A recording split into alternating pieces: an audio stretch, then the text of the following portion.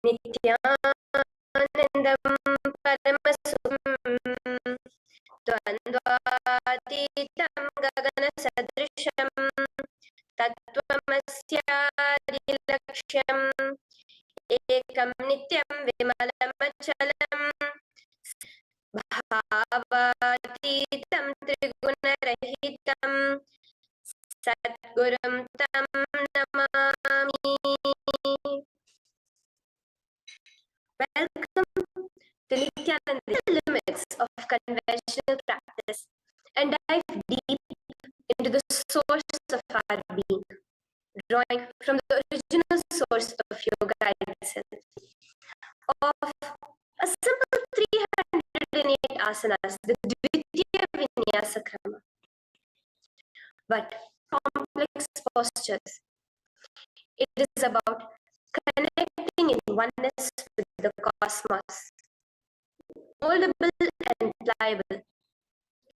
Today, as we embark on this journey, shed the notion of limitations. Forget that, recognize yourself as the very source material of the cosmos. The consciousness movement, you will not just be stretching muscles, you will be reaching into the depths of your consciousness. Visualize yourself as a and precision. Want to grow 4 inches taller by the end of this session? To be molded as per your intention. There is only one enemy towards this that we have built within each one of every muscle you have built in the moment of anger, of anxiety, of pain, of incompetence. Today, we embark on a journey to detoxify ourselves, make divine. So as we go through these 12 components, which is so unique to Nagamas, remember, you are not bound by limitations. You are the creator of your reality. Our beings, internal epitome of strength, flexibility, and bliss. Welcome to a transformative experience like so many 12. There are 12 different components that consist Nityananda Yoga. The various body postures revealed by Paramashiva to align the physical geometry of cosmic geometry, the cosmic geography. As Paramashiva says, Sthiram Sukham Asanam. That it's in its original nature of Paramashivatva. The second are the Pranayamas, the various systematic breathing techniques that connect us to the higher dimensions of the cosmos and increase the life energy within us. Of the body. The third are the mudras, the various hand gestures ourselves. The very word mudra means seals. You will be able to seal the space of oneness within you. Other bandhas, the various internal locks of the body to awaken the Kundalini Shakti of experience. The fifth are the karanas, the beautiful dance movements of the bliss, and which engage all the different parts of your body. The intention with which you move your body manifests as your reality. As you hold the vijasa of the various beings of this universe, you manifest the powers of those beings within you. Full energy vibrations of the cosmos that you will be subtly repeating in your throat center that will cause your very DNA, the highest frequency possible. The next are the Pramanas, or scripture of Hinduism, that reveal the science of Nityananda Yoga, of yoga, because Hinduism. These original verses will manifest the vision Paramashiva had. There are weights, which is an optional component, helps us to enhance our wishes of Hinduism. The next are the mandalas, the cosmic geometrical representation. The Shri Chakra, the Shri Yantra, of the cosmos. When you keep that in front of you and gaze at it throughout your Nityananda itself to the cosmos. We have the Abharana, the energy battery, sucking in, storing the energy that we produce during this Nityananda Yoga and release this. The last but not the least are the Aushadas, the various sacred herbs which can be infused with the thought current of Paramashvatva to manifest it within you. With this understanding, which starts with invoking the presence of Paramashiva himself, the very being of Paramashiva, to which the Shiva Mula Mantra.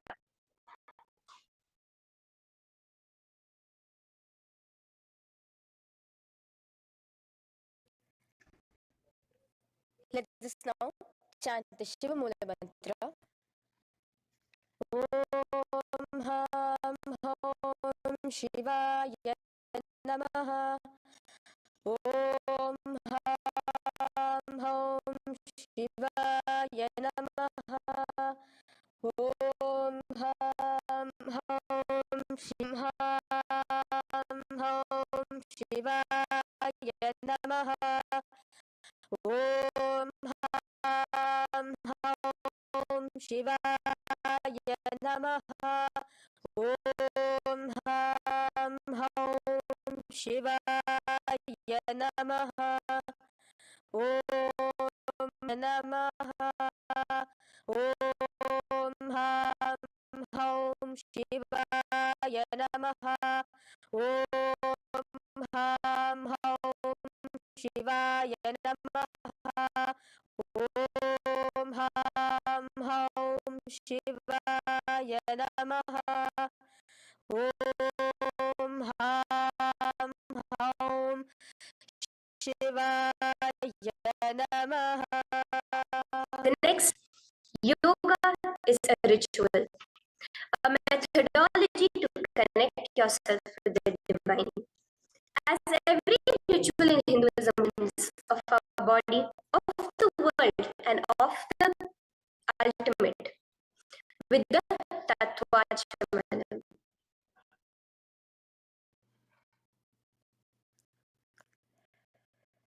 The next is the Tattvachamanam. So now I request all the participants, the traditional cup and the spoon filled with some fresh water. Now,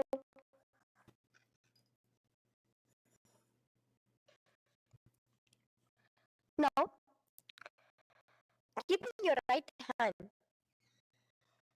in the shape of water from the Panchapatram and chanting each of the following mantras internally.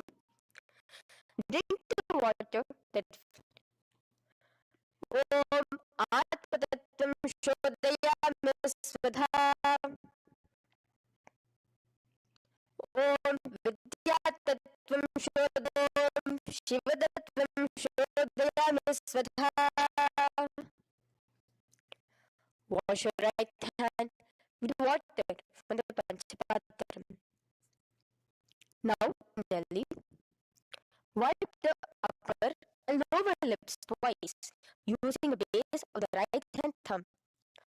Moving the hand from right to the left of the lips. Om Hridayaya Namaha. Now, with the tips of right hand, index, middle, and ring finger, wash your right hand with water from the Panchapatram. Now, with the tips of right nostril, left nostril.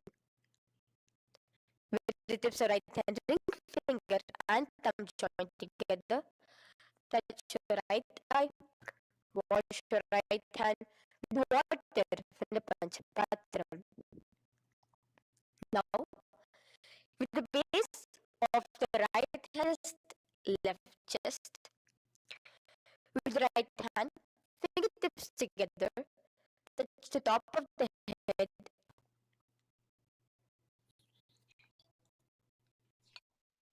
With that, we have the Sankalpa, conscious intention. What is it today each one of us want to manifest through this conscious intention, which directly happens with the blessings, with the grace, you will just see your intention manifesting as reality.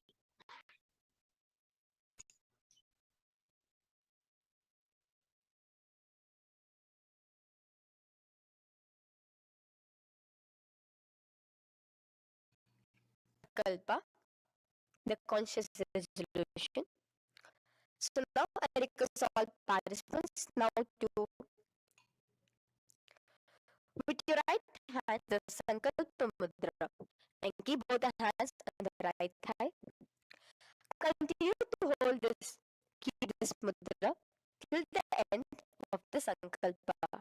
Om Mamo Pata Samasta Duritakshaya Dvara Bhagavat Shri Nityananda Paramashiva Prityartham Eta Shri Nityanandeshwara Paramashiva Prityartham Cha शुभे शोभने मुहूर्ते अद्भब्रह्मणः द्वितीय परार् वैवस्वतमन्वन्तरे अष्टाविंशतितमे नित्ययुगे प्रथमे पादवर्षे भरतखण्डे मेरोः दक्षिणे पार्श्वे शखाब्दे अस्मिन् वर्तमाने व्यवहारिके प्रभवादीनां शुभनाम संवत्सरे शुभायने शुभऋतौ शुभमासे शुभपक्षे शुभतिथौ युक्तायां शुभनक्षत्र शुभयोग शुभकरण एवं गुणविशेषणतौ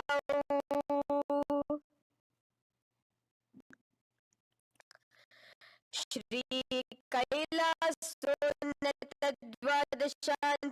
श्यामला पीठारूढ़ स्वरूप परशिवपुत्र रत्नकुमार गुरुमन्यतुल्यावतार श्री पार्वती स्तन्यपानलब्ध दिव्यारभूत द्राविड वेद प्रवक्त्रे श्रीमत् परमशिव करुणा समधिगत मुक्तामय चतुरश्रयानगी अल्लादि समस्त बिरदावल्यलंकृत ज्ञान विज्ञान चक्रवर्ती सर्वजन संघवर्ष विश्रानजीमूत परमत कलभ केसरी शैव सिद्धांत स्थापनाचार्य राजगुरु श्रवण शाक्यादि महांधकार निवारण ज्ञानभानो वीक्षणानर्हारध्वजोच्छेदनपूर्वक श्रीमद्वृषभध्वजस्थापक शैव समयकर्त्रे सर्वज्ञ श्री ज्ञानसम्बन्धदेशिक स्वामी वागीश सुन्दर माणिक्यवाचक स्वामिनाम् अवतारभूत श्री ज्ञान संबंधी पीठ तृणवद्युत्तर द्विशततम गुरु महासन्निधान अरुणगिरि योगीश्वर परंपरागत अरुणाच कैलास परंपरागत कांची कैलास सर्वज्ञ पीठ त्रयष्टम शुद्धोत्तर नित्योत्सव नित्य मंगल नित्य कल्याण नित्य रजित कैलास परंपरागत आदि कैलास नित्यार्पित कर्त्रे साक्षात् श्री परम शिव समुद्भूत कैलास परंपरागत श्री रामचंद्र सूरसेन इत्यादि अनवच्छिन्न सार्वभौम चक्रवर्ती परंपरागत चतुष्षष्टि योगिनी मंडिता मनुधर्म शासन सूर्यवंश प्राप्त सर्वज्ञ पीठ सुरांगी साम्राज्य मूर्धाभिषिक्त चूड़ामणे कपिल महागुरु पुनरुद्धृत महानिर्वाणी पीठ अष्टोत्तर सहस्र श्री महामंडलेश्वर साक्षात् श्री परमशिव समारंभ अनवच्छिन्न पीठाधीश्वर गुरु परंपरा प्राप्त अतल पीठ सहस्र श्री अतल पीठाधीश्वर धर्म मुक्ति स्वर्ग पुरस्वर्ण पीठ त्रयास परंपरागत आदि पीठ सर्वज्ञ पीठ जगद्गुरु श्री कैलासपाचार्य श्रीमद् परमहंस परिव्राजकाचार्य वर्य सच्चिदा ब्रह्मनिष्ठ श्रीमद् जगद्गुरु श्री भगवत् श्री नित्यानंद परमाचार्य स्वामिनां प्रीत्यर्थं तेषां पादारविन्दयोः भक्ति सिद्ध्यर्थं गुरुकृपा कटाक्ष सिद्ध्यर्थं क्षैश्वर्याणाम् अभिवृद्ध्यर्थं धर्मार्थ काम मोक्ष चतुर्विध फल पुरुषार्थं समस्त मंगलवाप्यर्थं भगवत् श्री नित्यानंद परमशिव प्रसादेन सकुटुम्बस्य ज्ञान वैराग्य जीवन मुक्ति प्राप्त्यर्थं भगवत् श्री नित्यानंद परमशिव कृपा कटय युक्त दृढ़गात्र यौगिक शरीर सिद्ध्यर्थं परमशिव शक्ति आविष्करणार्थं नित्यानंद योगाभ्यासं करिष्ये. Wash your right hand with water from the Panchapatram. Om Apaupasprisya. Now, sit first in a cross-legged position on the ground in Sukhasana. Bring your head up, place it on top of your knees. Here we have the Kumbhaka, the Pranayama of Samana Kumbhaka. Do the bandhas, the locks, the Mahamudra Bandha, all three of the bandhas, where you are doing the Jalandhara bandha, sucking in your stomach, and the Mula bandha, clenching your perineum. For the first set of asanas, we have the japa. As you do Sukhasana, visualize Lord Shiva in your inner space. The next asana is Parvat feet to the opposite thighs. Clasp your hands together in front of your heart center in the Anjali Mudra and continue the Samana Kumbhaka and the Japa of Soham. Remain with all the three bandhas, the chin to your chest in Jalandhara Bandha, Udyana Bandha, and the clenched perineum in Mula Bandha. Here, the next asana is Halipavasana. Now slowly bring your feet together in front of you. Now bring your hands behind your back and clasp the left hand by your right. Lean forward, placing your forehead on the here, gaze at your nose. Visualize Swamiji, the supreme pontiff of Hinduism, in your inner space. Now in a similar position from Halipavasana, and bring your hands in front of your body, place them on the ground, cupping your hands, making a hollow in Nagipavasana. Continue the japa, the pranayama, and all three bandhas engaged. Now, raise up. This is Kokilasana in the Prana Mudra. Stretch your legs straight out and upwards. Cross it into Padmasana. Bring it to your opposite thighs. Lean chest, suck in your stomach and clench the perineum in the Mahamudra Bandha. Visualize yourself. The next is Nitiyasana. Now, raise up again.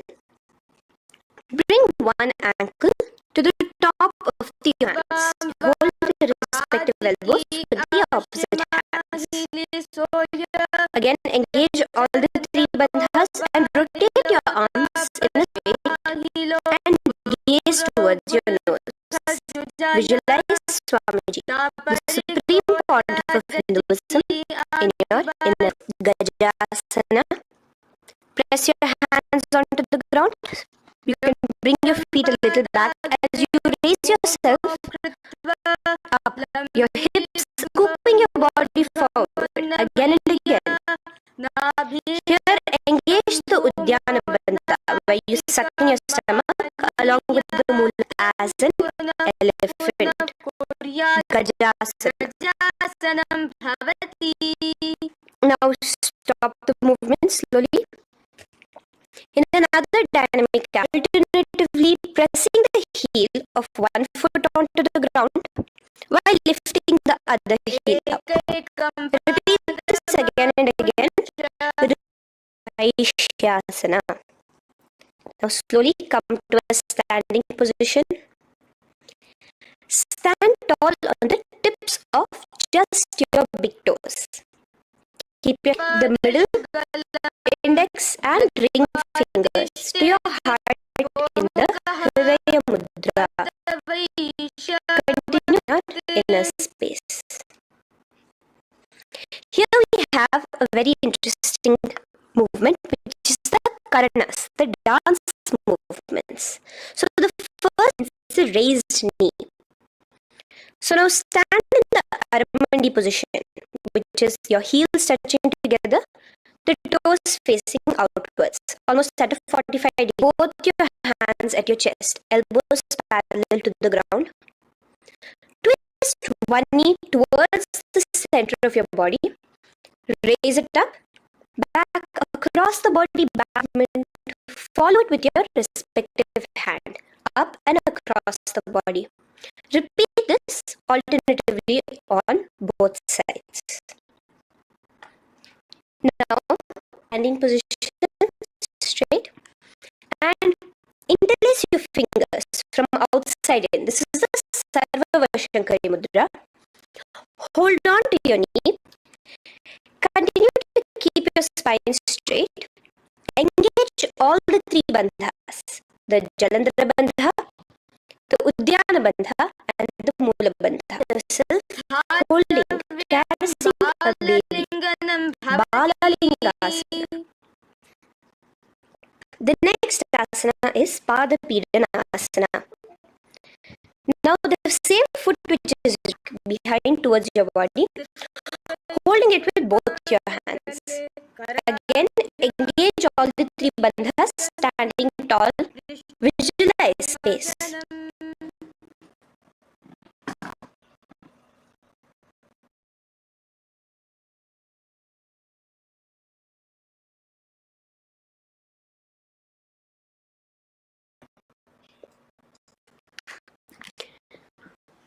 From here, let's enter into Natarajasana.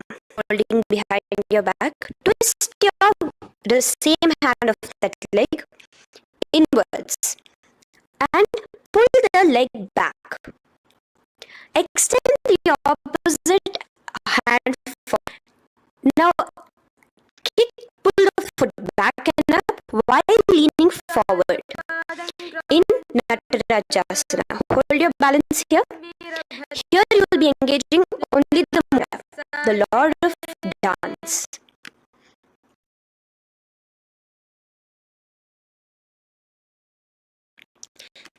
Now again, let's repeat Balalingasana with the hands in the Sarvavashankari Mudra. Engage all the three bandhas. As you visualize yourself, pull your foot back into Padapidana. On the other side, remain with all the three bandhas engaged. Visualize and lean forward. Now, hands stretched in the Bindu Mudra into Natarajasana. Balance that as you visualize. Now, come back to a standing position. Release your leg. Gain your balance. As we enter into the Ardharechita Karana, heels together, toes pointed outwards, and knees bent. Now, from this position, bring your right foot onto the tips of the toes behind the left. Bring your left hand towards your chest, parallel to the ground again, and extend the right arm out and wide like a pendulum. Arm is swinging. Remember to move your fingers one by one inwards towards the palm and then outwards. Now, uncross your ankles. Let's do this on the other side also. Cross the left ankle behind and stretch the left.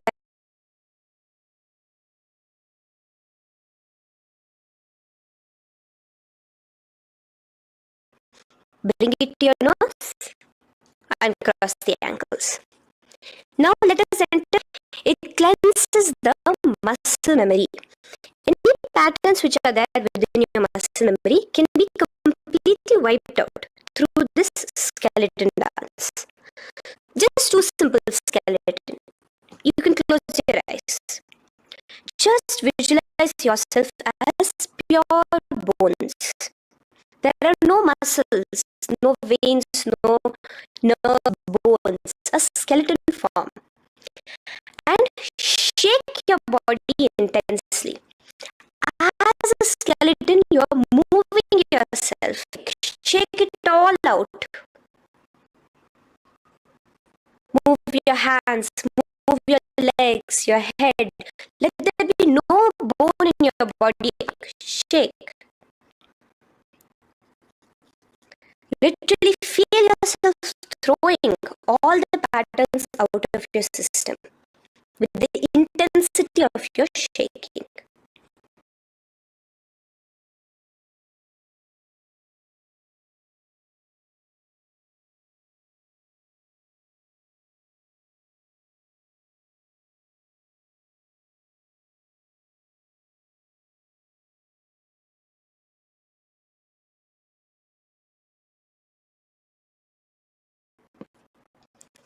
You slowly take a few steps, gain your breath back. That's a powerful meditation we did. Let us do the next karana. Again, come back, your toes outwards, knees bent with your feet together. Now here, raise your hands above your head. Keep your palms facing forward and the back of the hands outward. Now from the crossed wrists, turn your hip towards the side. Turn by the waist sideways. Bring your hands back on the other side. Do it again. Let's twist out. Come back to the middle and twist out again. This is the Kati China Karana. Now, to the top of the tip of your toes. Let your hands face each other, parallel to the ears. You're tall, pushing your sandhas, tucking in your chin to the chest, sucking in your stomach, and clenching your perineum. Visualize yourself as a palm tree. You'll be repeating Shivoham in your throat center. Tadasana. Now, as we enter into Uttanasana, relax and lean forward, bringing your heart on the ground. Try your best. Engage all the three bandhas. Remain with all the three bandhas engaged as you visualize Swamiji. Now jump your feet back into Tarakshvasana, coming to a plank position. Keep chucking your chin to your chest in the Jalandhara Bandha, as well as engaging the Mula Bandha from shoulder to shoulder, side to side. This is Tarakshvasana. Visualize Swamiji, the Supreme Pontiff of Hinduism, in your inner. Yes.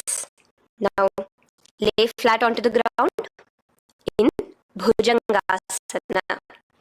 Lower your entire body down, side of your chest, and push yourself off the ground. Remember to use the strength of your lower back to hold open your mouth wide. Inhale through the hollow of your throat and exhale through your nose. This is the Bhujangani Mudra as a cobra. Now come back into a plank position. So you can tuck in your toes and come back into a plank position. Inst, back and forth. So you'll bring one knee front, push it back and bring the other knee. Repeat this again and again. Do the Sahasrara.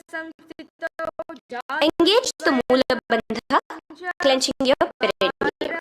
Visualize Swamiji, the Supreme Pontiff. Now place your legs back into the plank position as we enter into Rathasana. Again, bring one foot between your hands, a foot forward simultaneously. Again and again, continue the Sahaja Kumbhaka and the Mula Bandha engaged as you visualize.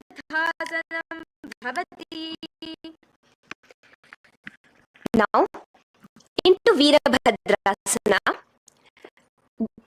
Remain one leg in between your hands. So as you jump and raise yourself up into a standing position. So the front foot will be pointy, will be bent at a 90-degree angle. The other leg, which is extended back, the foot will be pointed sideways at a 45-degree, parallel beside your ears. Do the Uddiyana Bandha along with the Mula Bandha, pulling in your stomach in. Gaze towards your third eye. Now relax down, Switch your legs around and let us do Virabhadrasana on the other side. Stretch the Uddiyana Bandha and visualize yourself as Lord Virabhadra. Okay, bring your feet together. So stand tall, gain your balance here slowly. Bring one foot towards the inner thigh. Bring your palms together as straight as you can. Again, continue the Uddiyana Bandha, sucking in your stomach. Gaze forward. Hold your balance in Vrikshasana. Now, slowly bring your hands down.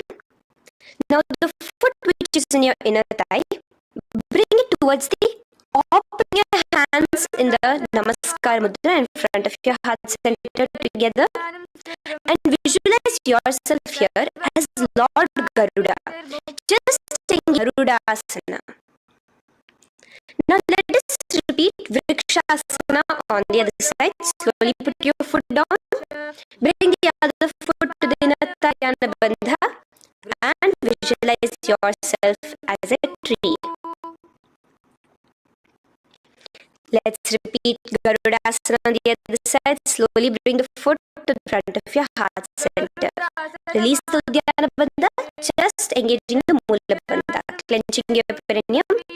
Visualize yourself as Lord Garuda Vishnu.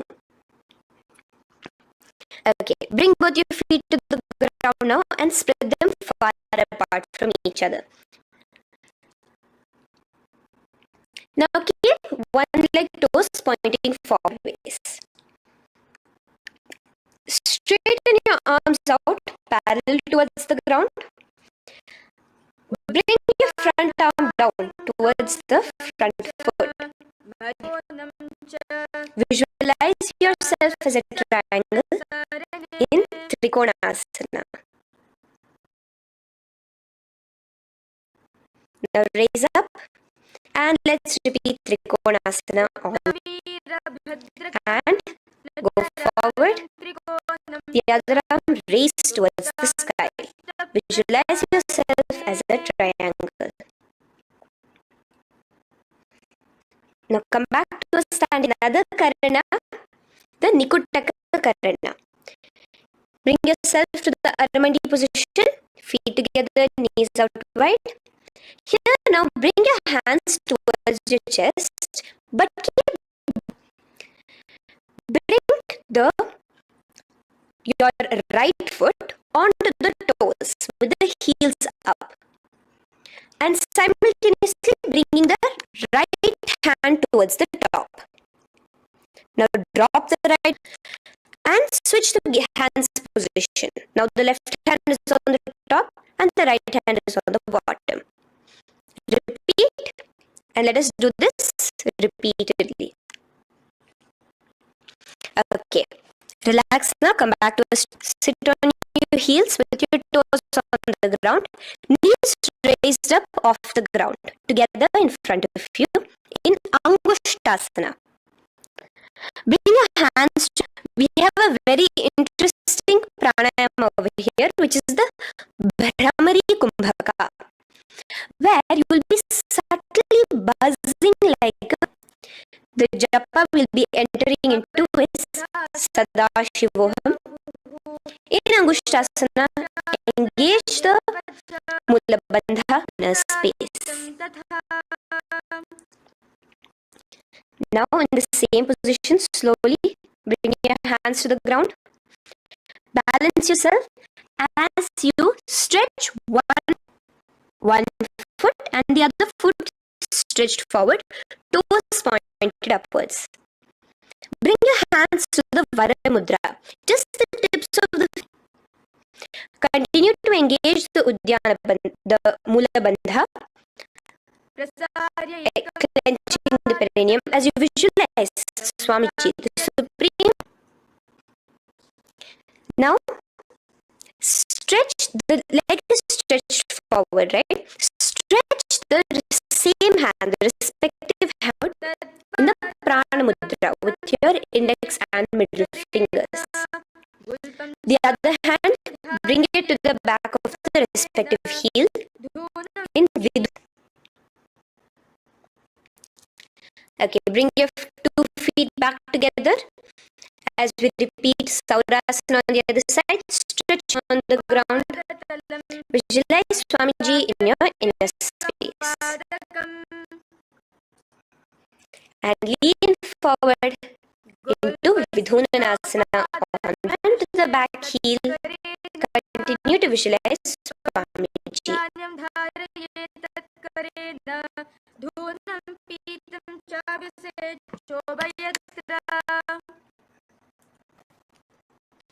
Now bring your 2 feet back, workout here. Balance on your toes, bring your knees together in front of you. Now place your palms on top of the respective knees with the hands facing upwards, palms and knees. As you gaze forward, engage the Jalandhara Bandha, tucking in your chin to your chest. Brahmajurankushasana. The next is Kapilasana. Now spread your knees wide and place them on. Pull your stomach in and up in the Uddiyana Bandha. Gaze towards your nose as you visualize yourself as Mahatma thinking. In the same position, just release that Uddiyana Bandha. Release the lock of the stomach, but continue to clench your perineum in Mula Bandha. So from your nose, switch your gaze to the third eye. Visualize Swamiji, the Supreme Pontiff of Hinduism, in your inner space. Next is Suryasana. Now, your toes are tucked. Just lift your knees off the ground, wide apart. And thumbs join together. Engage Uddiyana Bandha, suck in your stomach and raise your hands up tall above your head. Slide in your hands. Visualize Lord Surya in your inner space. Now relax, slowly bring your hands to the ground. Sit on top. Here, keep your hands on top of your knees and lift your tongue up against the roof of your mouth in the Manduki Mudra. Do the Sahaja, engage the Mula Bandha, clenching your perineum. With the Japa Sadashivoham, repeating in your inner space, here you will visualize yourself as a frog in the upper palate. Is your frog-like tongue catching the nectar of immortality dripping from your Sahasrara Chakra Kasana. Now from here itself, moving into Uttana Mandukasana. Just bring your hands to the opposite shoulder. Uddiyana Bandha engaged, gazing at your third eye. The Manduki Mudra, tongue pressed against the top of your palate. Slowly bring your hands out from behind your back.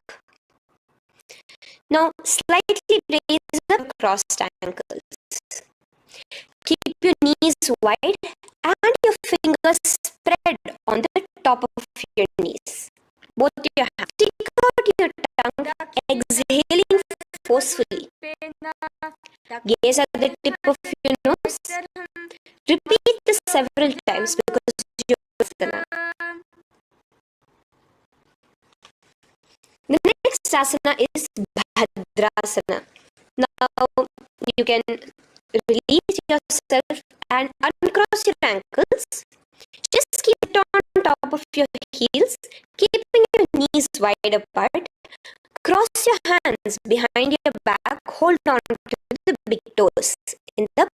Apply the Jalandhara Bandha, tucking your chin to your chest along with the Mula Bandha, sucking in your perineum. as you gaze towards you like a bee subtly in your inner space, as you visualize Swamiji, the supreme pontiff of Hinduism, in your inner space. Now, bring your heart in position. Keep your feet flat onto the ground as close together as possible. Put your knees open between your knees and take your arms in and around your knees towards the back. Clasping your gaze towards your nose. Visualize yourself as a crow in Kakabhusandhya asana. Unclasp your hands and place them flat onto the floor. Keep them shoulder width apart for good balance. Now, shove the elbows. Lean your chin forward and down. Keep your gaze steady as you lift your feet off the ground. The supreme pontiff of Hinduism in your inner space. Now in the same position, slowly lower your head to the forming a tripod between your two hands and your head in Kapali asana. Gaze at your nose. Continue the Brahmari Kumbhaka. Kadvoham. Visualize Swamiji in your inner space. The next asana is yes. Relax. And now squat on your toes with your knees together and twist your body. Place both the hands, one of your elbows to the knee and the other of your elbows towards the hip. Lean onto your arms.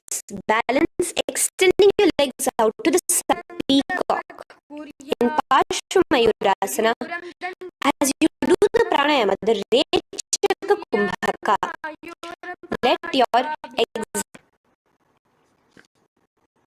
Now relax. Bring your feet to the ground and bring your body to the other side of your knees as you repeat. Gaze at your third eye.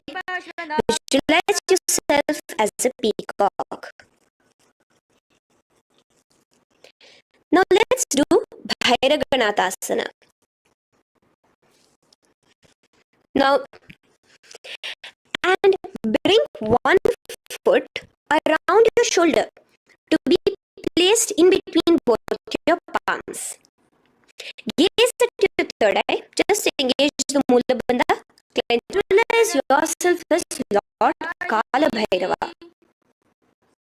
Slowly bring your foot out and bring the other foot in between your palms, remaining in the plank position in Bhairaganathasana on the other side. The next asana is Unmukha-Pithasana. Now from the same plank position, be steady as you walk your feet closer towards yourself, forming like a slight mountain. In Unmukha-Pithasana, gaze at your third eye in your inner space.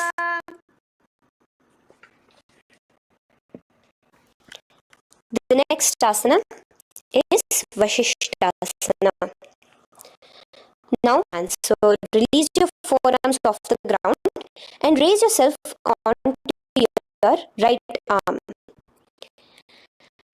And keep your body above your head. Visualize yourself as Rishi Vashishta as you do the Vashishthasana. Now slowly bring that hand down. As you switch the hands, bringing your right hand up towards the sky. Balance there completely as Rishi Vashishta, the Guru of Bhagavan Sri Rama. Now, bring your feet forward into Anjani Asana. So here you will be sitting on your hips with your legs pointed forward, and as sit on both your palms as you tuck your elbows into your body. Do the Rechak Kumbhaka, continue the Rechak Kumbhaka. Engage the visualize yourself as Lord Hanuman in Anjani Asana. Now, slowly release your hands from under your body as you clasp your respective toes with your index and middle finger. Lean forward and down, bring your elbows to the ground, yours. The Mahamudra Bandha. As you visualize, Swamiji, the Supreme Pontiff of Hinduism, Paramashivoham, starting here.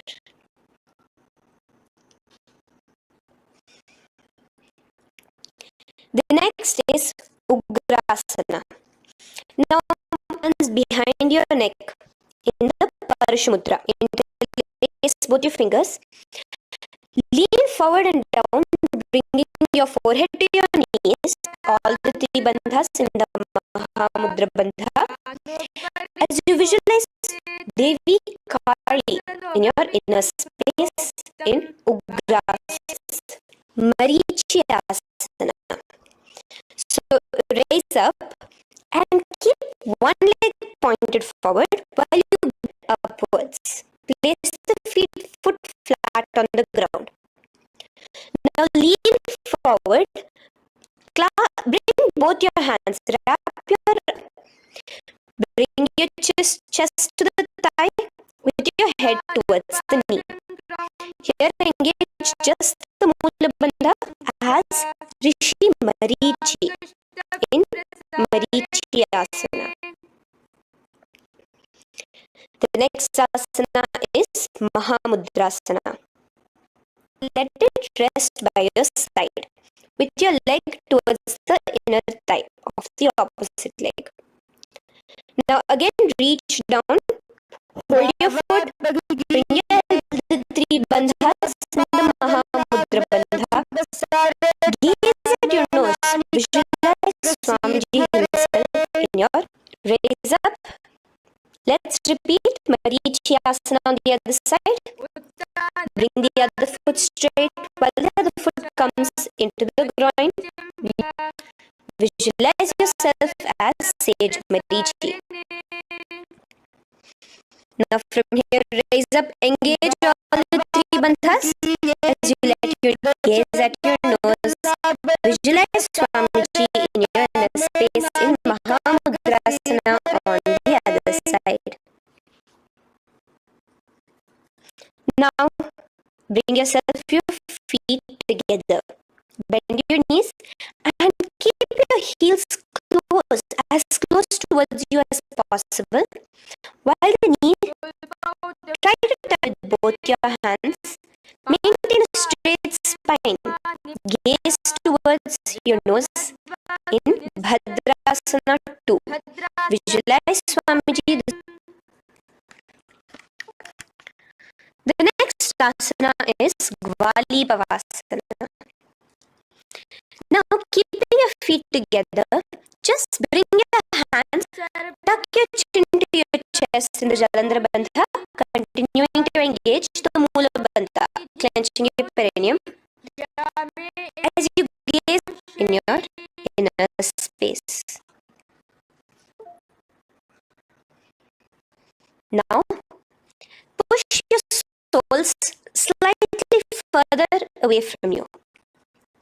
The joint feet, lean forward, keeping both your hands, the fingers inside of the feet.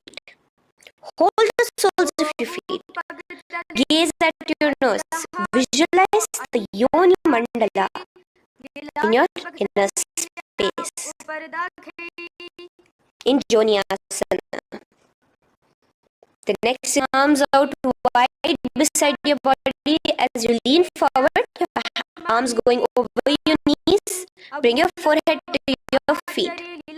Continue Hinduism in your inner space. Now, in Siddha Samadhi Asana. Raise yourself up. Now put your hands, your forearms and your palms face up towards the sky as you bring your head down to your feet. Gaze at your nose as you visualize Lord.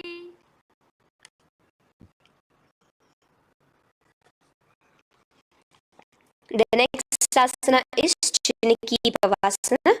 Raise up now. Bring both your feet together in front of you. Bring your feet back close to your body. Now place your hands under facing towards the sky. Both your feet. Press your elbows onto your thighs near the knees and gaze towards your nose. Giving yourself a nice stretch. Now release your feet and bring your hands to the respective knees. Gently push down on your knees, pushing it towards the ground. Gaze at your third eye, visualizing Swamiji in your inner space.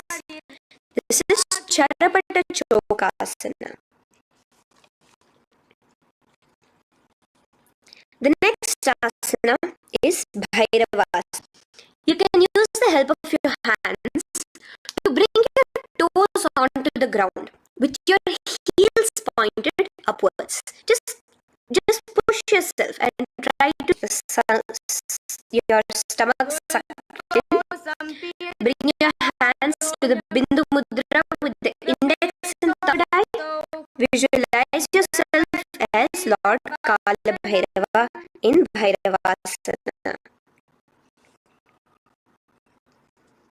The next asana is take now one foot towards your chest, holding with both your hands as the other foot rests by the. Gaze at your third eye. Visualize yourself holding the breath in the Mooladhara Chakra, the Chaturdala, the four-petal lotus of yoga, the supreme pontiff of Hinduism in your inner space in Samanasana. From here, let's move into Apanasana. Now, the foot that you have towards your chest, just bring it arms onto the ground beside you. As you lift the leg by the perineum, stretch it out and lift it up high into the sky, Swamiji in your inner space. Let's repeat Samanasana on the other side. Bring your foot down. Clasp the other foot in your inner space. And bring the foot onto your shoulder as we repeat Apanasana on the other side. Up high towards the sky. Gazing at the third eye. Visualizing Swamiji in your inner space. Gomukhasana. Now, sitting in a seated position, cross one leg over the other, like over, and feet by the opposite hips. Place both your hands on top of the stacked knees. Gaze at your nose. Here we have a beautiful pranayama, very cooling, where you will be inhaling through your clenched teeth with your tongue pressed against behind your teeth and exhaling through your nose, creating a hissing asana. Om Nityanandoham. Visualize the face of a cow in Gomukhasana.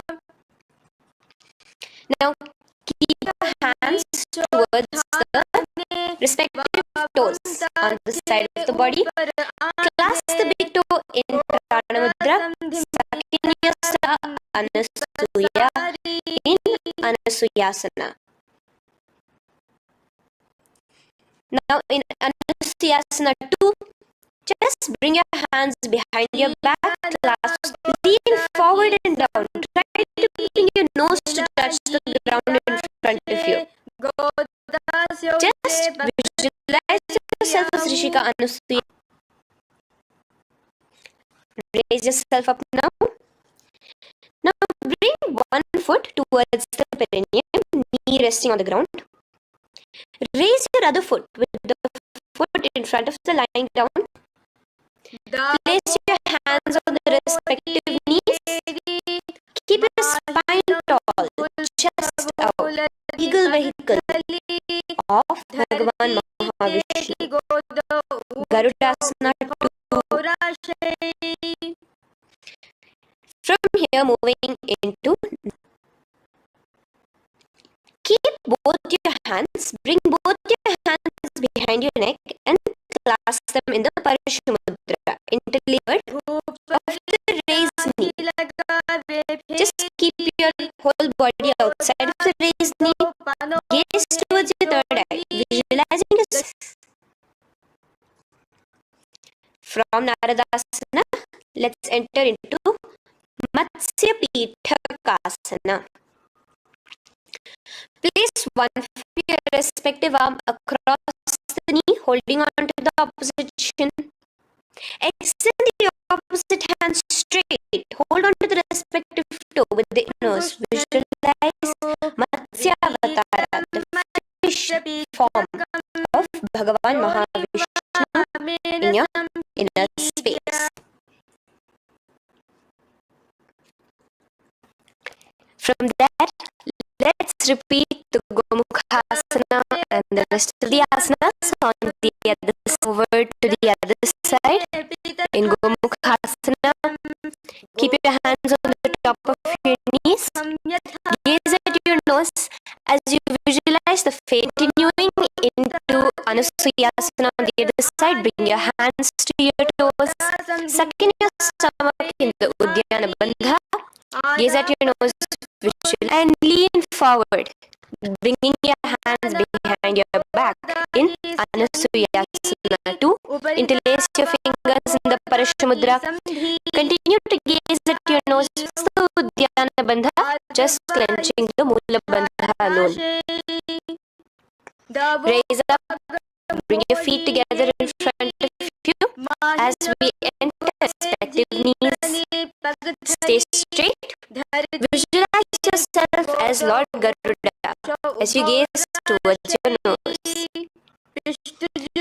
And twist your Parashamudra behind your neck. Gaze at the third eye, visualizing yourself as Devarishi Narada. Into Matsya Pitakasana on the other side. Clasp your toe in Prana Mudra. Gaze at your nose, visualizing Matsya Avatara. Now let's enter into Matsyendrasana. Remaining in the same position with one foot on the opposite thigh side of the other thigh. Twist. Bring your elbow outside the raised knee. Keep the raised arm by your neck. Visualize Matsyendranath, the great Rishi and master of Hatha Yoga. In your right in the hand that was originally bent, and bend the other hand towards your neck. As we enter into Kubhasana, visualize yourself as a camel. Now, straighten out both your hands straight out in the same position. Continue of Hatha Yoga in your inner space. Slowly take your foot off from the thigh. As we enter into Matsyendrasana on the other side, bring on the far side. Twist, bringing your elbows outside of the raised knee, hands on the head. The other hand stretched out back in your inner space. Switch the hands around as we enter into Kubhasana on the other side. Remember to visualize yourself as the camel in Matsyendrasana 2 on the other side. Visualize Matsyendranath in your inner space. Now, with one in Padmasana. Place your palms on the respective knees. Engage all the three bandhas in the Maha and clenching your perineum.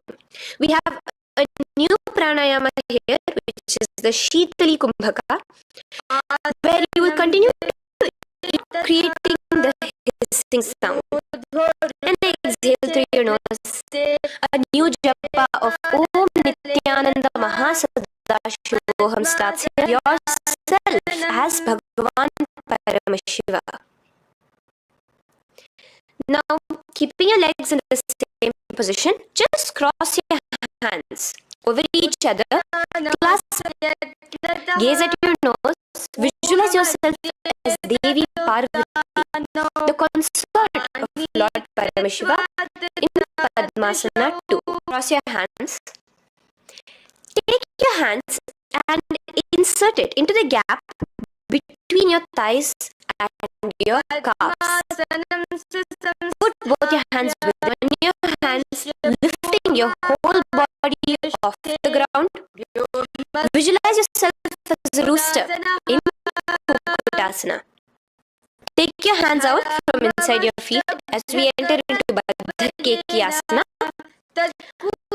Place your hand onto the ground as you raise up on your knees. Place your palms. Now keep your elbows together, pressed against your navel. Slowly lean forward, balancing your inner space. In the same position, stretch your legs out behind you in Mayurasana. Relax now. Yes, relax flat onto the ground into Makarasana. Lay down completely flat. Keep your feet. Place your forehead on the mat. Interlace your fingers behind your neck in the Parashumukha. Just relax, visualizing the simple breathing in, breathing out. Just keep the Mula Bandha alone engaged.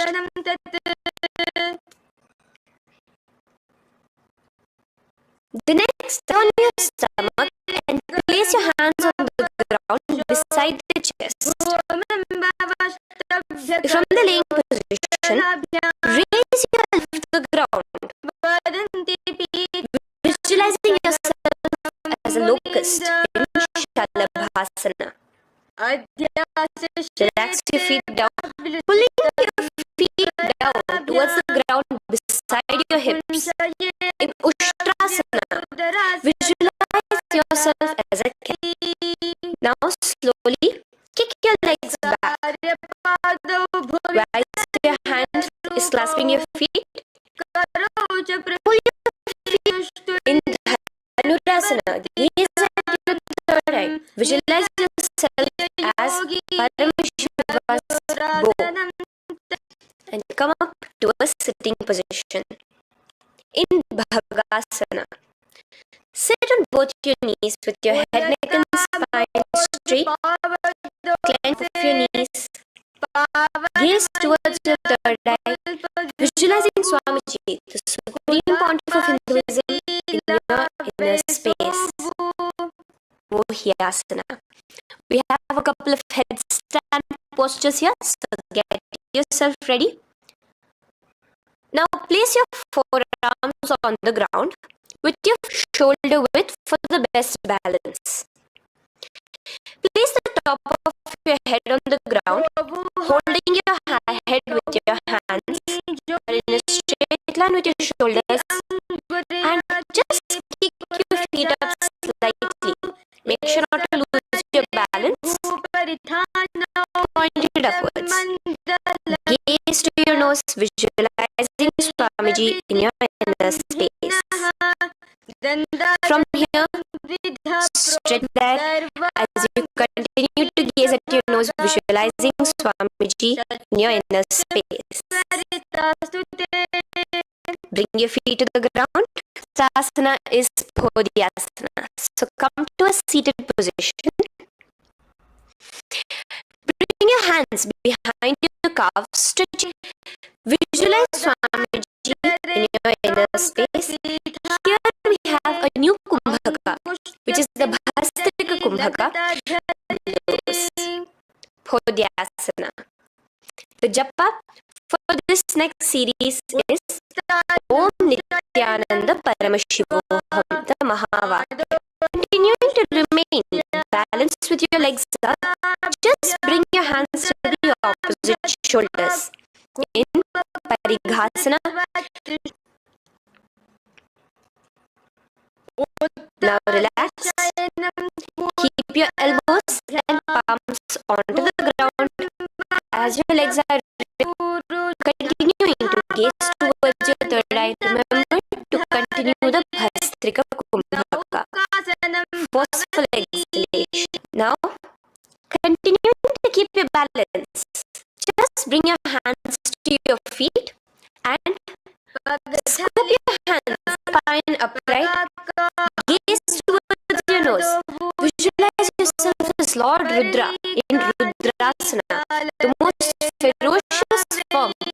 Now lay on your back, so you can remove your hands from underneath your feet and lay on your back.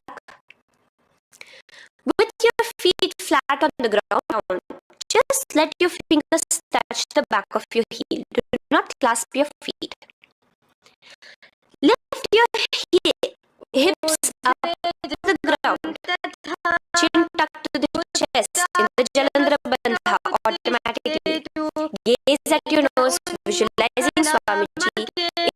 Now lay onto the ground in Shavasana. Just lay completely flat with your palms facing upwards. From any movement happening within you, visualize your body is dead. The Supreme Pontiff of Hinduism, Swamiji, is let your awareness, your energy completely pervade your body in the Shakti Chalan Mudra. As you continue to vibrate, roll over to one side and come to a seated position. Feel the life entering your body back. Let us get continued with this sequence. We have 200 asanas more to go, starting with Yathasana Nishtasana. Completely comfortable in. Bringing your hands into the Bindu Mudra with the thumbs and index touching. Start off with the subtle flames licking up your spine. Clench your perineum in the Mula Bandha with the japa Om Nityananda Paramashivoham for the remainder space. From here, moving into Samasana. Keep your hands on your knees with the thumbs and index touching in the Bindu Mudra. Just inhale and exhale in your inner space. The next is Muktasana. Press your right foot on top of your left. Keep your hands facing downwards on top of your knees. Sit straight, gazing towards your nose.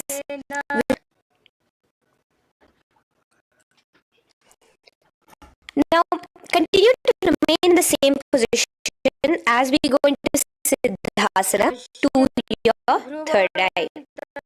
Continuing to visualize Swamiji in your inner space.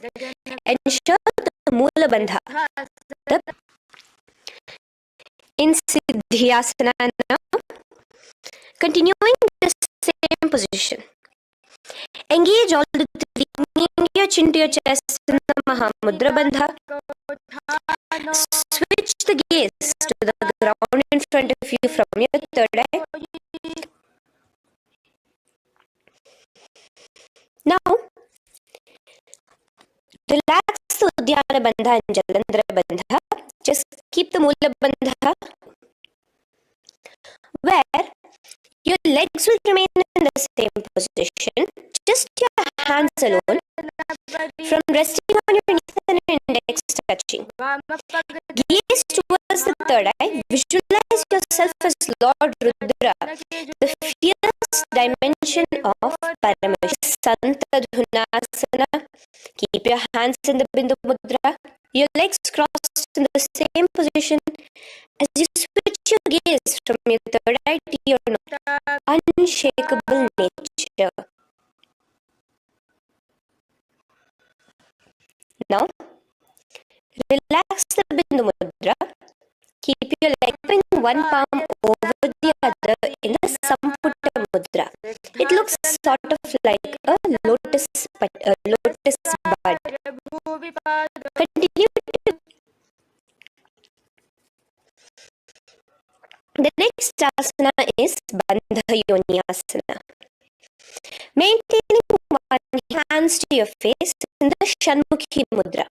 So just listen carefully now.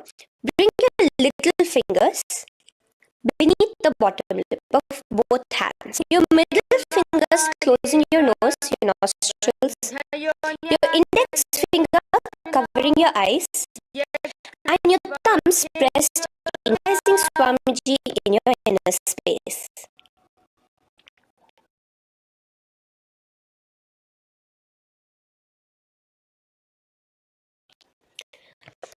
Now, just you can remove your hands from your face and bring one foot onto the thigh.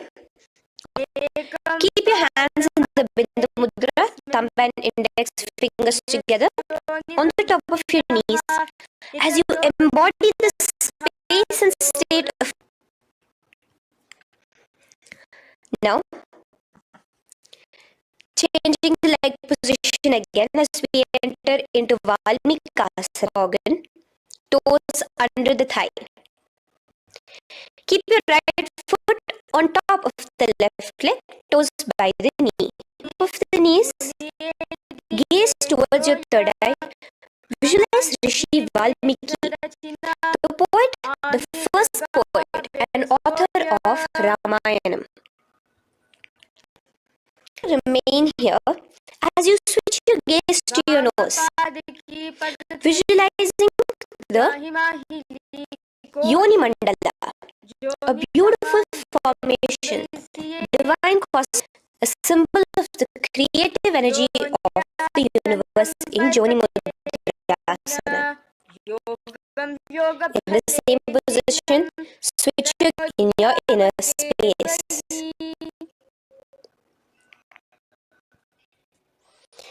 Now, let's move into Bhadrasana 3. So bring your feet body, hold it with both your hands, pulling it against you. Push your knees down towards the ground. As you gaze at your nose, suck your stomach in the Uddiyana Bhadrasana 3. In the same position, we are entering into Aghorasana. While your right hand comes towards your face. Now, do the Khechari Mudra per palate, gazing towards your third eye. Now, with your right hand, cover your mouth. Close the left nostril with your index finger. Hold your breath and exhale through the left nostril in the Abhyantara Kumbhaka. Repeat this on the other side. Visualize yourself as in Aghorasana.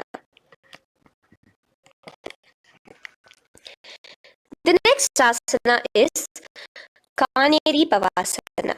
Feet a little away from your body. As you lean forward, place your elbows onto the soles of your feet. Gaze at your nose, suck your stomach in Uddiyana Bandha. Here, continuing with the Rechaka Kumbhaka, where you exhale yourself as a female elephant drinking water in Kaneri Pavasana. Then come to a seated position, raise yourself up and keep your knees raised. Bring your hands underneath your knees. between your calves and Paramashivoham in front of your navel. Lift your feet off the mat. Visualize Swamiji, the supreme pontiff of Hinduism in your inner. The next asana we'll be moving into is Gopi Chandasana. Let your feet rest on the ground. Take your hands out from underneath your calves and raise it up towards your chest. Rest your knee on top of your feet. Gaze at your nose. Gopi Chandasana. The next asana is Udarasana. So now just quickly and hold on to your feet again from inside out. Both your feet together. Bring your feet up to your chin, resting your chin on top of it. Gaze at your nose, visualizing your body. The supreme pontiff of Hinduism, free from any defects. Now, in the same position, just lift your legs up towards your head. And this is Vishishtasana. Visualize yourself excelling in everything in this posture. Now, slowly relax. Keep your hands underneath your shins as you take your interlacing your fingers behind your neck. In Bhujasana, visualize yourself as a cobra. Is Kalyanasana.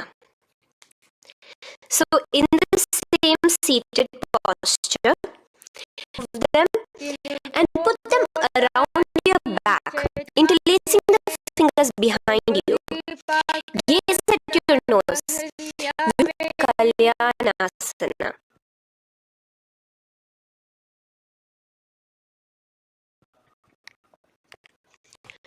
The next posture, so now uncross your hands from behind you, release yourself completely onto the ground, left foot flat. Sit on top of your left foot, knee pointed forward, the left hip. Place your hands on the opposite knees. Here, do the Ujjayi, the sound of an ocean. Visualize yourself as a swan, a beautiful swan in Sankatasana. Just in the same position, slide your left heel to the left hip. Keep your right knee on top. Visualize a cow in your inner space as you suck your stomach in the Udyana Bandha. Dhenukasana. Now slowly asana. Place the right foot on the left thigh, the left foot on the right knee. Bring your left hand behind, place your right hand on your left thigh, twist your body, gaze towards your third eye, visualizing Swamiji in your inner asana, Machandrasana 2. Just untwist your body as you clasp the respective toes of both your feet with your hands. Lean forward. Visualize Swamiji, the supreme pontiff of Hinduism, in your inner space. Raise up now. Interlace your fingers together and place it over the topmost knee. Tuck your chin to your chest in the Jalandhara Bandha. As you engage all three bandhas, visualize Swamiji in your inner asana. Now, repeat Sankatasana on the other side. So, You can release your hands, your legs. As you cross the other leg, put your hands on the opposite knees. The next asana, Dhenukasana, repeating it mostly. Suck your stomach in the Uddiyana Bandha. Visualize a cow in your inner space. Matsyendrasana, cross-leg position. Twist your body around as you gaze at your third eye, visualizing Swami. Untwist as we enter into Matsyendrasana 2 on the other side. Hold on to your feet, bring your forehead. Slowly raise up and let us do Guru Asana on the other side. Engage all the 3 bandhas. If you need, continue to visualize Swamiji, the Supreme Pontiff of Hinduism, as we do Guru Asana. Now, knees towards the chest in Pashasana. Hands, keep your hands holding the opposite knees. Continue the Khechari Mudra, where your tongue is pressed against the roof of your mouth. As you gaze at your Kumbhaka, as you breathe in and out, make the sound like an ocean. Now in the same position, just bring your chin towards your knees in Bodhish and visualize Swamiji, the abode of bliss in your inner space. Uncross your hands, bring your hands underneath your knees, clasping the opposite elbows in Kurakatasana in your inner space. Now, in the same position as Kurakatasana, toes pointed upwards, gaze at the nose, visualize the great sage and Maharishi Sumati in your inner space. Next asana is Dandasana. Extend your feet out straight in front of you. From inside out, let your wrists point outwards. Engage the Mahamudra Bandha, all the 3 bandhas, as in your inner space. The next is Arambhasana. Now keeping your perineum clenched in Mula Bandha. Lean forward and down. Hold your big toes, your knees. Do here the Nadi Shodhana Pranayama. Inhale through the left nostril, hold and inner space. The next is Bhidokasana. So slightly raise, extending your knees slightly up. Keep your heels a bit apart from each other and clasp your feet. Bring your shoulders down by visualizing Swamiji in your inner space. So from here, let's enter into cushion with your hands underneath your calves and just bring the soles of your feet together. You might want to bring your body closer of your feet with the palms facing upwards on the ground. Gaze at your nose. Visualize Swamiji. Now slowly bring your hands out from underneath and come to a seated position. Stretch your legs out as we enter into Urdhva Paschimottanasana Kumbhaka, where you will feel your breath coming from your Mooladhara Chakra up to the Brahmarandra above the Sahasrara. Urdhva Paschimottanasana, extend your legs out, lift one foot behind your neck and Lean forward and down towards you. Now, slowly, keeping your leg behind your neck, lay onto your back as we lift the foot from the top with the opposite hand. Visualize yourself as infinite, endless. Just now, in the same position, roll onto your elbow of the hand holding the foot. In Ankushasana. Slowly remove the leg from behind your neck. Take a moment to swing your knees towards your chest. Bring your hands around, encircling the thighs and the calves with your arms. Visualizing Swamiji in your inner space. The next asana is Urdhva Paschimottanasana. Raise up to a sitting position and bring the other foot behind your neck. Lean forward and down, clutching Anantasana on the other side. Lay on your back. Bring the opposite hand to the foot. Gaze at the elbow as we repeat Ankushasana on the other side.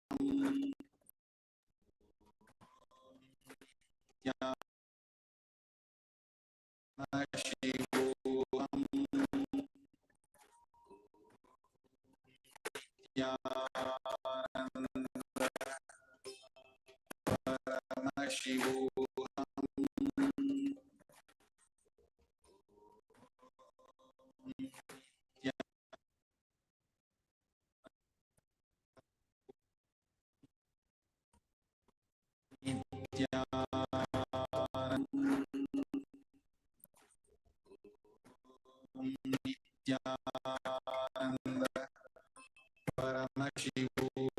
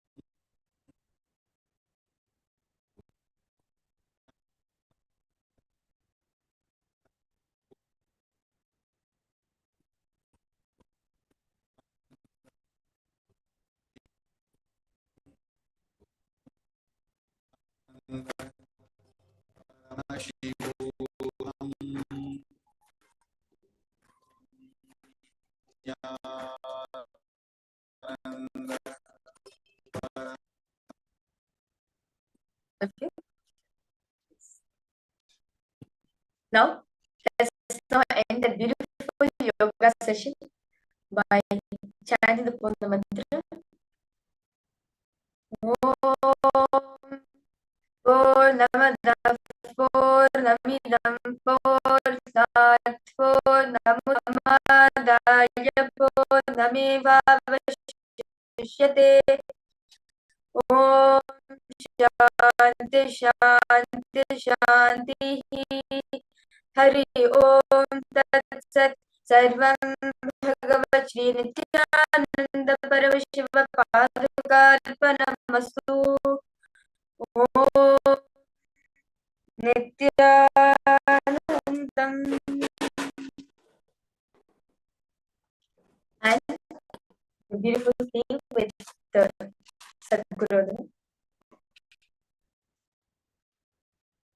Nityanandam Paramasukadam Kevalam Jnanamurtam Tattvamasya Dilaksham Ekam Nityam Vimalam Achalam Sarvati Satitam Trigunarahitam Sadgurum Tam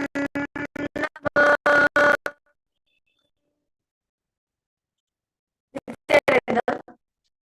Welcome all the participants and all the viewers on and on Zoom. Welcome all of you for day 12 of the Paramashivoham program. As yesterday, all of us were understanding about Arogya Supreme, how to manifest well-being in our life. Today, we are going to awaken the body's intelligence to manifest a yogic body in our life. So, the beautiful yoga session all of us had. Let's now enter into the power manifestation. So, I see so okay. Mayubon, Everaya, Mazik Swanyu, Nityanandam.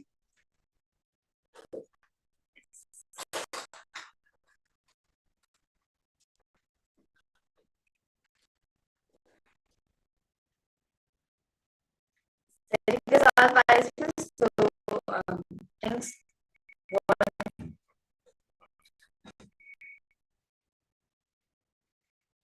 And as we're settling down for the program, we are going to be entering into the power manifestation. So because our weapon will take a cloth, preferably a dark color, which you can use as a weapon. So let's now listen to the shafts of this power of the IDD. Paramashiva says in the Vijnana Tantra, Sutra 34, Dharma 11. Paramashiva says, Kapalalochanaha Pravena Manasodhyat Lakshaye Lakshamuntavam. The meaning goes, by fixing the mind on the inner space within the crowd, having the eyes closed in succession, by the stability of the mind and inner space, through the power of the third eye, one directly sees on the side that reveals any object or place, attaining the space of oneness with the source Paramashiva. And very beautifully, Bhagavan Shri Krishna of the Bhagavad Gita, chapter 11, verse 8, where Bhagavan Shri Krishna says, Natumam Shakyasya Drashtam Avite Chakshuhu Pashyame Yoga Meditatum. Krishna saying to Arjuna, the two physical eyes which I have does not have the ability to see blue cosmic form. That's so that we can behold nine cosmic opulence. And also, Swamiji also speaks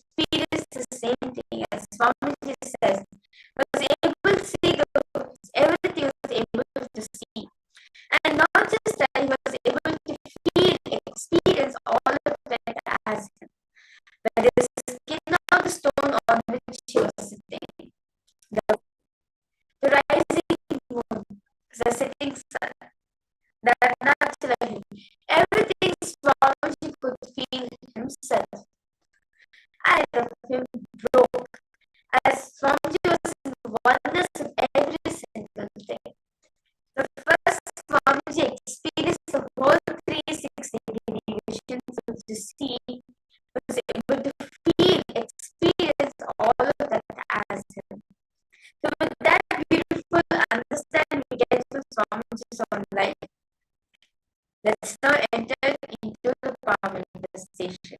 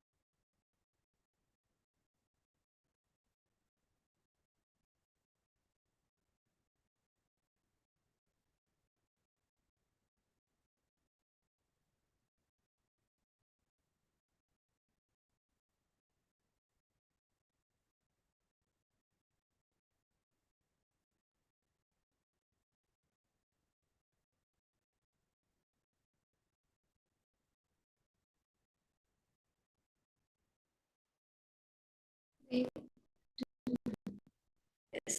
and hear me clearly, please. Post this in the chat.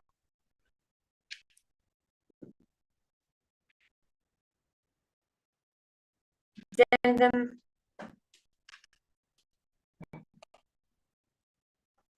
okay, I'm a bit static.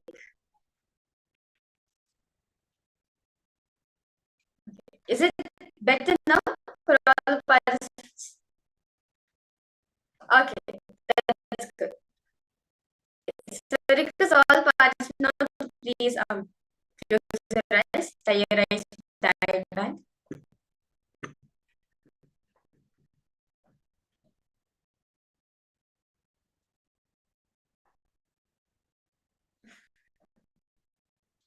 Yes. Yes.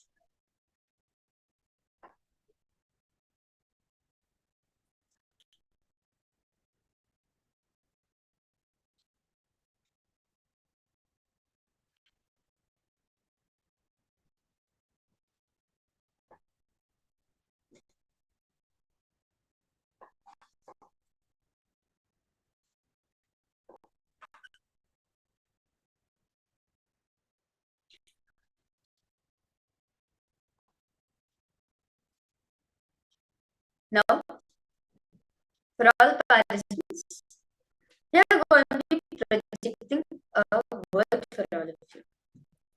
So request all participants now to close your eyes. Intensely chant Mahabharata.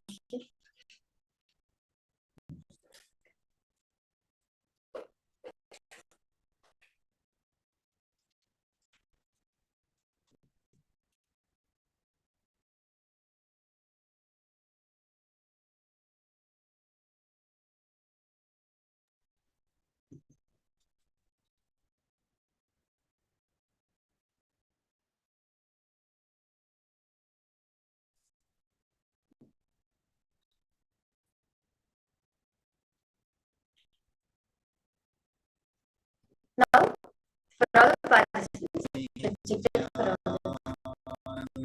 As all of your intensely chant Mahavakya, connect this Swamiji, ask Swamiji to reveal what the three letters is about. Just intensely ask Swamiji. Paramashivoham Yananda Paramashivoham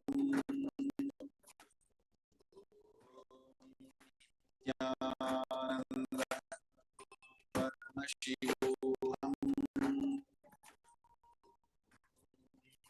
Yananda Paramashivoham Nityananda Paramashivoham Nityananda Paramashivoham Om Nityananda Paramashivoham Nityananda Paramashivoham Paramashivoham Yananda Paramashivoham Yananda Paramashivoham Paramashivoham Nityananda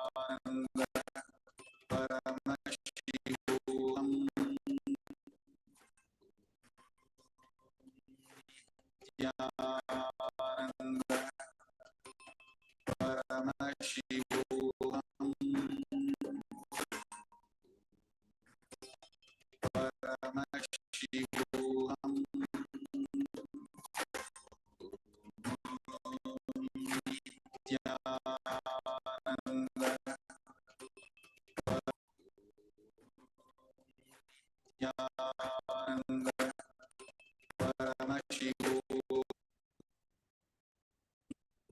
Om Nityananda Paramashivoham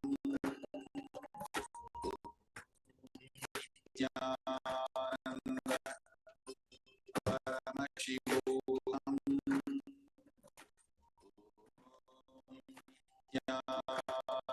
Nityananda Paramashivoham Nityananda Paramashivoham Om Nityananda Paramashivoham Om Nityananda Paramashivoham Om Nityananda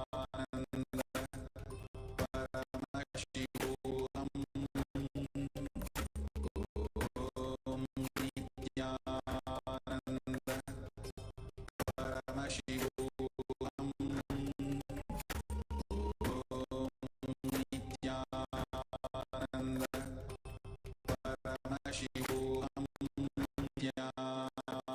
Nityananda Paramashivoham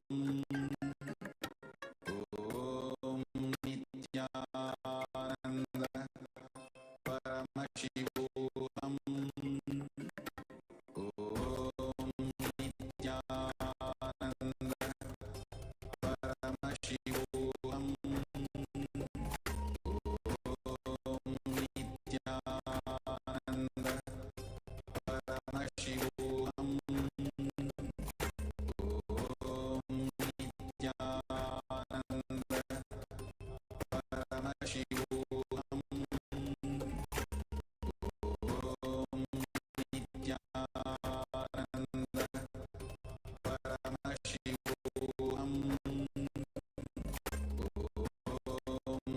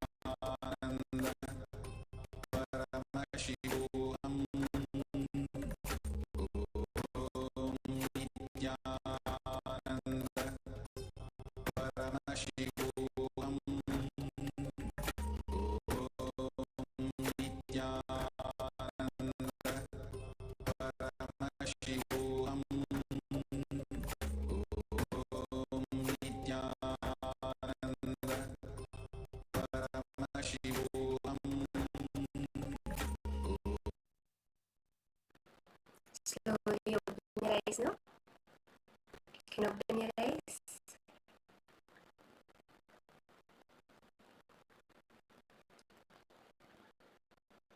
Post in the chat, whatever it may be. Swamiji showed you in your third eye. Colors. Sometimes an image may appear. That image also put it.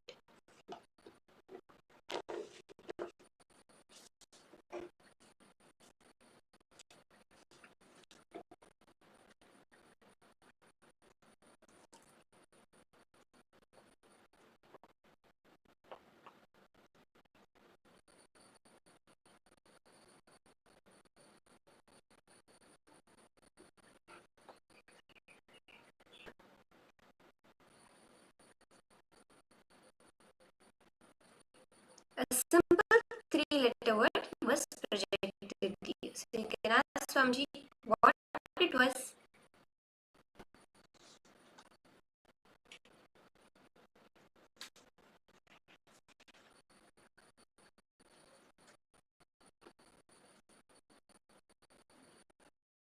Okay, P, black, blue and dot. Z, white, green, light. I was projecting the word car actually,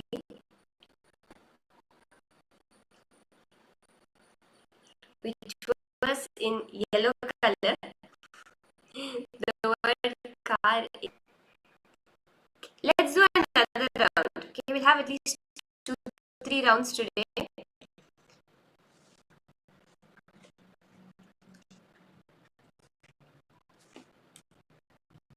Okay, so now I have another word ready. Just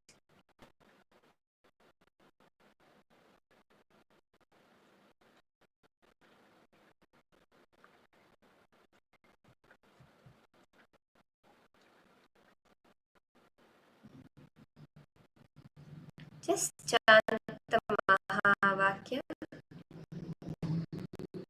deep inside your inner space.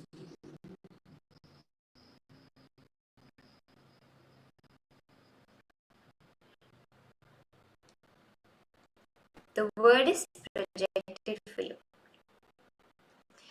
Just connect to Swamiji and ask Swamiji to show you exactly what is the word that is on the screen. Chant the Mahavakya intensely within you.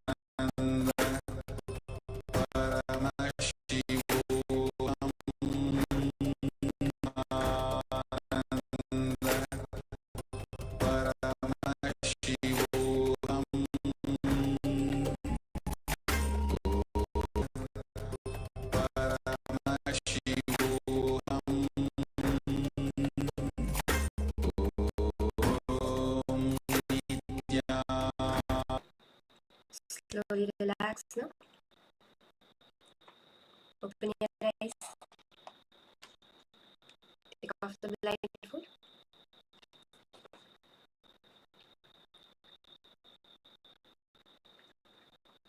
And right now post what it is Swamiji showed you.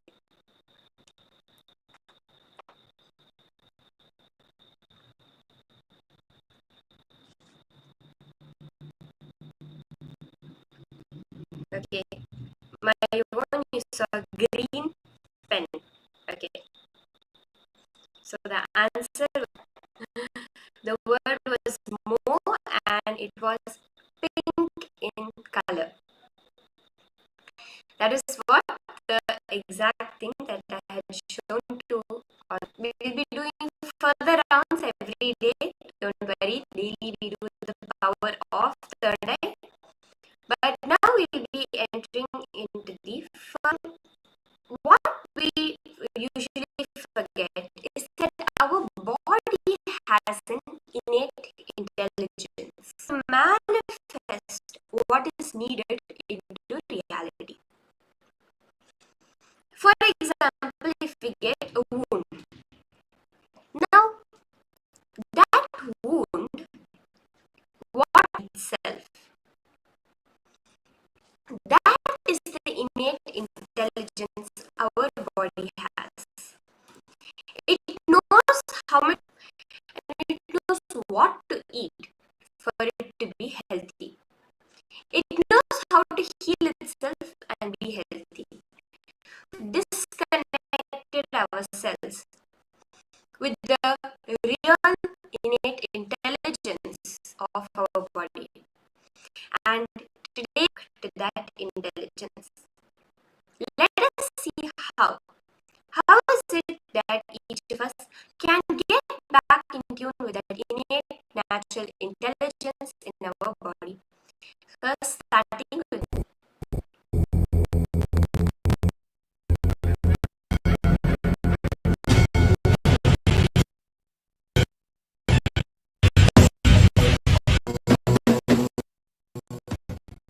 सदाशिवसमारम्भाम् शङ्कराचार्यमध्यमाम् अस्मदाचार्यपर्यन्ताम् वन्दे गुरुपरम्.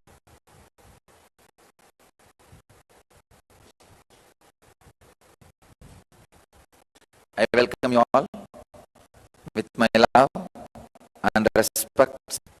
Let's enter into today's subject.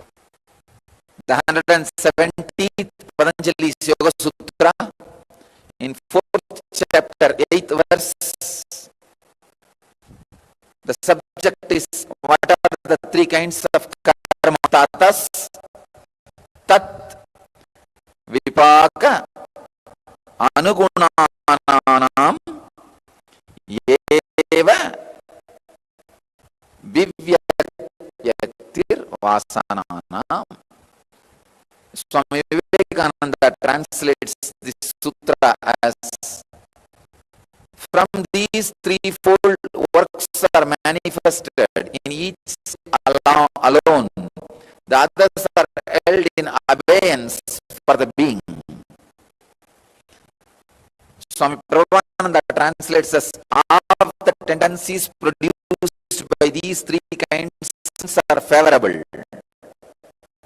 Swami Satchidananda translates as, of these actions only those vasanas for which there are favorable conditions for.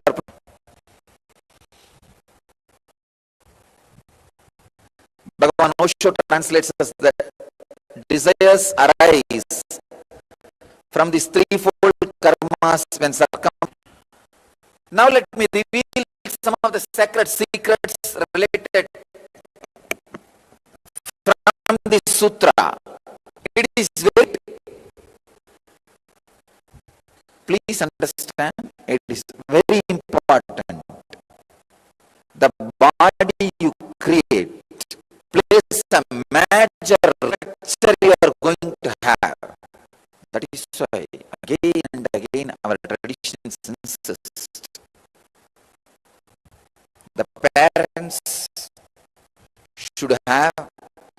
highly before giving birth to kids, before getting pregnant, mother should prepare her mind, as the body is going to play a major role. A person with arthritis has to continuously suffer desires to re-alter the whole setup. Please understand, the person suffocation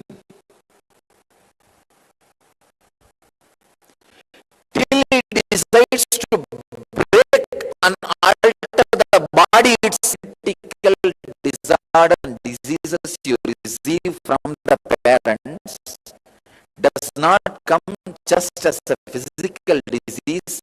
It brings the, if you inherited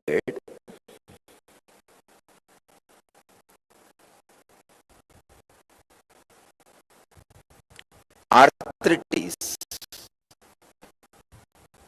these are the causes in it. Certain allergies, diabetes, heart problems, some physical, you inherit the mental biome. Forget about all of it. I would like to do a complete dismantling and assembling of my body. I'm rid of the harms in my father's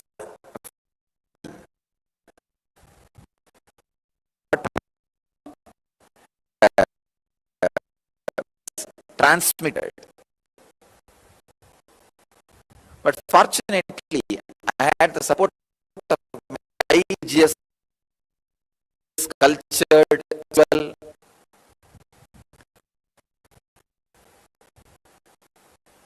I had one small portion, it was very easy. No, if you are in a disease, dismantle your body and reassemble. Dismantling the body and reassembling means 3 months completely body related activities like become body. Stop thinking. Get into silence. Not just silence. Infuse silence into your thinking. Constantly remember, I am not going to think. I am going to think silence.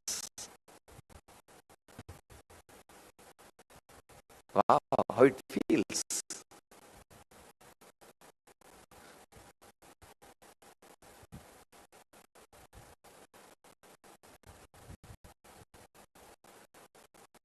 Thinking silence. Becoming body. Become body. When your body gets created, it needs 9 months. But when you recreate, you don't need 9 months. 3 months is enough. Drop all your responsibility. Take off. Become body. I tell you, this will not just liberate you from disease, because there are many biomemories which are responsible for the disease are directly the mental. Please understand, the prarabdha.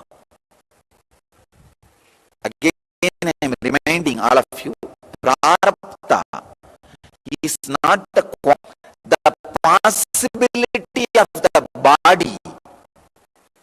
What all can be experienced through this body For example, naturally with the body you have, you cannot fly. So that is not your prarabdha. But you can learn swimming. That can be your prarabdha.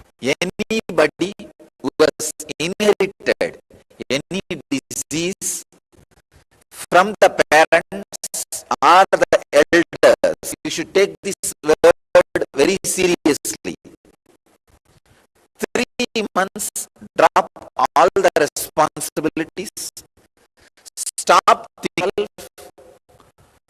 and eat good quality vegetarian food. Whenever you feel hungry, sleep. Whenever intensely work with the body. Going on doing either pranayama or yoga or only body, nothing else.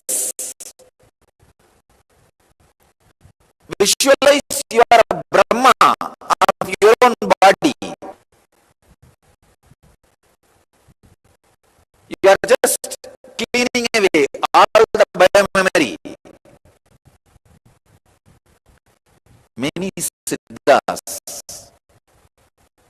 did this samyama. Please understand, not just your physical health. It will not just only physical health is not a result of this samyama. If you can do these 3, which is responsible for the disease, will be altered. You will become a free body. Karma as a possibility, transformation as a possibility. We need to understand it possibility. We will be inspired to work to create right possibility.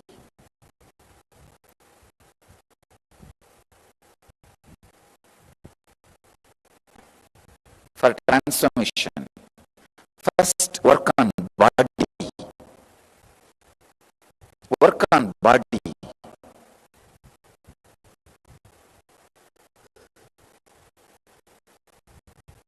Three months is really worthy time. You can just take off. The first condition is, second, take care of the body intensely. Intensely means wash it twice a day, do pranayama thrice a day you can, sleep as long as you feel, do yoga at least thrice a day. You don't understand, when you do yoga pranayama thrice a day and all, your sleep will drastically reduce. Your food intake will be follow all the happenings. See, the physiological mutation is one of the basic conditions. If you are carrying the physical disorders from the generation, has not happened in you.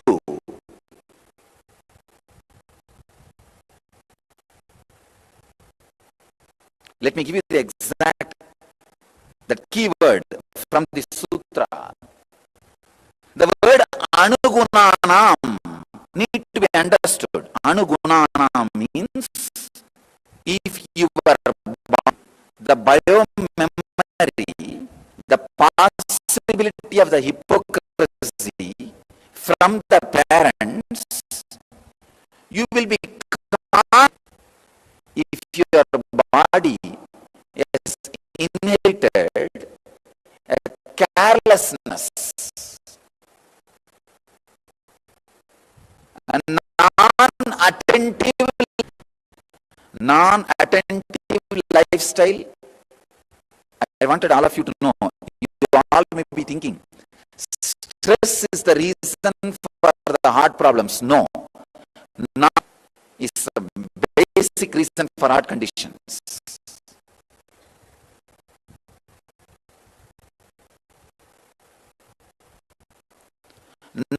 Non-attentiveness means not being into the reality. I can trace every disease inherited back to one mental set. That favorable condition attracts those diseases continuously in you, and that's you. I tell you, any mental setup inherited will not leave you by working on mind, working on water. How much ever you try to inscribe on water, what will happen? Nothing. Nothing will happen. Work on body. Work heavily on body. Heavy yoga. Eat large quantity of vegetarian food.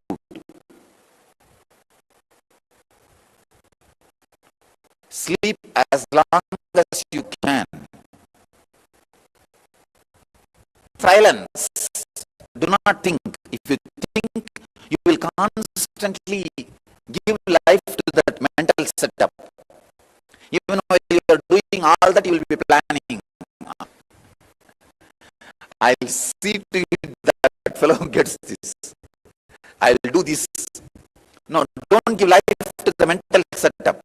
Mutation happens.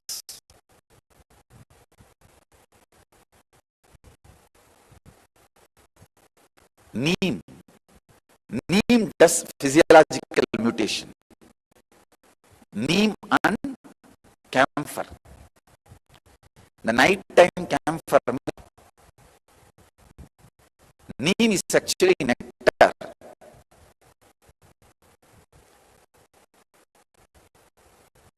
Working on the mind.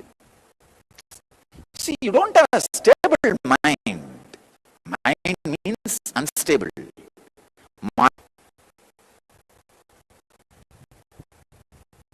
Mind is just hormonal. Don't trust it. Work on body. Heavily work on the possibilities of karma. See, if you want the water coming out of the dam, just beating the water which is coming out.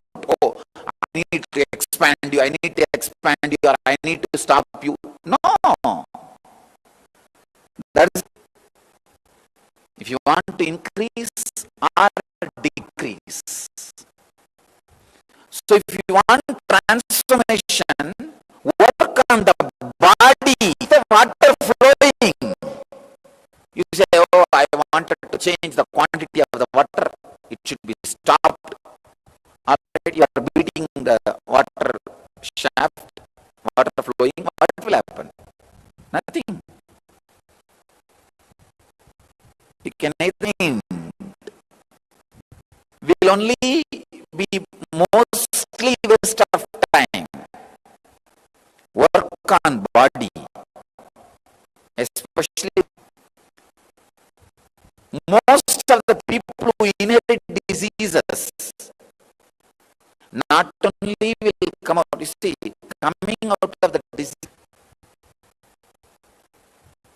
more than that, you will come out of that biomemory.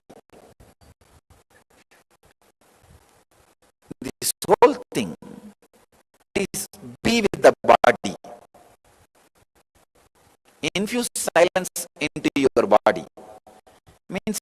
silence, you will see an extraordinary happening, the extraordinary vision, the extraordinary possibility. That's the main thing. Extraordinary possibility will have Master's presence into your body, not in mind. Please understand. Inviting it in your mind is just like invite it into your body. Let everything be done physically. If you are dedicated, live it. When the body, it is something extraordinary. There's a beautiful Zen story. Somebody goes to the master, says, sit. The disciple sat. Master said, just sit.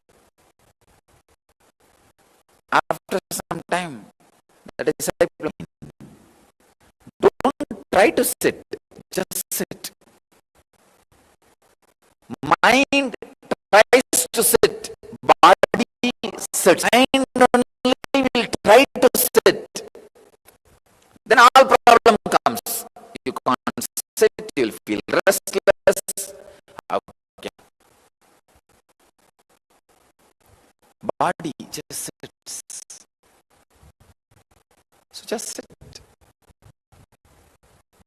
It is the interference makes the sitting difficult. So just tell your mind, get out. I'm sitting. Be physical.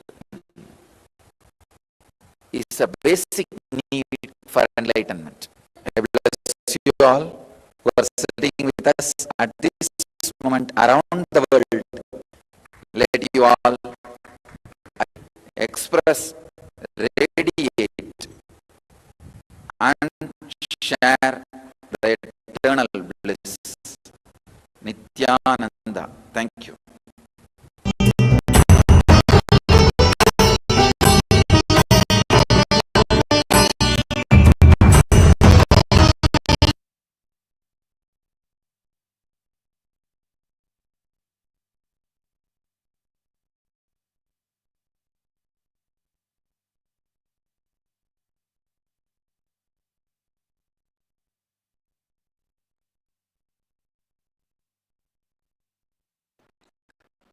It is a very beautiful, powerful cognition about the way, the intelligence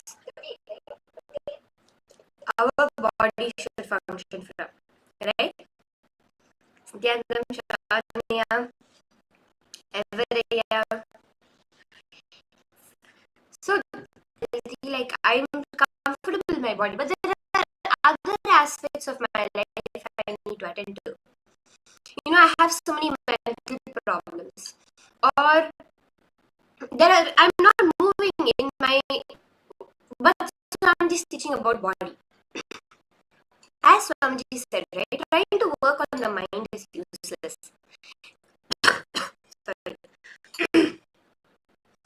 Sorry for that. It's like trying to make a river wide by beating the water, right? Now, or it's like trying to say, oh, I do not want some incidents in my life, so I'm going to try to avoid them. Again, you work it all the water like this and squeeze it together and make it smaller. It's never going to happen. But the opening from which the water is coming, if we just modify this, it's going to be changed. The flow is going to be changed. So that is why Swamiji tells to powerful thing. Now, whether you want only enlightenment in life, okay? You don't want wealth, you don't want health, you don't want anything else.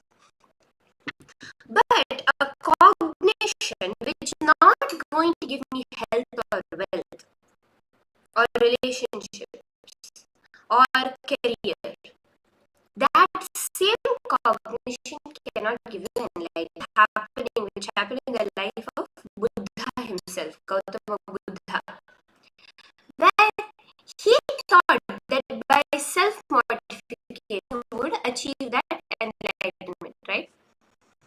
This is also quite popular if you're familiar with Buddha's life, but I'll also just write down, and he says, for the next 12 years, I am not going to move from my place.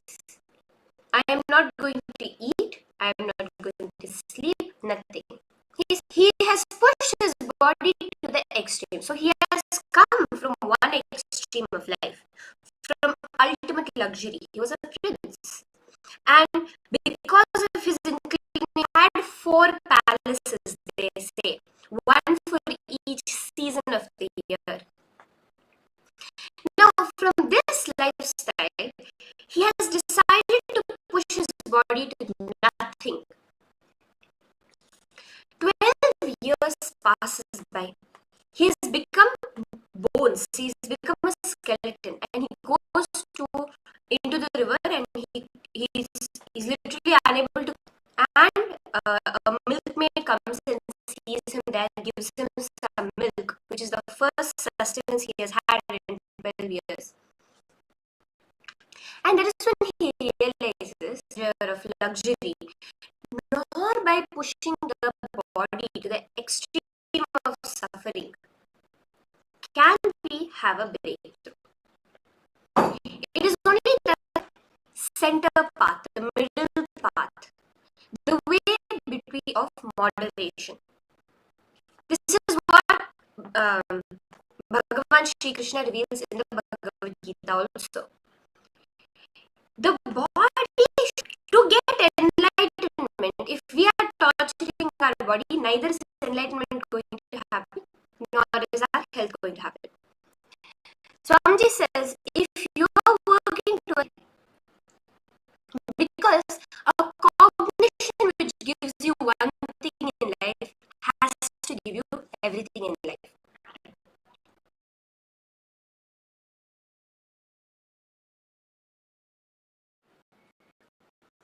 So that is why Swamiji is saying the body has an innate intelligence. It has an intelligence to man. So for any one of you who are there feeling, maybe I don't really need help as of now, but there are some things which are more important for me. It's a relationship. But any one of these that you want in life, if you decide fundamentally to even just work, and again emphasizes the need to work on the body, right? So did we all get a beautiful understanding? Okay. Let's do a power manifestation. Again, we'll be doing the power of body scanning today, working more and more deeper with our now we'll have a quick scan. Okay, in the scanning, or which location in my body did I get a sprain? Have I been scanned and see which part of my body have you gotten?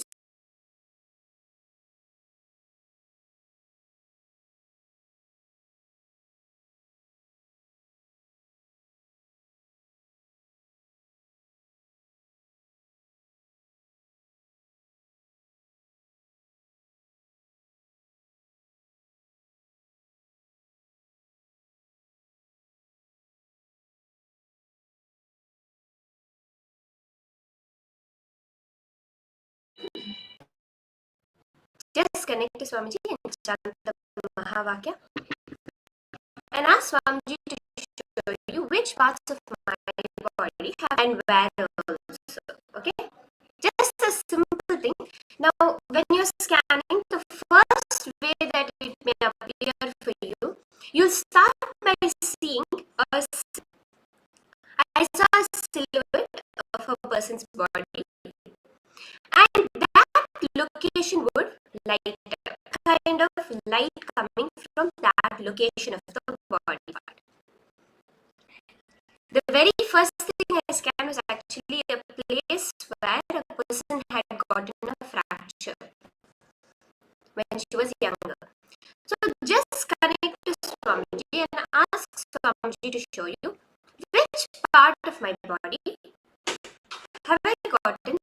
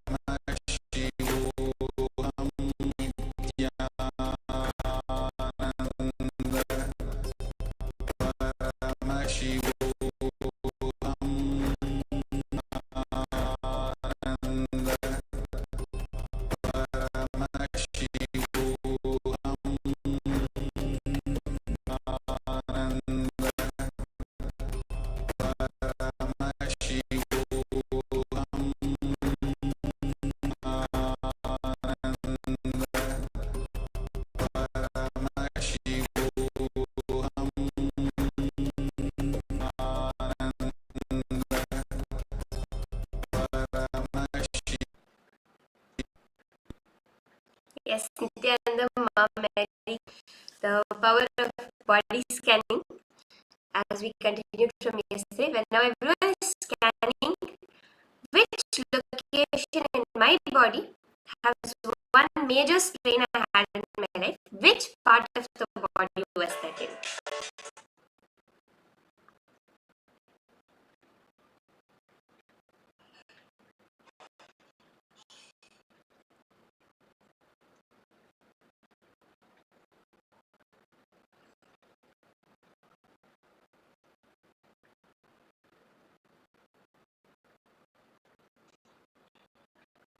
Yes, you can start post. Also take a few more minutes if at all you're yet to see anything.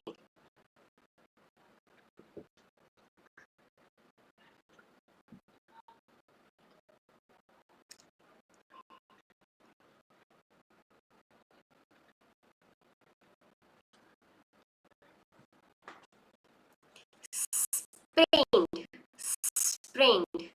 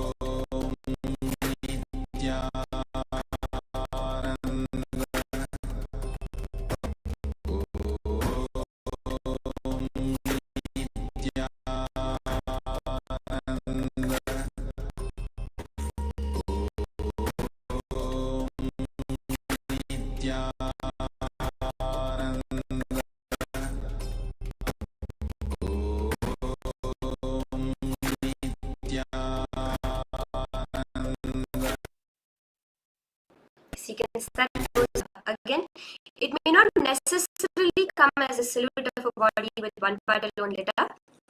Sometimes you may see it as that your own body, that part will start, you start feeling that part intensely. Like, okay, so gazing at your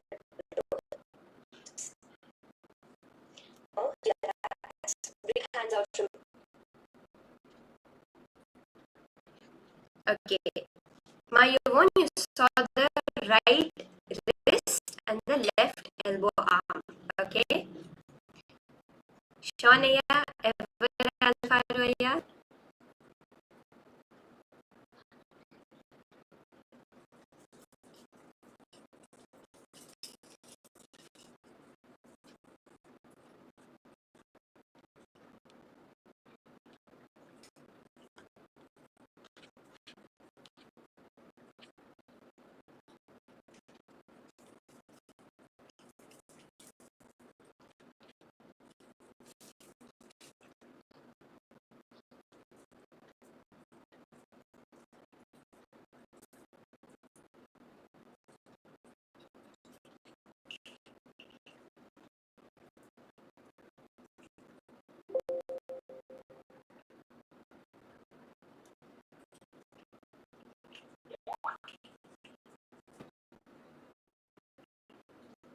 Okay. Wrist feeling. Okay. Ever you said wrist feeling. Okay. Right wrist or right side or weight. Just give a few minutes for Mama Mary Claire also to finish and post. As Samji showed her.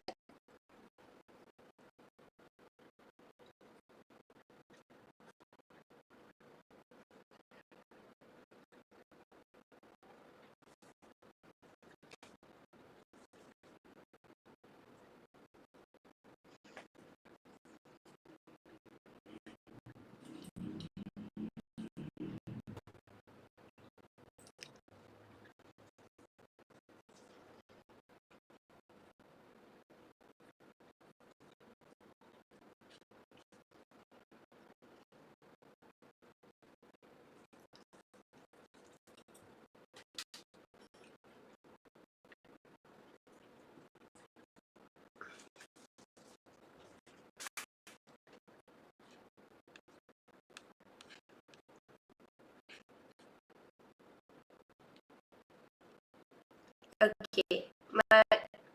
Mary Claire, you said right, is it? On the right side of my. Interesting. A lot of you saw the wrist. So wrist is correct, but it was actually my left wrist that got inside of my body. Now that I think about it, I have lightly sprained my left and my left thumb once, but so I have sprained my left wrist. The main sprain that I ever got, which actually was my left wrist. So wrist is correct for all of you. Amazing. Okay, so we'll have a few more rounds of this throughout the day. Reveal one of the most ancient sciences to the whole world. You know which science that is? The science of anti-aging. How many of us wish to anti-age? Grow younger? Yes. Okay. I see everyone nodding. Concepts about health should get into your system. Please understand, I am defining. So many of us want to, I think every Swamiji tells us how we can do that. Now, it's not something as crazy as the people who are doing today. For example, there's one person, one man, he is giving a blood transfusion to his father so that his father and his son stay young. People take huge amounts of medicines. We have the injections just to stay young. But fundamentally, what is it that ages us? We have to combating that why am I aging, can we start to anti-age? Our body, the way it exists, it has to anti-age. Now, even your random thoughts that we have the power. So what is aging? Okay. Now there are two parts. There is our random thoughts and there are our conscious thoughts. Now these thoughts, when they start to conflict with each other, okay, so now your thoughts, random thoughts, they become your reality. Past engrams and your current incompletions. Your past engrams and the present moment. There is always aging. See, great. I used to be able to run 40 kilometers without stopping. Now, that's your past thoughts, right? Oh, this my present moment is I can't even move from my chair to the bathroom without feeling pain in my legs. Or your past was, oh, I used to be so sitting in the office, I got so tired. There is a conflict between our past thoughts and the present moment. Dad, look at my past, how my face looked. Now in the present moment, how does my face look? We say, I have aged, right? How is my body health? And now how is from Jesus? Now, if we have no conflicting memories, if we are not, what happens? Only through unclutching, meaning living constantly in the present happening, being constantly only in the present moment. Through that, we anti-age. So we're going to actually listen to these powerful truths directly from Swamiji himself to us. This science of anti-aging. And now, one thing I want to tell all of you, when Swamiji says anti-aging, it's medically proven that it is possible.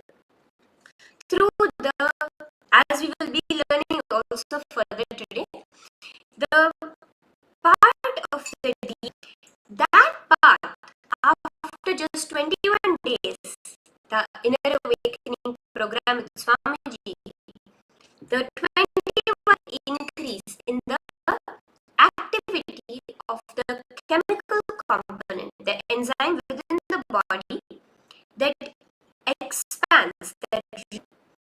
So when we learn about anti-aging from Swamiji, it's not just the spiritual authority, but it is also coming with a lot of medical and scientific to show how anti-aging can happen.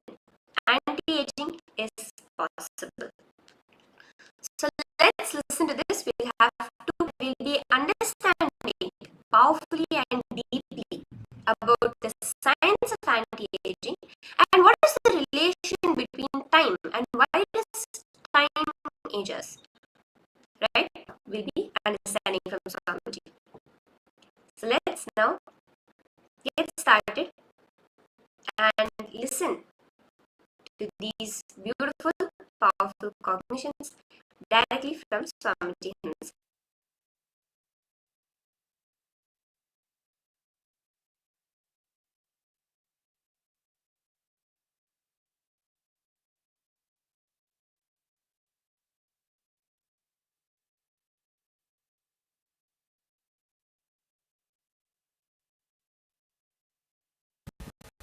Concepts about, please understand, I am defining your body. Your body is the vehicle for your dreams. Just two statements. Your body is the dream may be related to relationship or luxury experiences or enlightenment. It may be. Your body is an ornament. This is the definition of body.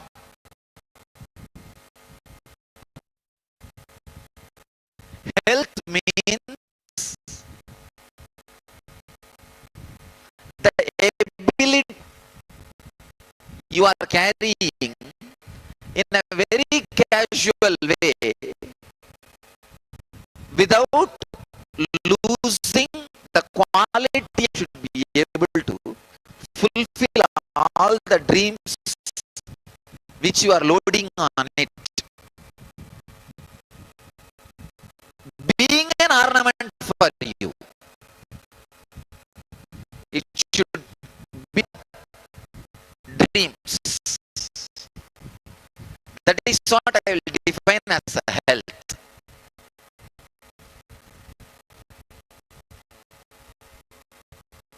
I can say that this is the most I have ever given. Just in two words, two statements. Your body is vacant for you. If it can fulfill all your dreams, being an ornament means if it is fulfilling all your dreams, but it got damaged, it's not health. It should fulfill. Now, we will dig out all the health engrams you have. Engrams are disease, sickness, illness, all the facts. Your body gets dismantled and assembled every day. Intestines replaces itself once in I think 3 months. Your liver replaces itself. Self is once in 1 year. Once in a year. Practically once a year, our whole body replaces itself. Your body gets dismantled and gets assembled every day. First truth. And second, you carry about you plays a major role in reconstruction of your body.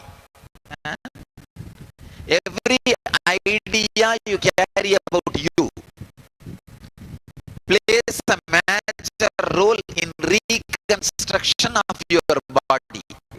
If you feel you are a wrestler, you don't need to do any, the body measurements will be different. I'm telling you, lazy man's way to build body. You don't need to do anything. Just contemplation. Only, no. How can this happen? I am not a wrestler.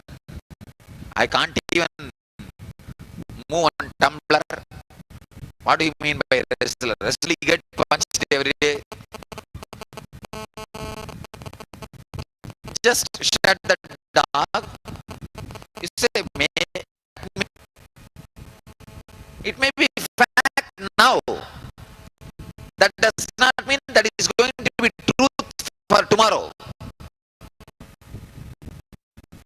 the ideas you add every day about you directly plays a role on when you get out of your house.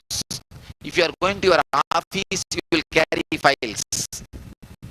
If you are going to the where you are going, you will carry things necessary for that.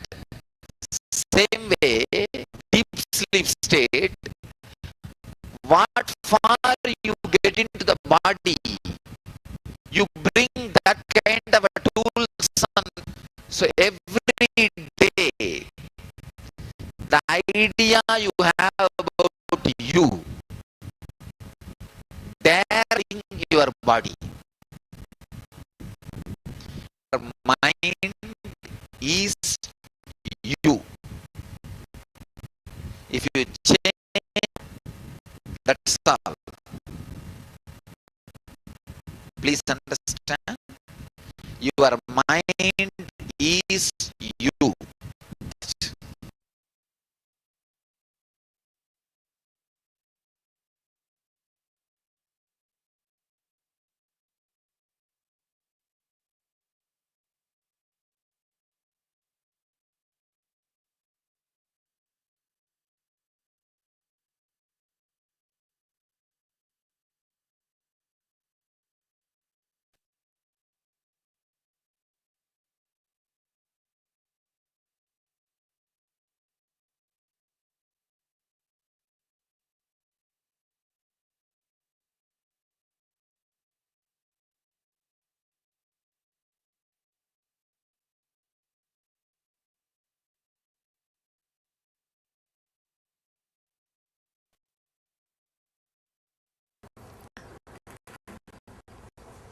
Sadaशिवसमारम्भा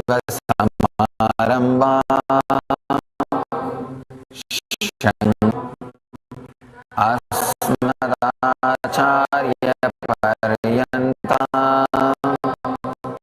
वन्दे गुरुपरम्. Today's truth: live conflict free and stay young forever.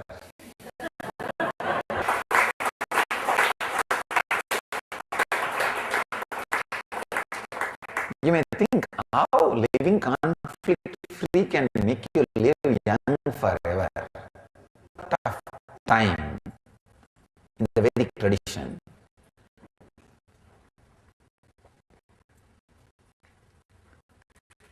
Because our rishis, our masters, know the time is one more matter which can be handled as we want. They have created a clear understanding about time. Please understand, time is a matter. Just like a chair on which you are sitting, you can move wherever you want. You can either sit on it or you can sit on the ground. You can use as you want. Same is a matter. What is aging after all? Look deeply into this idea of time, and our body is made out of bio-memories. Means lot of thoughts and engraved memories, engrams, actions, thoughts, engraved memories which pushes you into actions. These two are the base material for your body. That random fishes jumping. Engraved memories, the thoughts which you picked up again and again to work, those became engraved memory. These two are the important truth.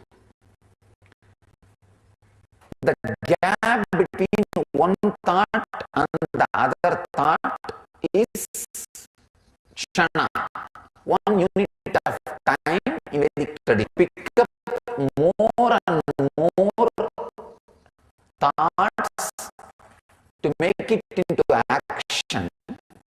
More and more energy. First, your body is made out of random thoughts and regularized engrams. Regularized engram means the thoughts which you are going to make into reality. What for you are working. You are maybe even thinking is working. If you are thinking far in that particular direction. So, random thoughts like a fish is jumping in the lake, and specific thoughts which you again and again picked up, tried to reality. So engrams, these two are the base material for your body. This is one truth. The other truth, the gap between one thought and the other, as long as there are only thoughts, there is no aging. Only when the engrams hit the thoughts happening in your body. Please understand. When you pick up more and more thoughts and try to make them into reality, 10 seconds before you picked up the thought of being in silence and trying to make it reality, working wildly and making money, you want this thought to become reality. Then starts happening when there is a fight between the engram and thoughts. There is no aging. There is no aging. Only the fight between the engrams and thoughts in your muscle. If you look a little deeply, the time which is a one more matter itself as your consciousness, then what is it that is adding so much of fear in us? Please understand. The time itself has no power over your consciousness. But your part struggles constantly with fear and insecurity of aging and getting destroyed or suffering. What is the reason for suffering? What is that which is suffering? Look both. The reason for suffering is conflict. What is that suffering is the biomemory which is made out of these two, the thoughts and engraved memories. It's a very, very, very, very, very subtle, deep truth. I wanted you to understand this important fact. If you go and see the Kala Bhairava in our ashram, in charge of security, is the Lord of, means he is the Lord of time shaft, who is beyond time shaft. If you see, he will be having his left leg in the front and right leg. The only thing is the right leg represents the future, left leg represents the past. So he says past comes before the future. Please understand. Now what I am going to utter is past. Please understand. What I am going to utter is past. What I am going to say is past. I am not saying what I did is past. What I am going to do is past. I think what is happening here? Anything which is going to happen as you understand is the I don't know whether you are able to catch.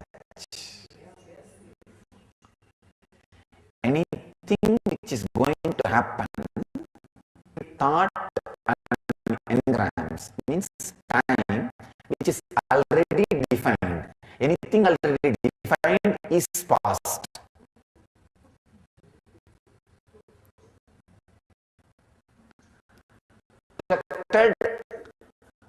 Further, even if it has not yet happened, it is past. It is past. You understand? It is, but it is past because already it is projected. And the moments you spent in the past without the fight, even though it is already lived.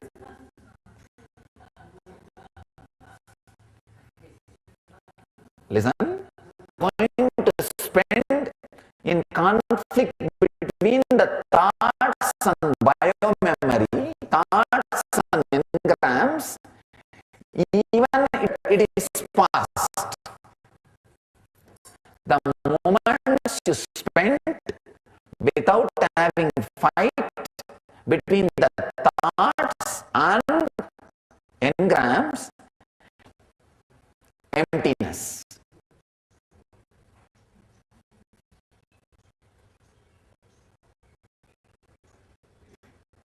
The aging process is quickened if more and more thoughts hit engrams, or if more and more efforts are made. Now, stopping the conversion process of thoughts into engrams is unclutching. The process of converting is an automatic process when you are clutched. Stopping that conversion is unclutching.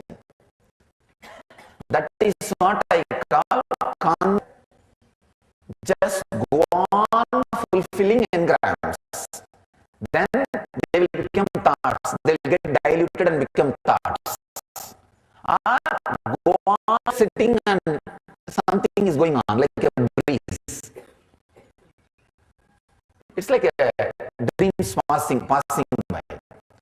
Both will not let aging happen in you. When thoughts are getting converted into engram, the aging starts happening, your muscles get tired, the aging process is working.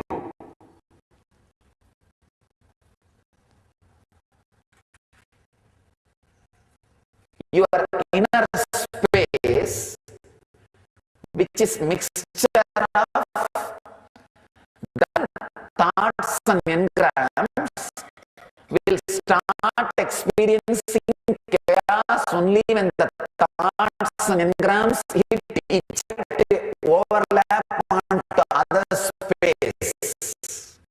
Actually, the engrams becoming thoughts will not have much difficulty, will create deep tiredness in you.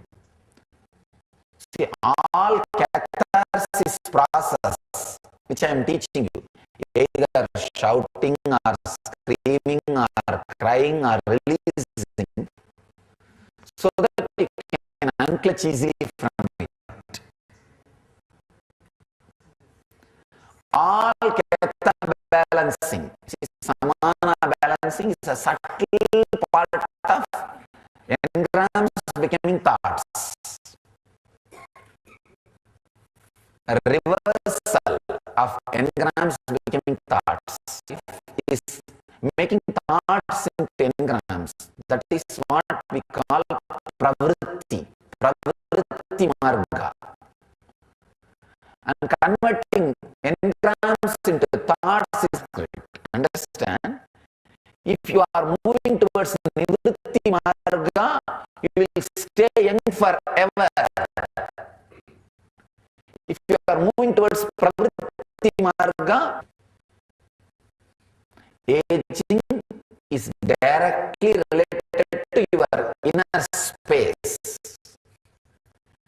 The idea which you carry about you in the inner, you can see the Indian middle-aged women are more aged, I can say at least twice more aged than Western middle-aged women, because for nothing more to be done. Nothing more to be done. But in the West, it's not like that. There is a life. There is life. There is something more to do. He feels about you. He is going to reflect directly on the physical aging. My father died. My father died by the age of 50. And he asked very innocently, will your mother not remarry? Imagine my mother is going to live without getting one more marriage. In India, you can't imagine after 40. See the complete contrast. She cannot imagine my mother is going to live without getting remarried. Forget about planning or failing and all that. Even a thought will not cross in the mind, because if you have 2 kids, your life is over. That is why quick aging means done, what next? But when there is in the West, the idea is different. There is so much to be done. Means I feel like so much to be done idea and converting thought into engrams are conflicting. Please understand, so much to be done means you are expecting the moments happen. As I said, there are moments happened in your past where there is no conflict between the excitement, happiness.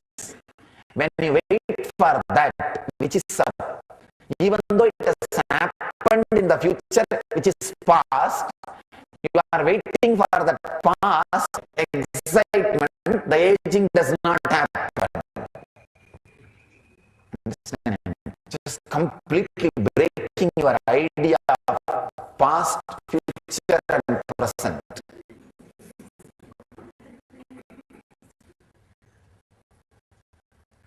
Past is not past thing. What you think you are going to do today is already past.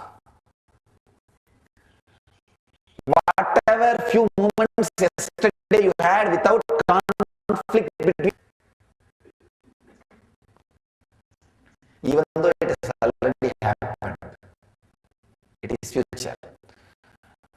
So having more and more space of future anti-aging. So push more and more time into future. I can say push more and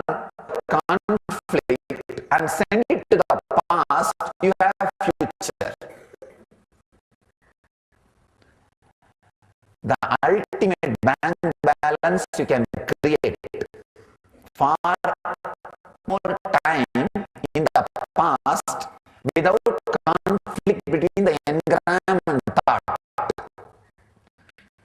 So that account directly comes to you as future. If you want the only long-lasting wealth is the time you spend in the past without the conflict between that we reimbursed. They say money back offer. Whatever you spend in our shop, 10% money back. Anyway, whatever you spend,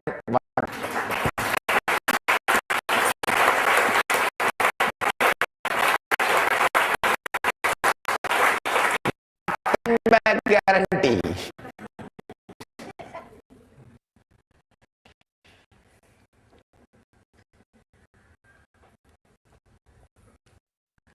Just arts and engrams to fight as much as you can. You will see the bio memories will become so soft. No fight. Every moment you go on spending is future, not even if you have not lived, the moments already you planned with the conflict between the thought and engram is past. That is what happens to the middle-aged Indian women. They are done. Whatever they think is going to happen is and fight with the daughter-in-law and have some gossip with the others and over, okay. It's already lived, done. So aging, when it with their engram and thoughts, means whatever they have is not future, it is past. Your body is intelligent enough to respond to your inner space. It's already past, over. So then body is quick, back up. I tell you, push more and more time into your chronological past without that is your bank balance future. That will straight away come as future. Will never let aging happen in you. I tell you,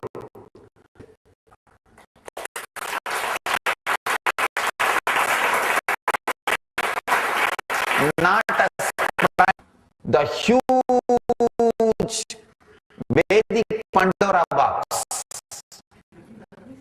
just like unclutching, when it is applied with anything, truth today which I revealed, apply with everything, with lust, with anger, with fear, with greed. Use this key, it will become a new religion. This is the philosophy of Kala Bhairava, the truth of Kala Bhairava. The past, the front,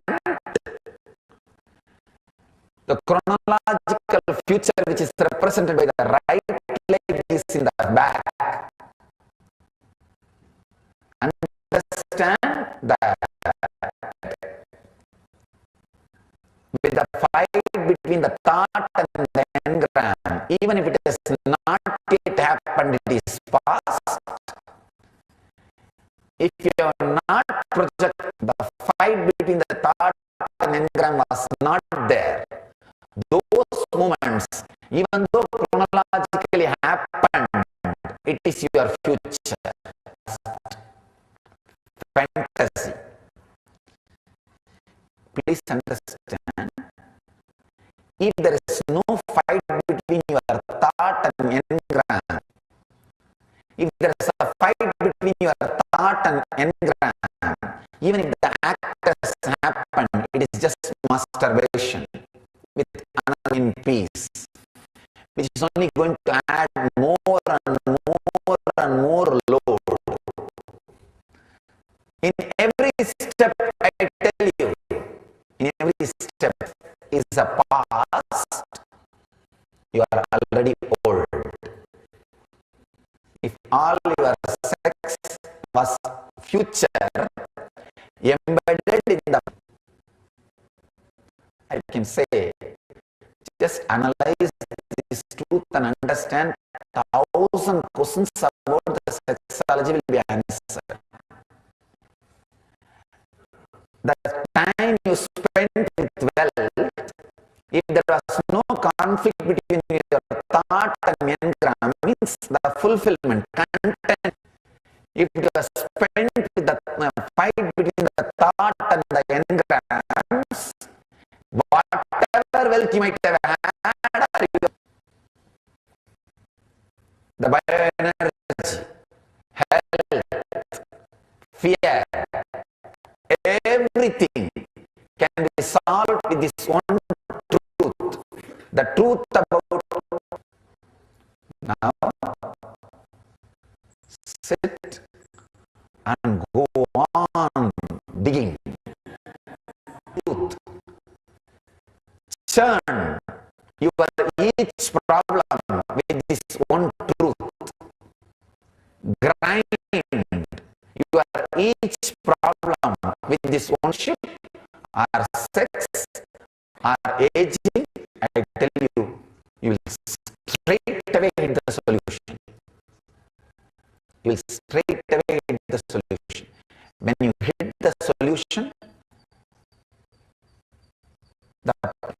in future, please understand, the past which you projected, in future is ghost. When you kill that, that is the skull which the unlived life. See, the skull which Kalbhairava is having in his hand, anything you put it in, that is why so many people gave Viksha, but the skull itself swallows. Kalbhairava is hungry. Shiva never got anything. Purani. Please understand, Shiva goes and stands, Viksham Jnana Vairagya Siddhyatam Viksham Dehi. Give me the food for Jnana and Vairagya. Means not to project my past in my life by quickly aging. And Devi gives the grain of the great truth, knowledge of not into the future. Means I can say your fight between the engram and the thought into the future and bringing your self-understanding. I can say you don't even have to practice anything, just this understanding. When the grains are offered, the greatness about the time is just the understanding is enough, nothing much needs to be all your problems. The skull will just disappear. That ghost will just disappear. That is what is meant by when Devi put the food. She put little in the skull. The skull was enjoying the ground. The skull felt the taste of the food so much, it just jumped to eat that food, and Shiva was freed of the skull and he was liberated. Understand? Just this understanding. Look is the problem in my sex. This is what is the problem in my money.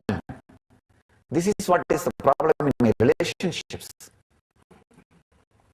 When there is no conflict in your thought and biomemory, the time you spend together is so fulfilling, so satisfying. That is what I call the time you are in relationship. All other time spent together is not really maybe rationalship. Trying to rationalize why I am like this, why she is like this. I can say the A and E changes to rationalship. Everything, look with this one truth. Your past is not past as you think. Your future is not future as you think. How to make your past into, how to have more future means let your past be filled with the future. There is no aging. There is no aging. Understand? When you relax into the space of conflict-free zone,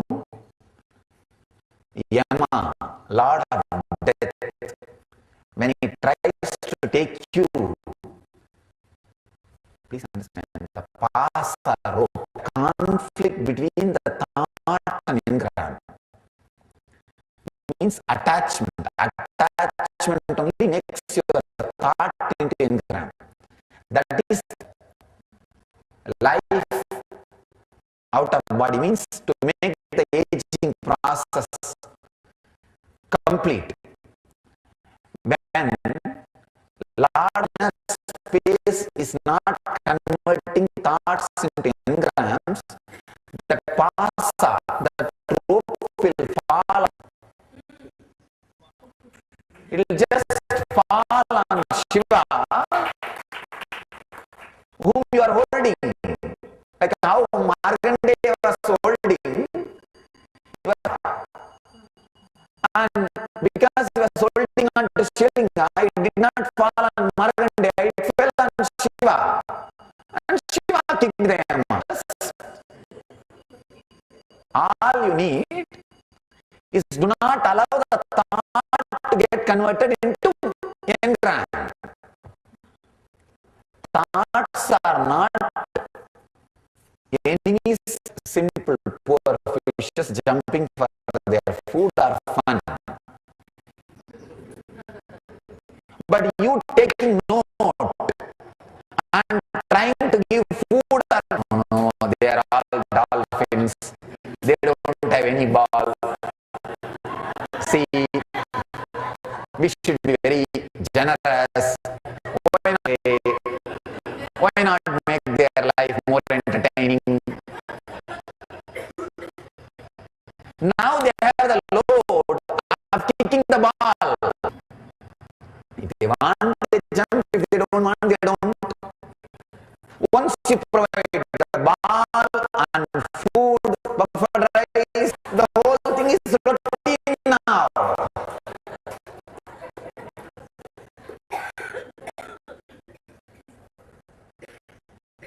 That is where the play and fun becomes game. Let play and fun not game means the winning and losing and prize. Play means just. Fun means just. So any thought which just happens is play and fun. It's a game. Game is the most dangerous thing. Fun is the most funny thing. Understand? Do not allow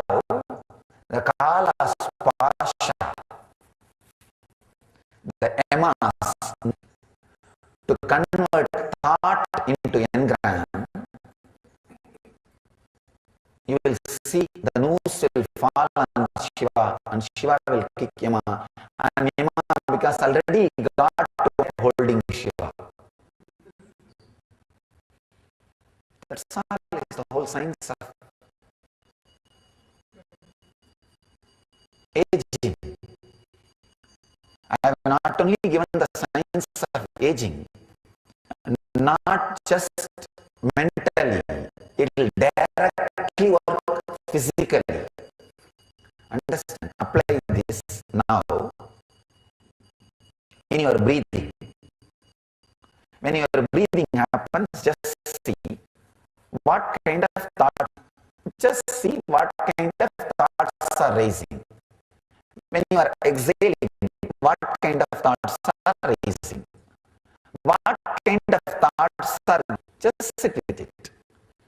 You will suddenly see you are not abusing your future by projecting past, by leaving it, by creating a same way you are adding more and more empty space into your past, which is your bank balance. Let your past be reimbursable future. Let your future be free from the load of the past. You have anti-aging. And I tell you, this truth is so doable, so practical, just practical. If you sit with this truth, the understanding will happen in so many levels. Engrams. Scan your desire engrams. Scan your guilt engrams. Scan your suffering engrams. Pain we do today. Today I'll make you guys go through the 7 layers with this one understanding. This one I'm not just assuring, I am promising in front of the camera. I know around the world people are watching. I am promising. I'll make you guys simply say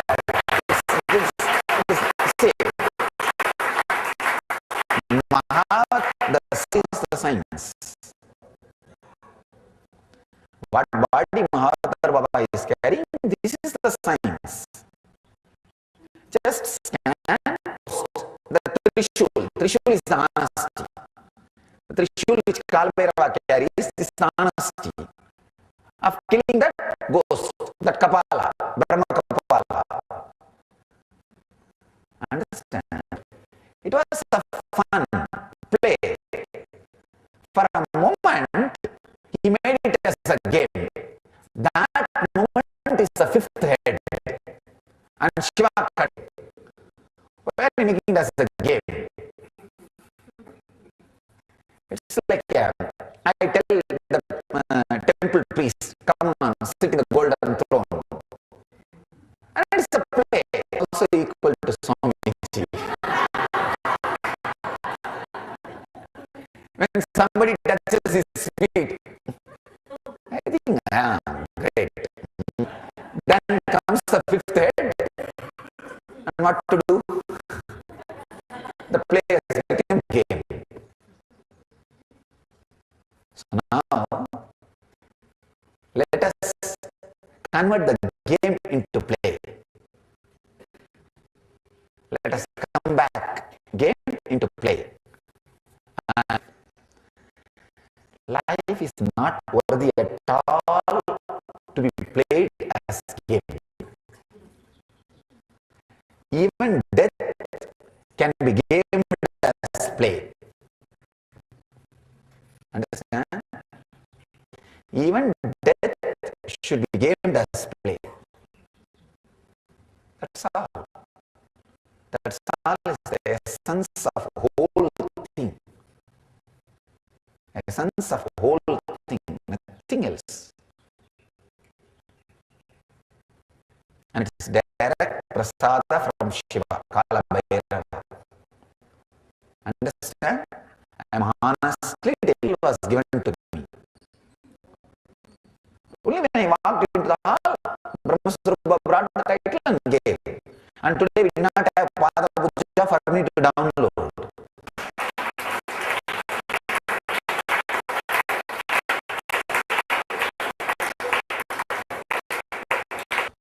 Words. Just the truth happened. How many seconds it would have taken from there to walk and sit and say Sadashiva Samanama? Maybe 30 seconds.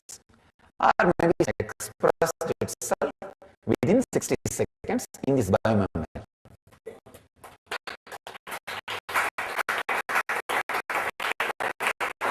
So understanding this profound can express within 60 seconds.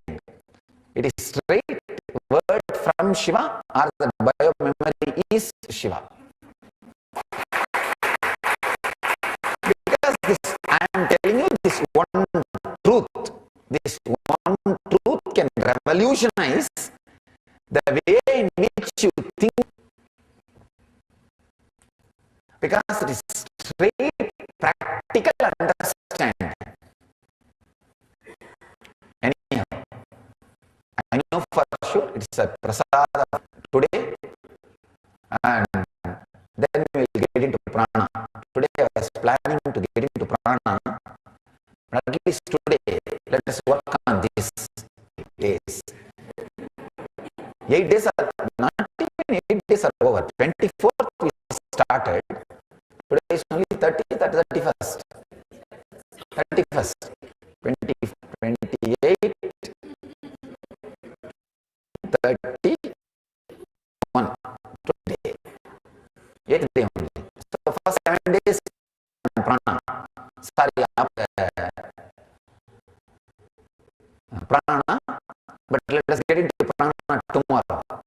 Maybe tomorrow evening. Let us work on this great truth. This guy. See, whenever you work on these great revelations, you respect the space in which it is delivered. You respect. We humbly receive it. We honor you. We request you to be delivering this more and more and more. We submit our humble devotion to Him. So let us honor Shiva, Kala Bhairava, by working on this truth today, so that we can expect more and more from Him. More and more from Him. So this is the small, very small. Honor the space from which it was delivered to you. Respect the space from which it was delivered to you. Don't take it. I honor the space from which it has been delivered to me. I submit myself in a humble way, and for more and more miracles to happen. The other day I received a letter. One devotee was saying, some next devotee had a Satori experience. She was claiming intensity, not by him. I said, great, I'm no way contesting.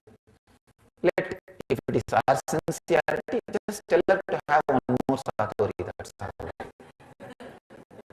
When I had my Satori, see, the greatness of samadhis, it will never come because the ego has come back. So the second time the Satori will never repeat. It will never repeat.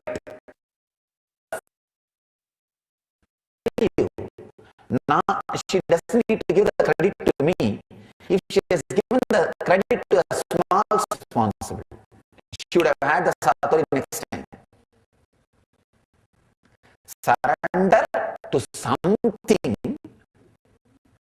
which you think as responsible, or just say that the space from which it is humbly, so that let that space have its grace on me.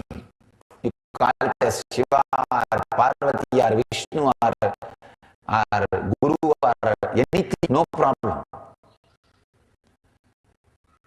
God, I was fortunate when I had Satori. I just put the responsibility on Shiva, the Arunachala hill, and that Kuppamal. On both I put. Actually, Kuppamal was not responsible, but I put it on her. It happened to me again. And it's simply repeated.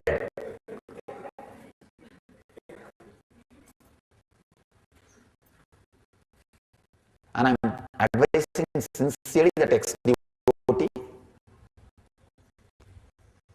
you are not taking the claim or credit or anything. Just put it on something, Shiva, so that it can repeat, it can happen in your inner space again. Don't doom yourself, claiming that you are sincere. Forget about it. Even now I am telling you, this message has been delivered by the sincere request of your need and the passive receptive mood with which all you guys were sitting. That's all. I am not interested in claiming, because I want these kind of things again and again to happen. Let us submit to the space where it happened. Responsibility for the highest happiness. The play remains as fun. When you play becomes game, it stops. It stops. See, the so-called modern day games, how much of violence, how much of violence, whole fun part is taken away from me. All right, let us, I don't want to talk about it.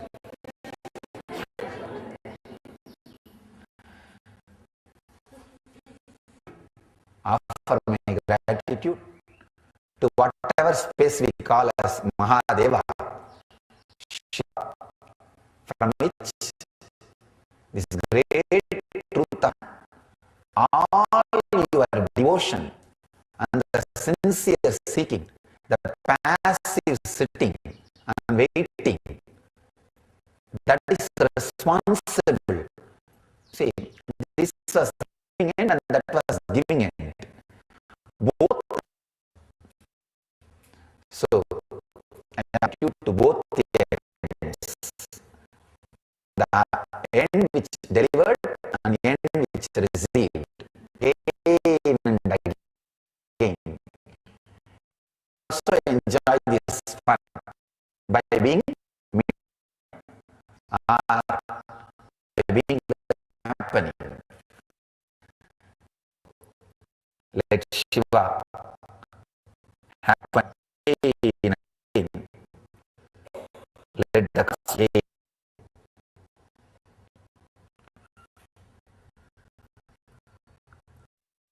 Let us all experience truth. Let us all live the eternal Nityananda.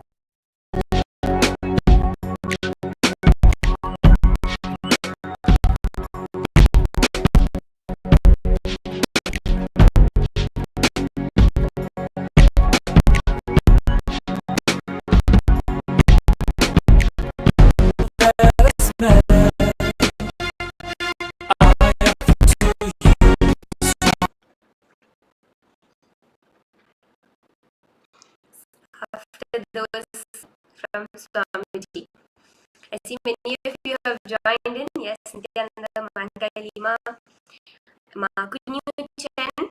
Yes, Nityanandama, Nityananda Paramashiva Paramashakti. If you can all come back, Shaneya, Everaya, if you can all come settle down for this next session.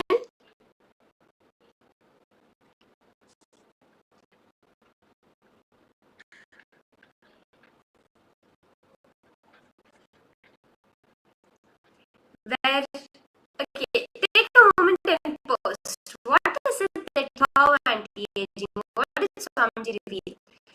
And what is it that actually ages us? Okay, just take a few minutes and post a few of these and understand ages us.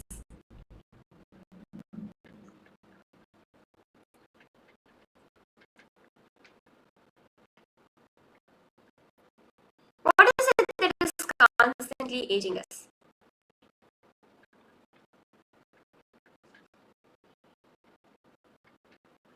Makunyuchan, you can also go ahead and post grams. Yes, constantly feeding the past thought engrams ages us.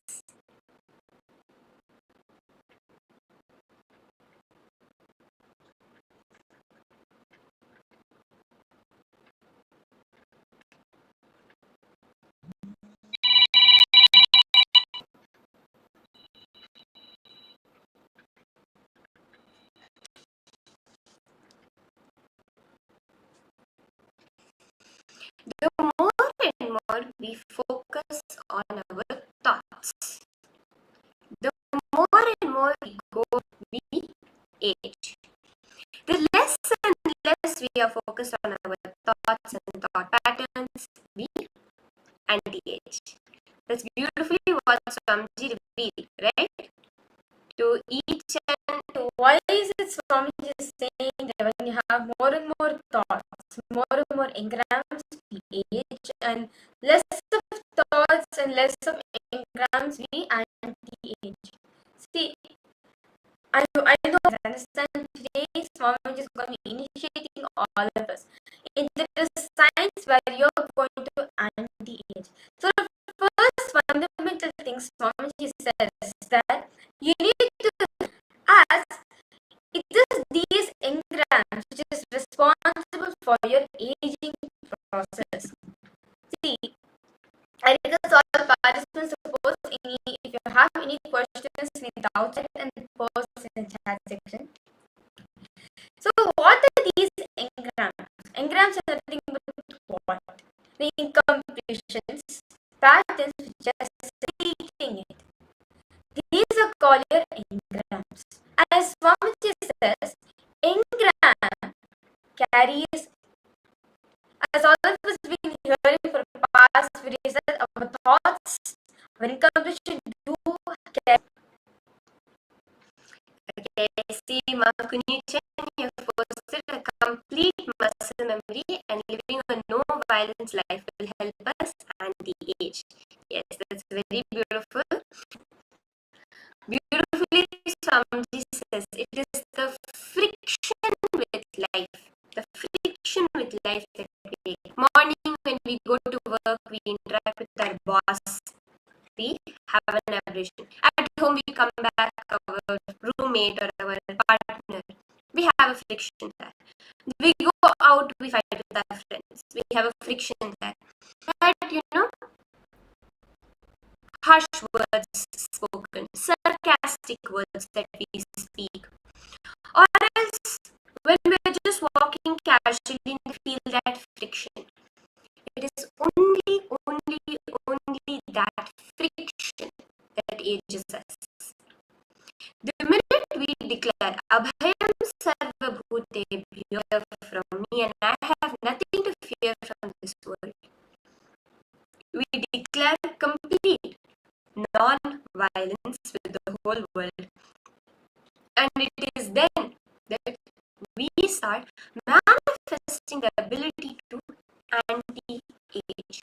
Our age, our way of existing, reducing its aging properties, right?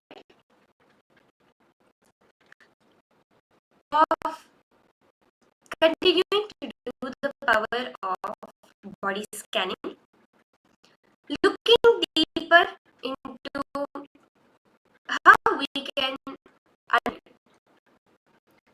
So now, for this round of manifestation, we'll be actually doing the round of scanning a food habit.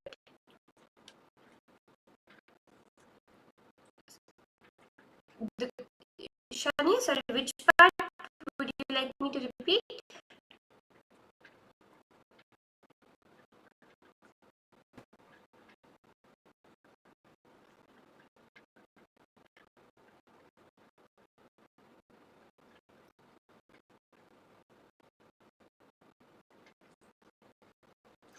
Oh, the part of where about how when we reduce friction in our life, we reduce the effect of anti-aging properties. Yes, okay. So, Mary Claire, you're asking what is Satori? Satori is the experience that space of enlightenment, but only for a few seconds. We drop from it again. So, like, there's the word Satori permanently established in the space of enlightenment, and Satori is that first glimpse that we get. Okay.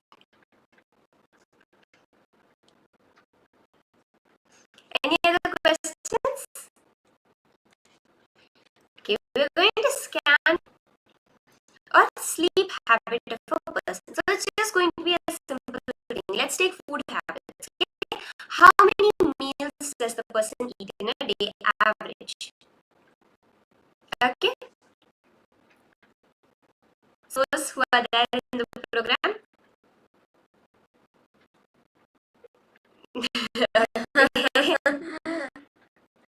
Mary said no. Okay, how about if you scan me? Okay. All of you scan, and maybe even the quantity of food I eat per meal. And you can also go to which type of meal does she enjoy the most.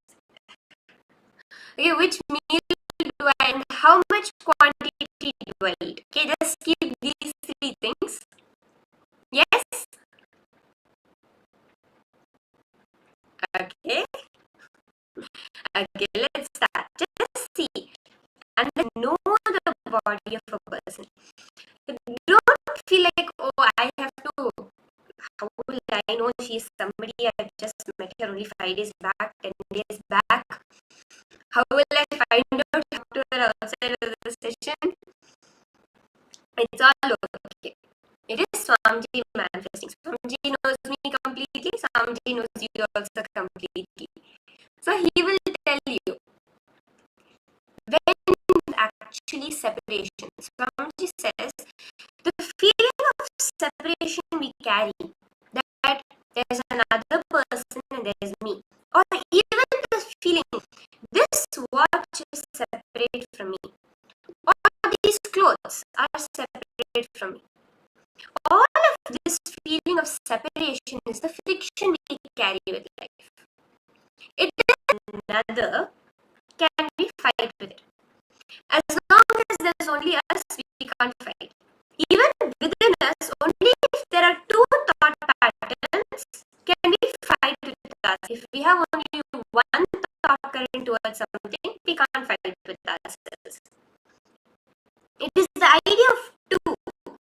That's what causes all friction. See, it just has to be a conscious decision. Whether immediately we are experiencing it, it's not happening to me. I'm not able to experience it. No. How is it my decision? And when we decide this is what we want, Swamiji will make it happen. Okay? So let's start now. Let's say, okay, to make it even more in the day, which meal do I enjoy the most? Let's start with just this one parameter, okay? So forget about how many meals do I eat? Yes? Okay. So let's sit straight. Connect to Swamiji. Start chanting the Mahavakya. Just play with it. Just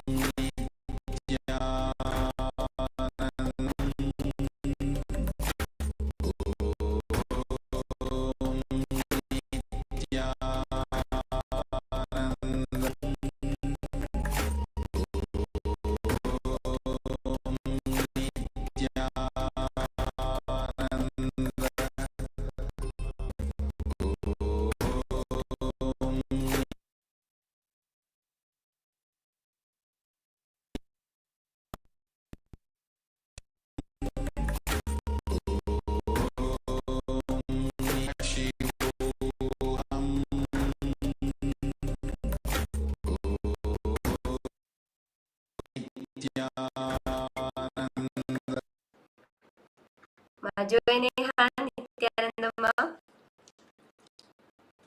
join Nityananda. See many Chinese participants also joining.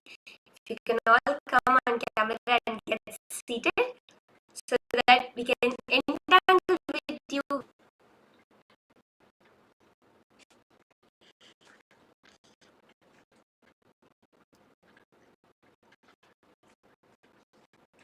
Continue chanting the Mahavakya.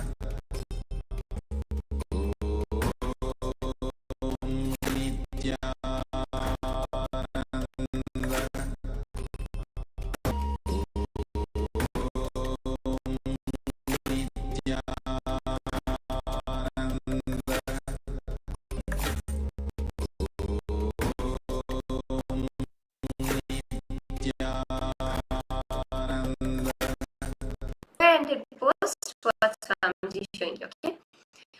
Which meal of the day do I enjoy the most? Breakfast, lunch, dinner, snacks? See, Ma Mary, you put fruits. Joanne Ma, you put water. Okay, interesting. Ever Alfaraya, you saw a oat breakfast or a porridge. Ma Yvonne, you saw lunch, banana. Shania, Ma Zishwan Liu, Ma Kunyu Chen, Ma Siawu. All of you can post. Ever Alfaraya. Other than, okay, you saw.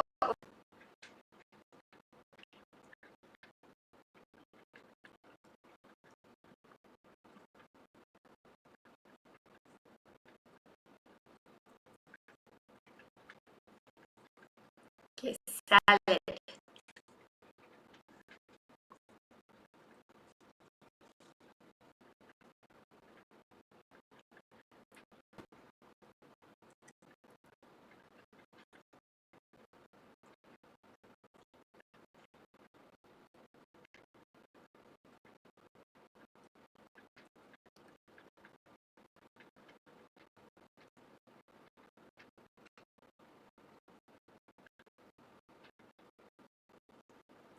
Okay, so okay, the meal that I would say I eat the most is probably lunch. So I usually have a decent breakfast and a very small dinner. Lunch, surprisingly, you saw banana and orange, which are actually the main two fruits I've been eating. These two fruits which I eat, usually I have banana in the morning and orange around lunchtime. So Yeah, and actually all food kept over there. And yeah, she does love oats a lot. Like every day in the morning, Maria, Mary. Okay, so nice. Okay, so now let's do another round. All of you are going and say which is the meal she enjoys the most, and of course the food type which she enjoys the most. Okay. See, this is just a fully the oneness space. We are starting with a simple food habit. But one thing you should understand is when doctors they do take a note of is the diet of a person. The diet and eating habits. If we have itself gone to a doctor's checkup, we would have when it comes to Hindu medicine, if you go to an Ayurvedic doctor, the very first thing before medicine, before anything, they will tell you for the disease you are suffering from, this is the diet you should eat. Okay. Yes, Shania, ma, you want fully manifested, ma, Mary manifested. Okay. So now we see it's very important. What we are scanning is not something small. It is not something just for fun. We're looking into just the simple thing as the eating habits. The purpose why Swamiji reveals, of course, power manifestation of body scanning can be treated just through the third eye, months in advance, diabetes, surgeries, any kinds of things can. But more than anything, the fundamental friction we feel with life when we know we exist in the other person, this power. By doing this power, what are you doing? You're nothing but this moment when each of you scanned, you are all in one second. Swamiji says for power manifestation to happen, at least 9 seconds, you have dropped the boundary. You have been in this space. That is the real celebration. I experienced 9 seconds without thoughts. Just if we can double that, 21 beyond ever coming back to this reality. So that is what power manifestation is for. So with that, let us do another round of manifestation. Now, if we can scan just enjoy the most and what type of food does she enjoy the most. Okay? So let's get started. Just connect to Swamiji. Chant the Mahavakya. Om Nityananda Paramashivoham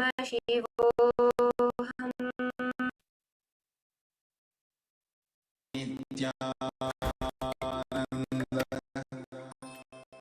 Paramashivoham Paramashivoham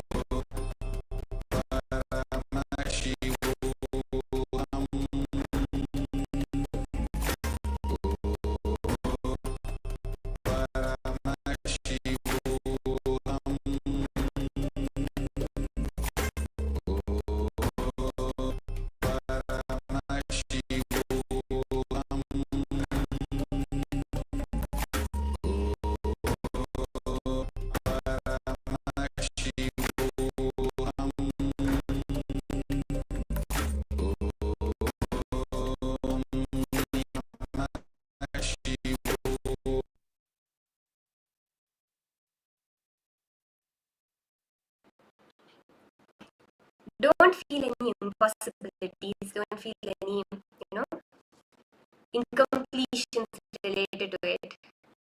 How can I do it? It's not happening. I'm not seeing anything.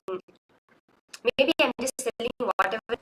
Just allow Swamiji to show you.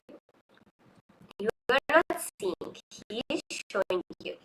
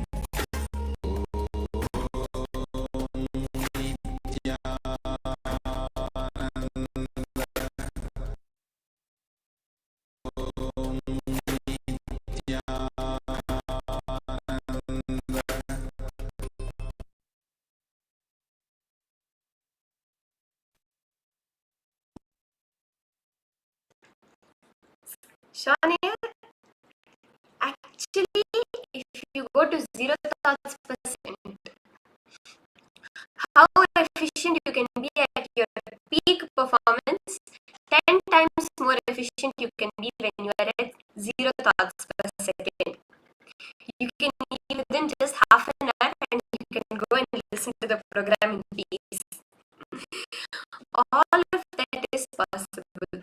So no one, actually Swamiji says the most powerful technique is when you are doing your daily activities, you are able to. That is why in Hinduism we have 2 levels. We have what we say as the Nirvikalpa Samadhi, which is the space when you are in the space of Samadhi. And there is the space of Sahaja Samadhi, which is considered even more powerful, where walking, they are in that space of complete Samadhi, unclutched from whatever is happening around. So you can post whatever Swamiji is showing. Okay. Ma Mary Claire, now you're scanning Ma Virja. You're scanning and now you're scanning Ma Virja.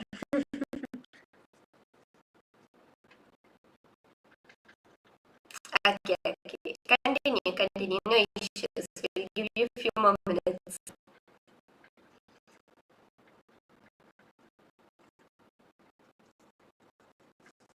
Okay, sure.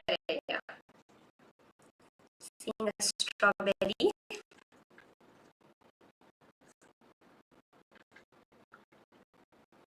Okay, my one.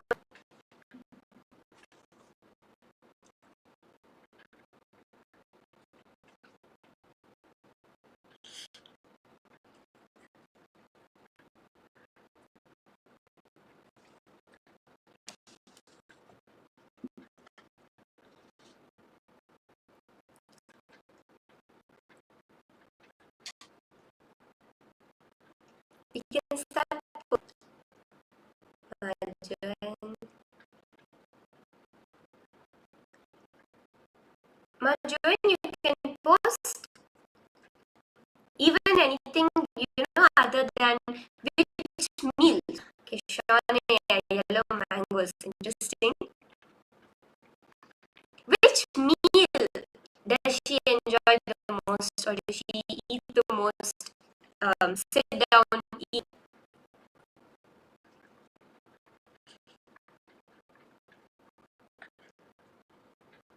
Marjorie's on apple. Interesting.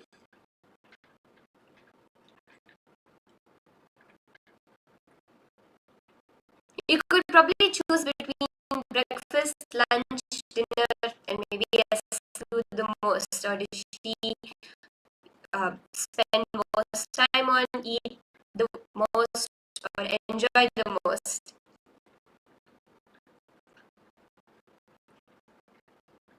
Okay, Mom, Mary Claire, didn't see anything.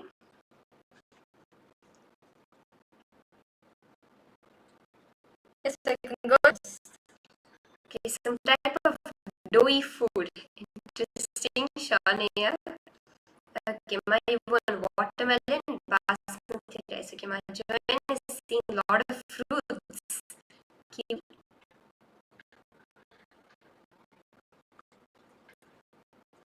Okay, yes. See, you want enjoying this so much. Okay, my Mary Claire saw porridge. Okay, so I'll share now with you what. Oh, yeah, Mom, why didn't you? I love dinner. I prefer eating dinner a lot. And yes, almonds melon. Like never I skip a day without eating an apple. So I always love apple. Whether green or red, anything is fine for me. Eating using my hand. Porridge, yes. Actually, like porridge, I like to have with breakfast. Like, just quickly have some milk. I stopped taking milk. And I see Shania, you said some type of doughy food, which is Indian food chapati, which is Indian flatbread. So she really likes rotis, and that is probably. So that's also a very beautiful manifestation here. And apart from that, okay. So I enjoy eating noodles. Different types of noodles I enjoy eating it, yes. Okay, that's so nice. Okay, you'll see more and more as we go through the day.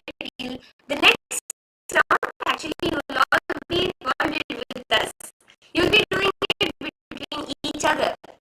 Let's enter into understanding deeper truths on what is the relationship between your mental health and the way Hindus understand medicine. What on this? Mental health is nowadays a very popular topic. It is something we all hear about. What do you think? Yes, Nityananda Link, as you just joined the program. Nityananda Ma, if all of you can go ahead take as mental health.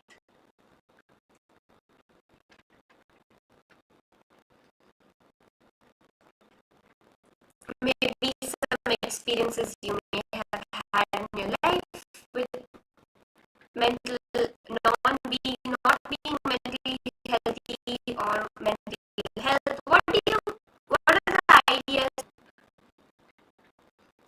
Okay, my one unable to handle emotions. So the ability to handle emotions is mental.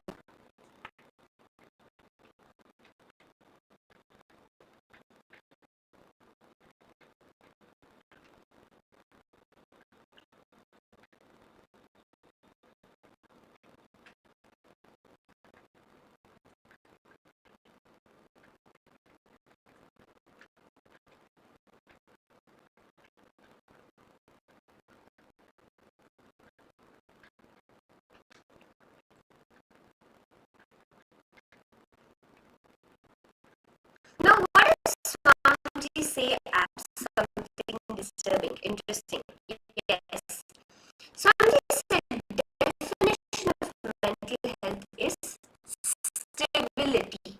Stability is the measure of mental health. In anything you do, it can be a project you take. That stability is the definition of mental health. So beautifully, my you share unable to handle them. having mental health. But real mental health is just stability in anything, the only stability.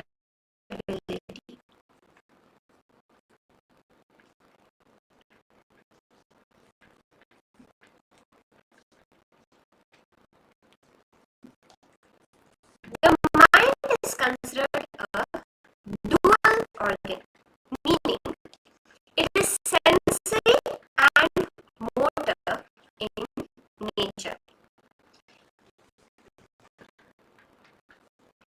Sensory aspect of receiving information and the motor being able to receive information from an environment and pass an information. Diseases of the mind affect both the mind and the body. It is essentially an internal insight. It is something internal. The beautifully, there is a very great Hindu, you could say a biologist, one who recognizes three origins of mental diseases. Okay? You can take note of this if you later understand it deeper. Three types of mental disease. Those produced by the imbalanced doshas, beautifully as we learned yesterday. The mental diseases produced by an imbalance of these three mental doshas. Basically, the mental defects, all those produced by Charaka classifies 5 types of insanity or mental disease. That which comes out of vata, or the imbalance of pitta, or the imbalance of the metabolism, the bile in the body. That which comes out of kapha, or that which comes from a combination of these three, and something which is accidental. So please, if anyone feels we're going a bit too nation, please go ahead and post it in the chat. We want to make sure all of you are understanding it completely, because some of these terms may be a little bit more, not in your dictionary. And post if there's any doubts, any questions, any deeper understandings you would like. Doshas are the balance, what is roughly referred to as toxins, you can say. The toxins within the body are the doshas.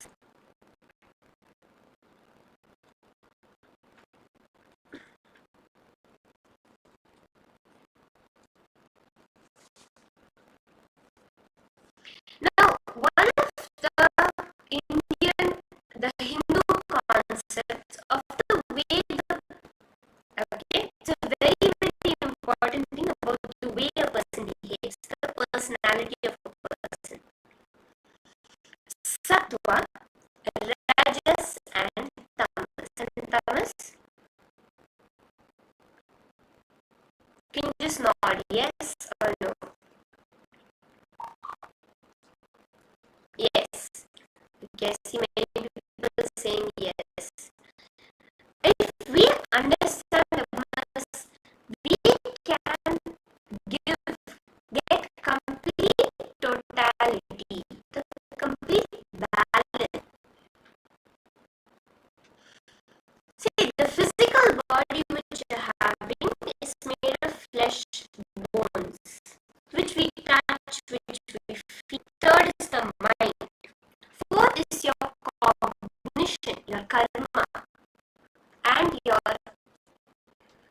root patterns. And the also in detail through the previous days of the program. The physical layer, the pranic, the breath layer, the place where all our ideas, all our thought, this layer. First is the physical body, breathing is the second layer, mental body is the third layer, your cognition and the bliss is the fifth layer. When these five are integrated and healed, enlightenment starts manifesting. Means that for that to happen, only these layers need to flower, need to open. Now, there is another way of understanding the personality from the view of the Panchapophical view of human personality. So, one way of understanding it is through the three gunas, through the three doshas, or the panch. So the purification of the first layer, the Annamaya Kosha, the body layer, Nityananda Yoga, detoxification by the various herbal intake, Tattva Shuddhi by detox and the right food, right eating. The medicinal systems, of course, as we learned, was the Pranamaya Kosha. The Pranamaya Kosha is the pranic seed, which is composed of prana, the vital force that holds the body together.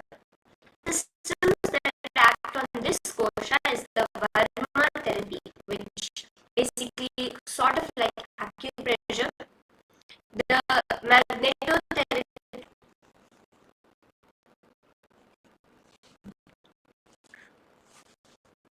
The next is the Manomaya Kosha, meaning the mind.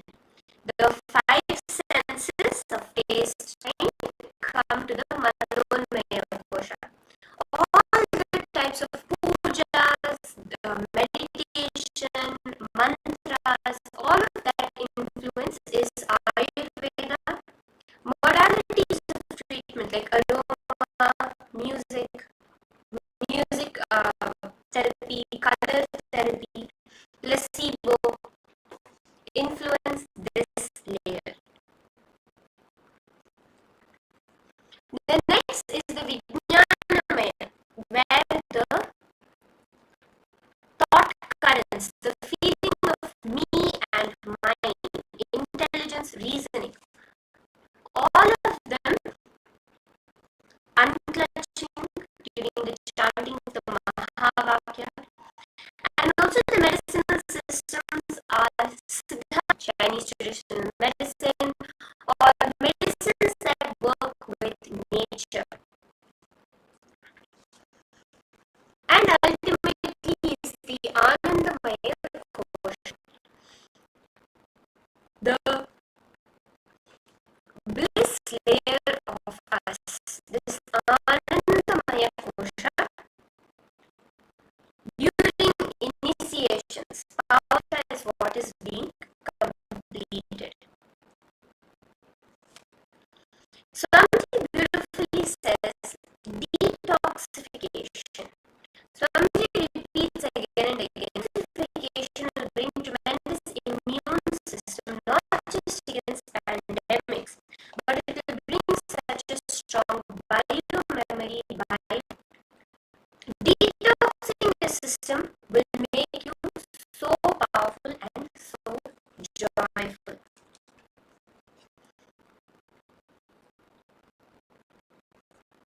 So there are two parts from Jesus. The being part of you is locked as of now, and we are only doing, right? We don't ever just be. We are always doing something. This is Gahana Karmano Gatihi. We are always doing some action or the other. It's impossible for us to be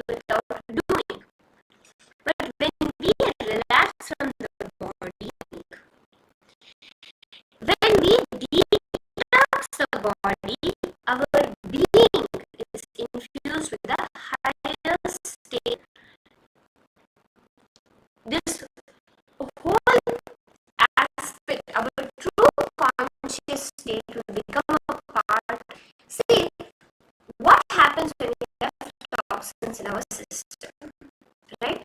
All of you are understanding this in our system. Toxins poison enzymes, so they don't work properly. We have a very fundamental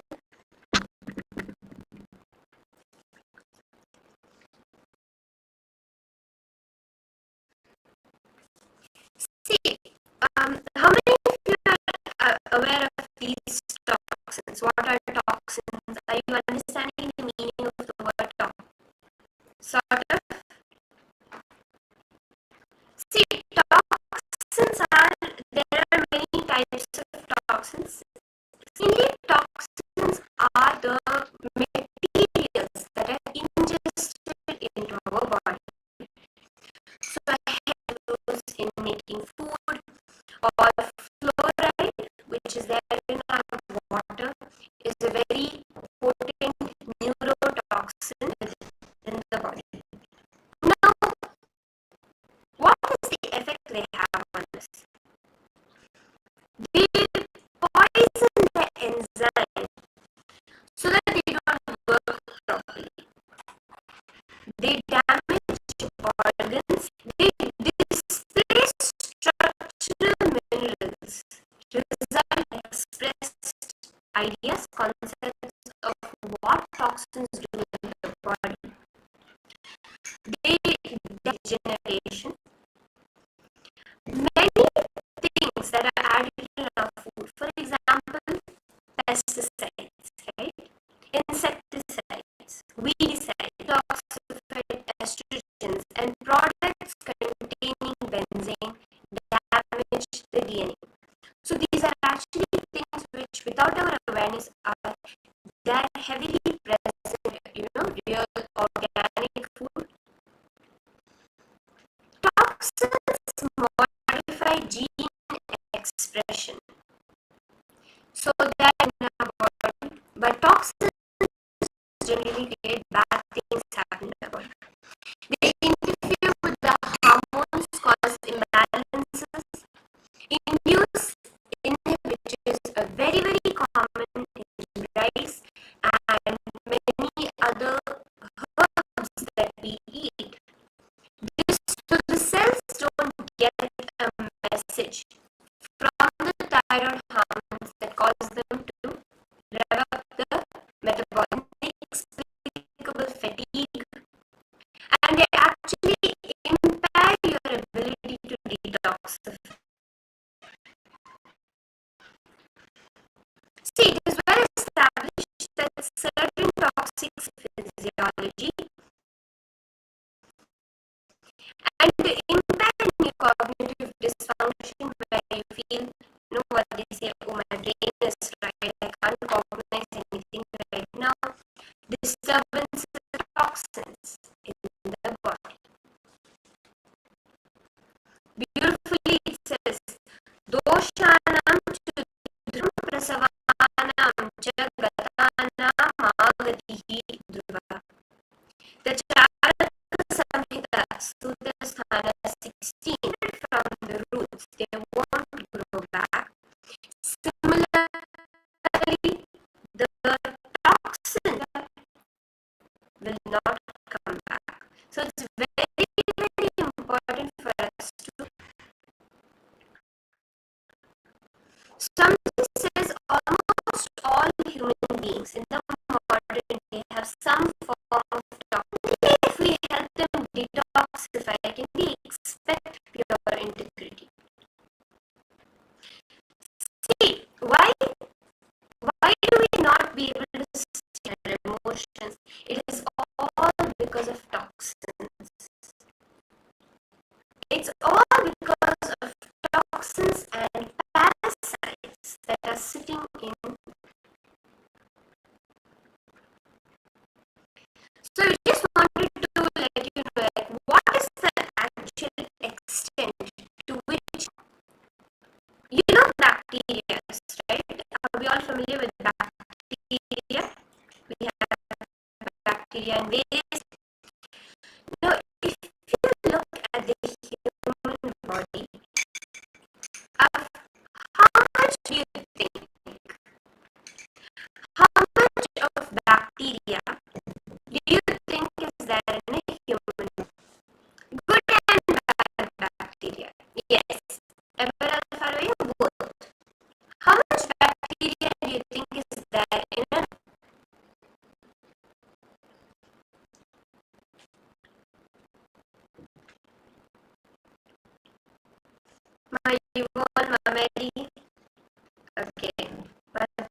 Mary, trillions and trillions. Okay. Okay. Let's say we have for a fact we have about 70 to 100. This is the number of cells we have in our body. How many cells of bacteria? Okay, uncountable, my one. Ever alpha thinks it's in millions. Okay, you?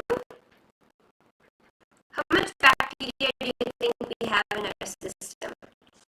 If we have 70 to 100 trillion, do you think we have in our system?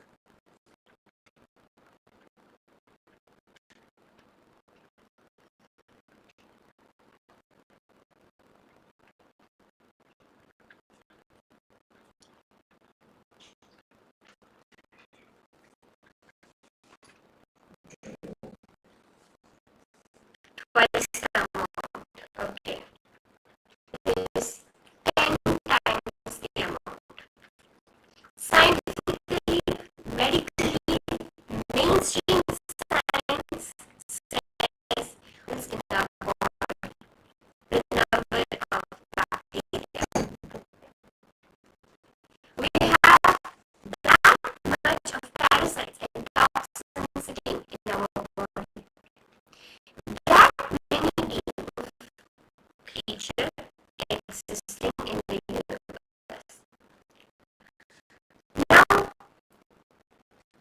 the bacteria are kgs or sorry, 1 kg of our body area. This is the level of toxins we carry in our systems. How can we detoxify? Somebody has given 5 asanas from the Hindu scriptures. The packs, aushadha masks like turmeric, muddy, different substances which we can put on our skin to detoxify.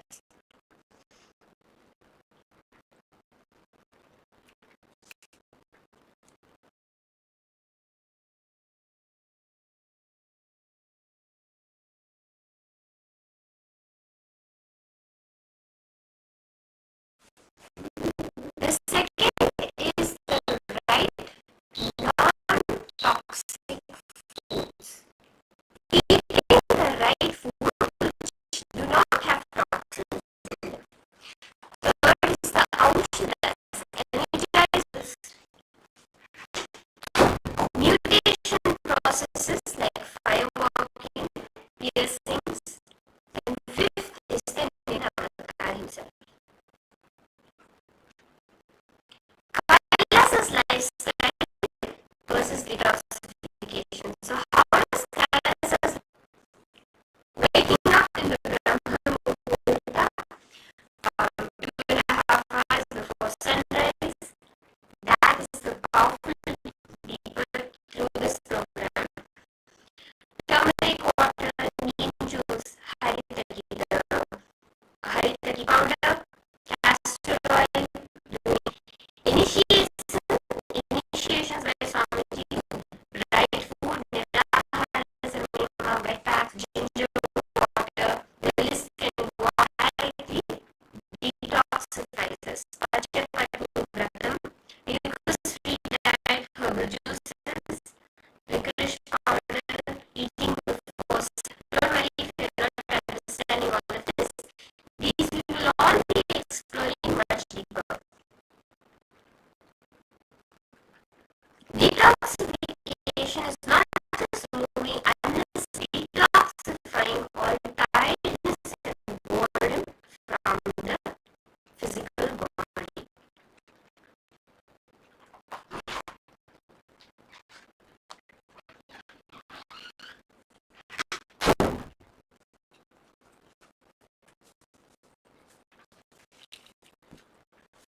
So this is the real detox.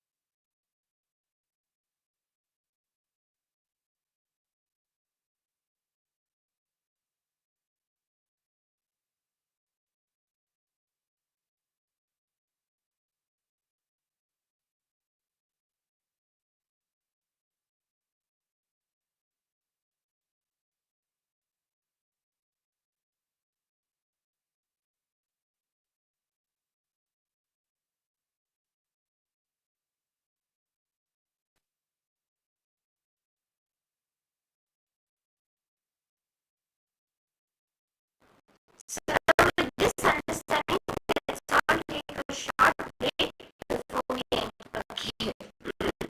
Very interesting. Intelligence, it's scary. Yes, only when we get afraid of many things, we don't realize they are controlled by bacteria in our life. Our sleep cycle.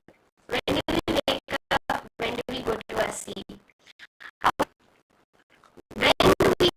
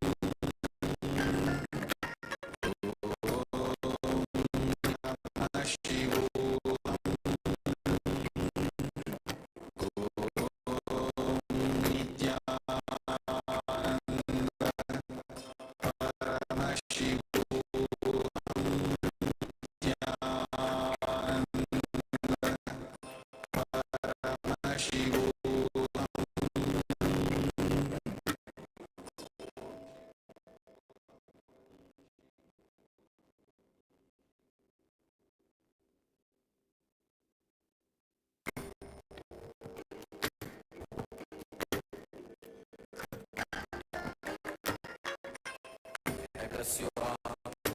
Let you all open all your three eyes.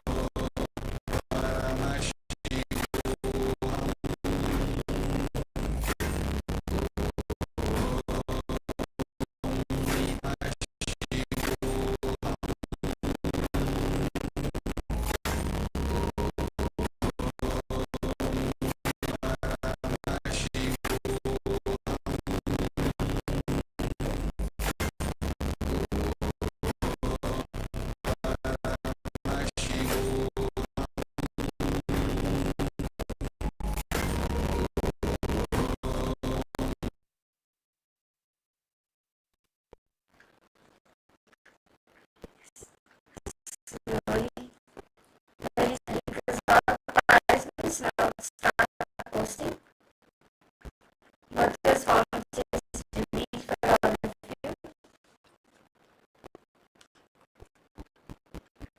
You can go ahead and share it as Shamji showed you.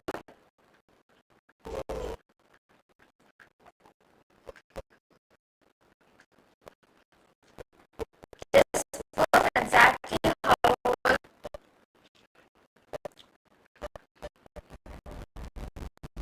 Shania, ready,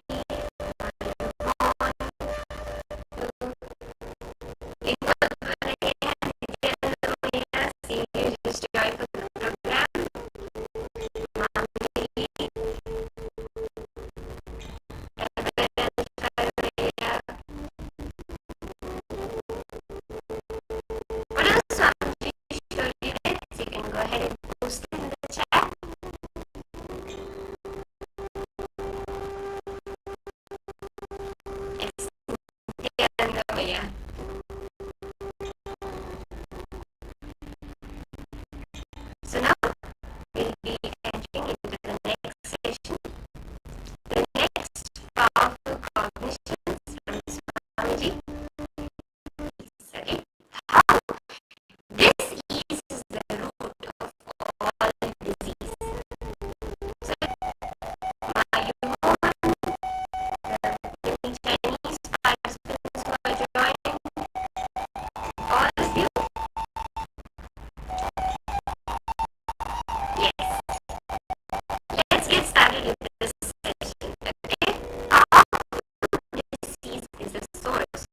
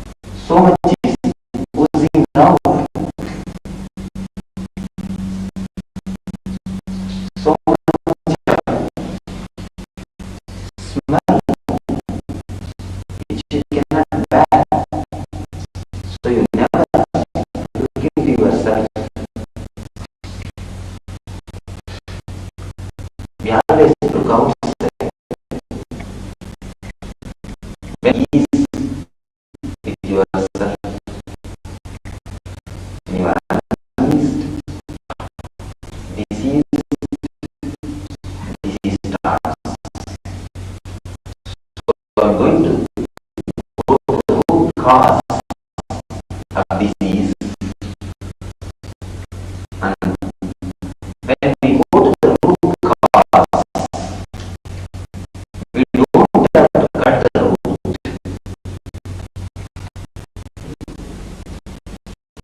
Simply go to the root. Root will disappear. In the same way, go to the root of disease. When we go to the root of disease, naturally, not only the disease, the root of disease also disappears.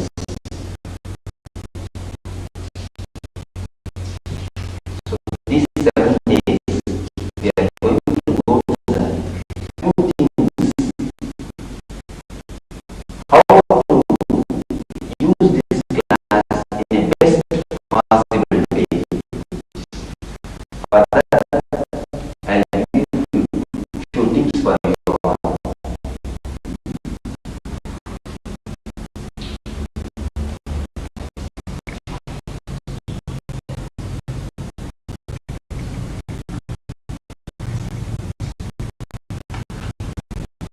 One thing, first instruction, about anything, never worry that how will I practice what I listen. You will be listening so many things. Don't make a plan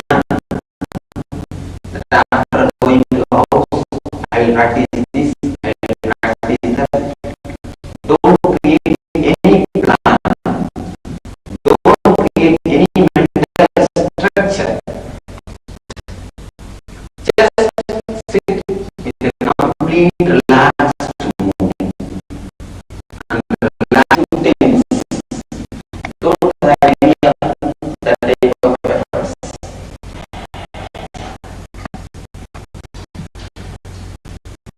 And be with an open mind. Be with an open mind. When I say the word be with an open mind, don't bring any ideas which you have already listened, read, heard. Many of you with you. Just leave all those ideas where you leave your shoes. When you leave your shoes, just leave your mind also there. Come inside with an open mind. I am not telling you have faith on me. I am telling you have openness on me. You have all the right to doubt. You have all the right to question. But come with an openness. Allow what is happening here and get involved completely. Don't be a spectator. Don't be a witness. These few days is not at all some game. What I am going to teach you on these 6 or 7 days is not any game or philosophy or Ramayana, Bharata or Bhagavata. I am not going to tell you any story that Rama went to the forest or Rama took away Sita, and then Rama went to Sri Lanka. All these things I am not going to tell. What I am going to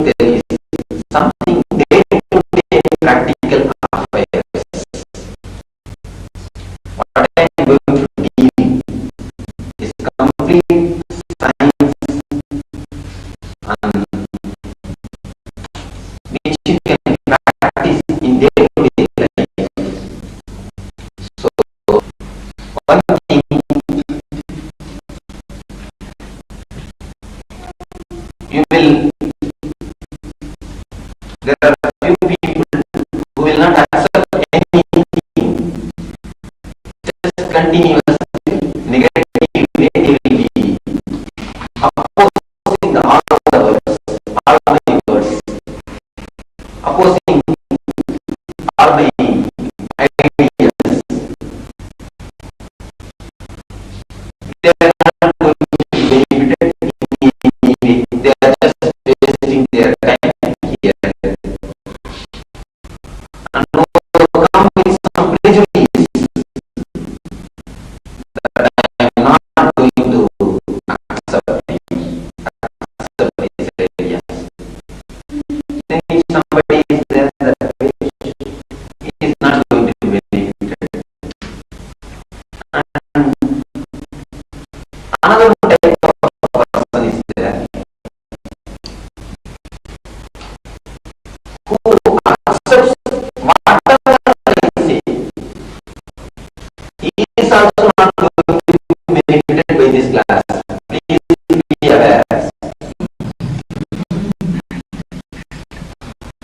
He is also equally not going to be benefited by my class. A man who is ready to experiment what I say, he is the only man who is going to get benefited by my class. Book. What is book? Just ask only one word. That you don't ask. He spoke very nicely. What is book? He spoke. ಚೆನ್ನಾಗಿ ಮಾತಾಡ್ತಾರೆ. ಏನ್ ಮಾತಾಡ್ತಾರೆ ಗೊತ್ತಿಲ್ಲ. That's what I mean. So he has spoken nicely, but what he has spoken, he don't know. There are no type of people. What will they do maximum? They will put my image in photograph. Do what?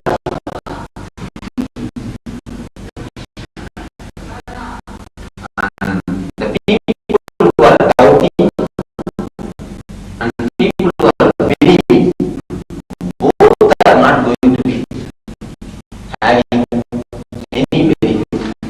Both are not going to be benefited by this class. Only people who are trusting me. Trust is something more than belief.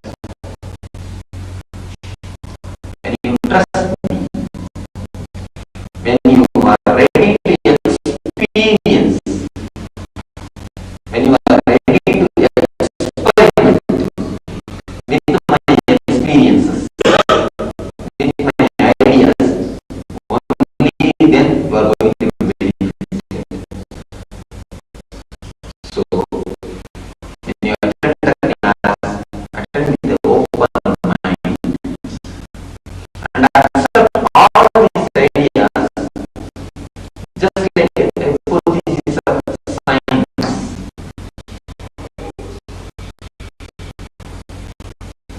When I say sun rises in the morning,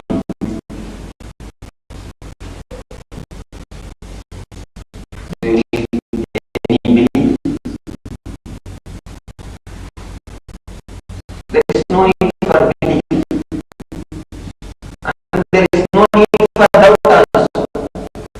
You don't have doubt me, or you don't have to believe me. Just look deeply and experiment with those ideas. Experiment with my experience. That is the only thing I need from you. Only then you are going to be benefited.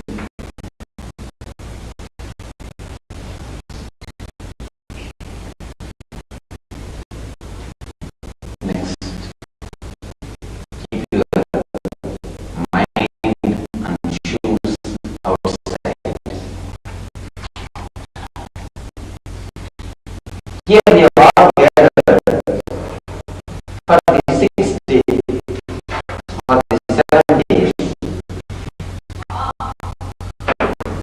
to experiment with some of the inner world truth, some of the inner world ideas. What is meant by inner world ideas?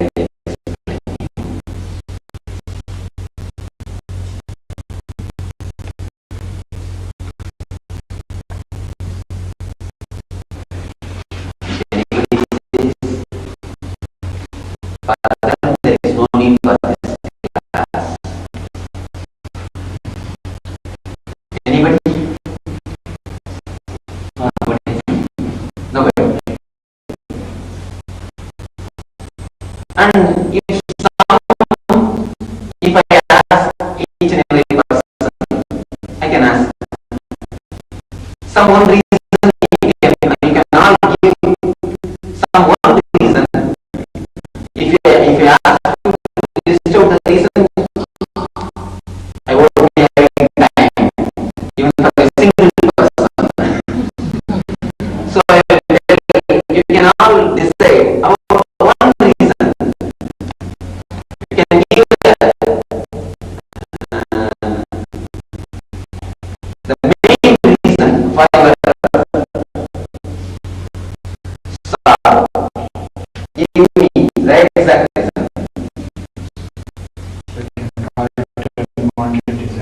Yes, okay. Somebody will tell my wife is not listening to me. See, what it means, she will not listen to you. It's a basic structure. As means, he will not listen to you. For reasons, so many people will give, and somebody will tell each one will give his own reason that I have no child because of the sorrow. I have no money because of the sorrow. If you say because of this reason you are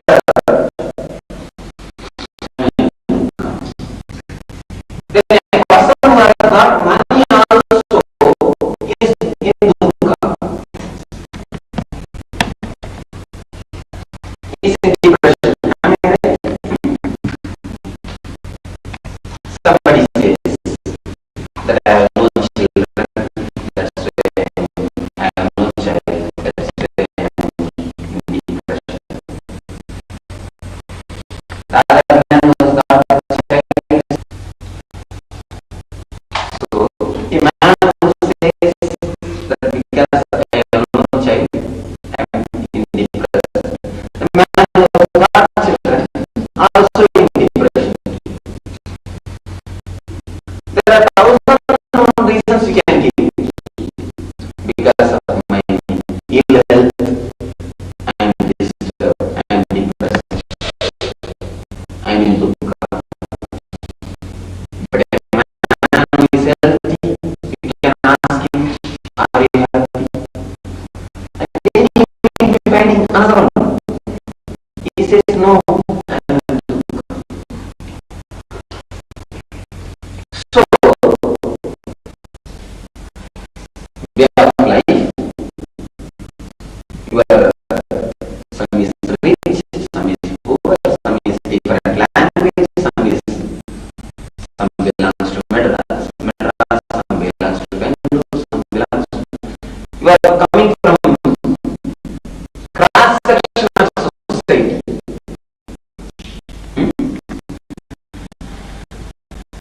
You are coming from how all of you can have. Then something more than outer world, the external world's life, must be the reason for dukkha. Is it not? All of you agree with the conclusion? If anybody is not agreeing, they can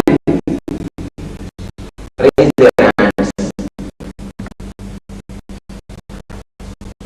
Please. That is for affairs.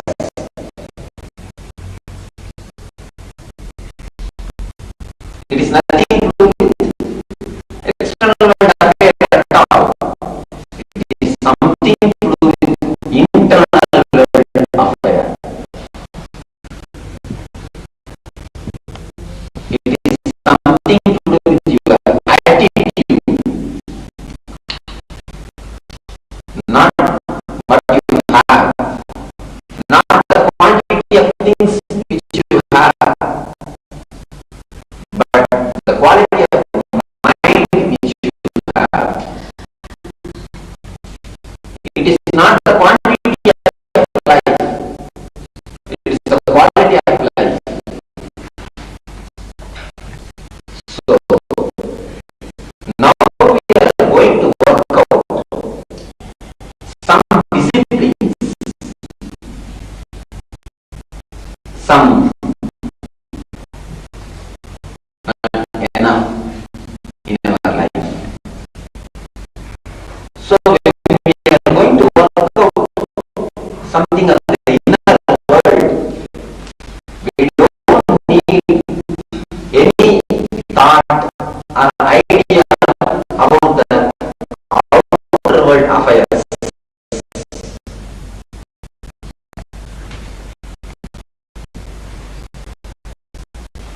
Unless you are completely free from the outer world, you cannot enter into the inner world. That is, you enter this cave.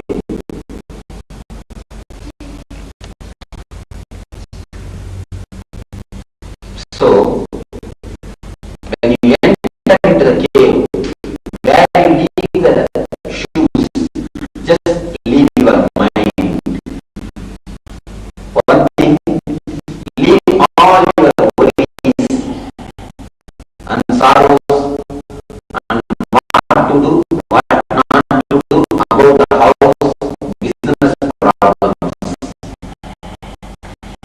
Just for these 2 hours, I think, no,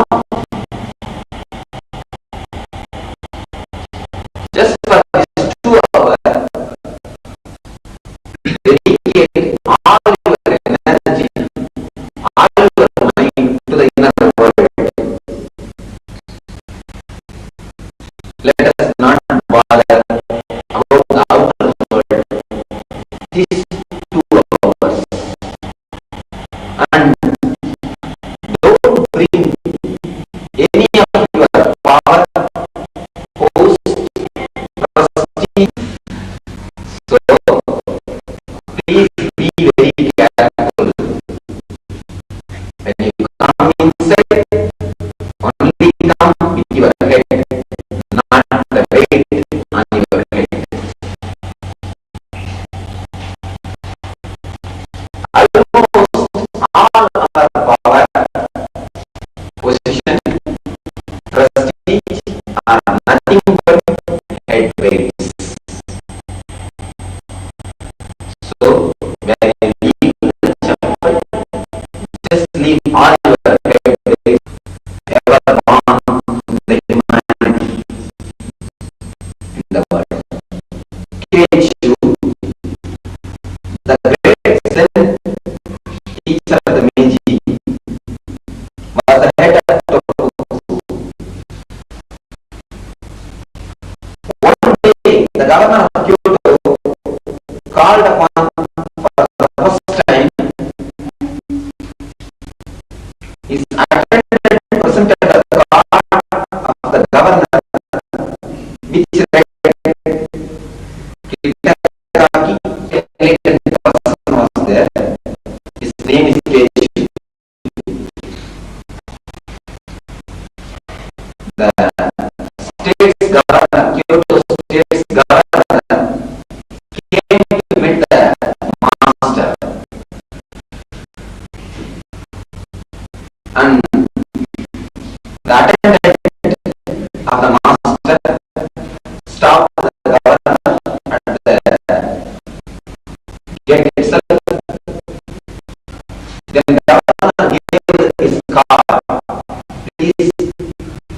got to your Guruji, he says, I have no business with such a fellow. Says the Swami to the attendant, tell him to get out of here.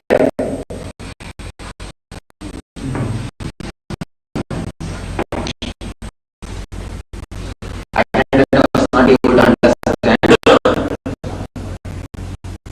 He took the card, he carried the card back with apologies to today's politician. He's a very intelligent man.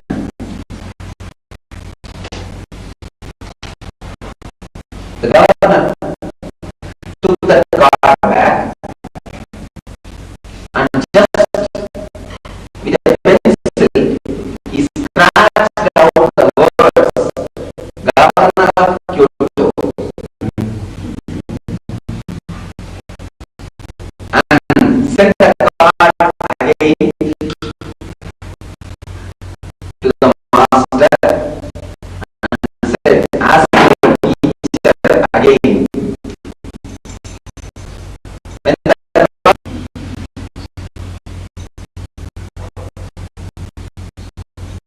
very beautiful anecdote how to go and meet a master. I think all of you understood the anecdote. When the word Governor of Kyoto is there, it is nothing but whatever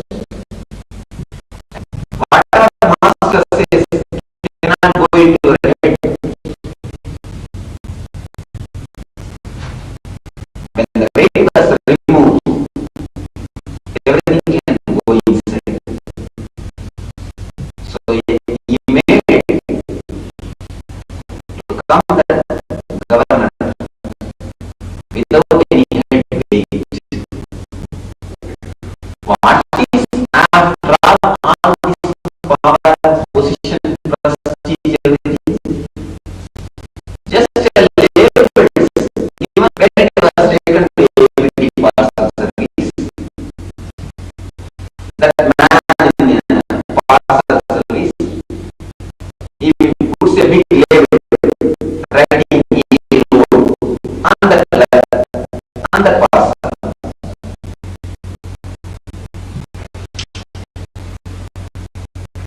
Just the same way, society has labeled you.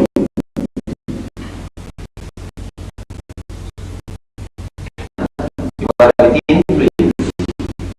All these things are nothing but labels upon you.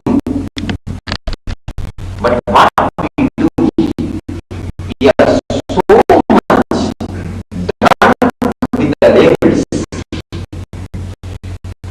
prestige and power. All these things are psychological drugs. Completely addicted with those things. You consider yourself just as the labels. You think I am nothing but this label. You forget that you are a parcel and you associate yourself with a label. Concerned with the labels, we won't be able to live without the labels even few hours. The label is so much needed to present ourselves. But we are continuously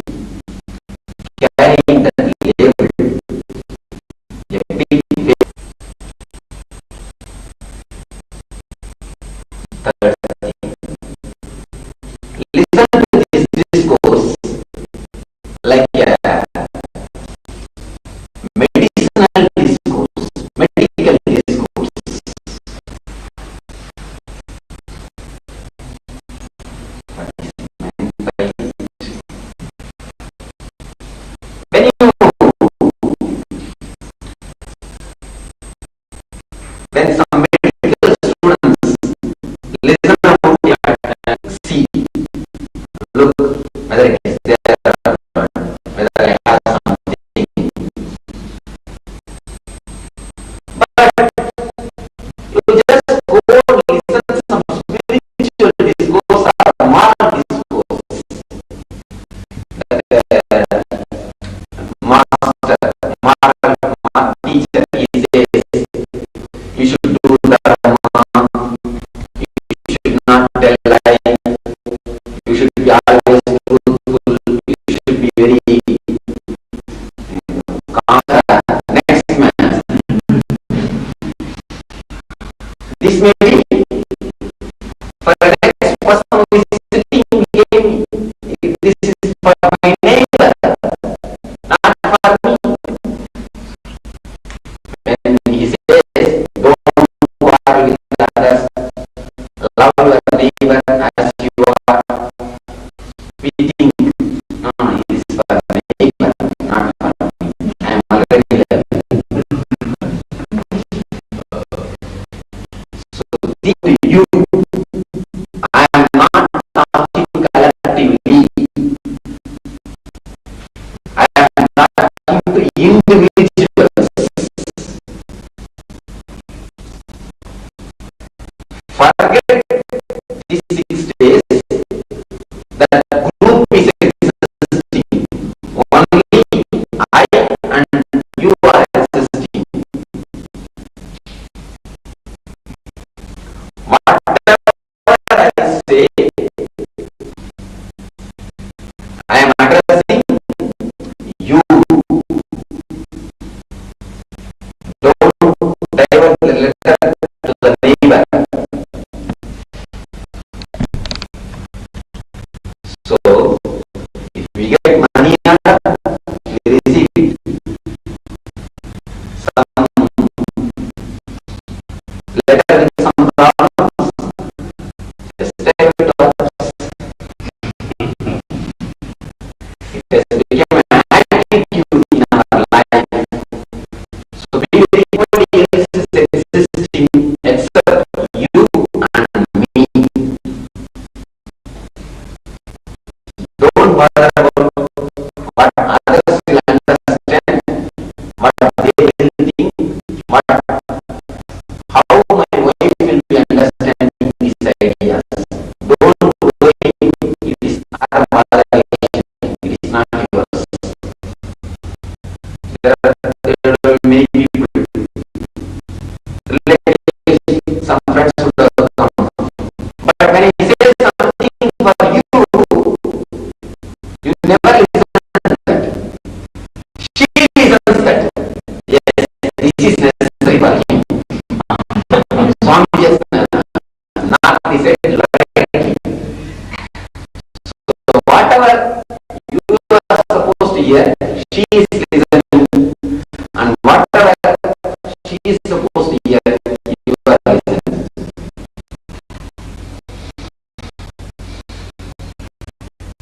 Then after going to the house, she hear these very words.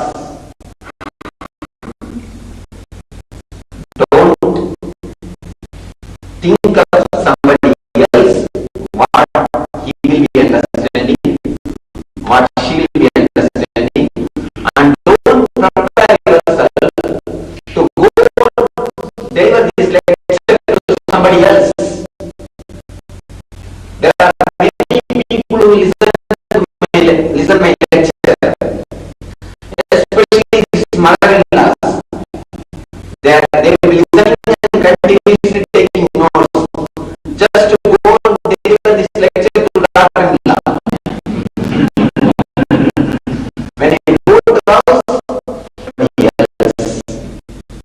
So when you listen, try to digest. Your duty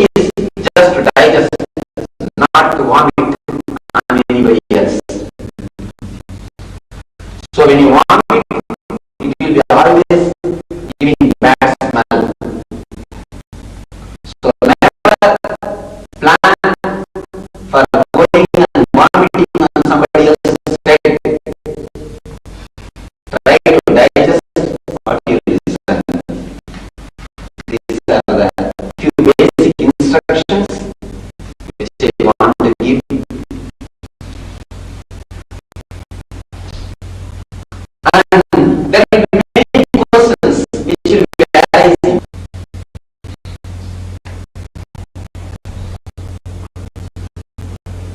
Many of you are living with so many answers. So, not that I will be answering all your questions here. I will be questioning all your answers. So, whatever questions arise in your heart, arise in your mind, never try to discuss those questions with your friends. Or never try to understand me.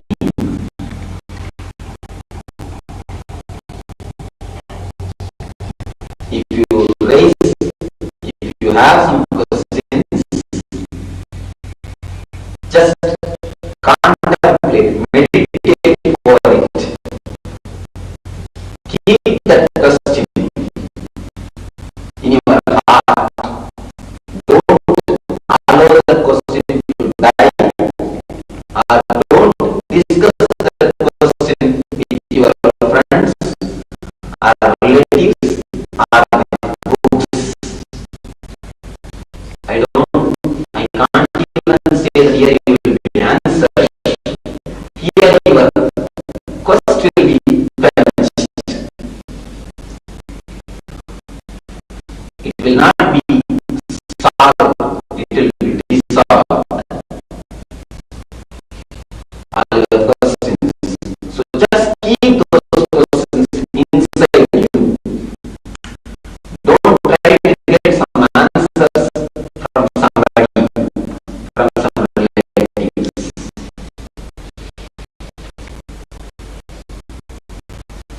And don't compare those ideas with our ideas.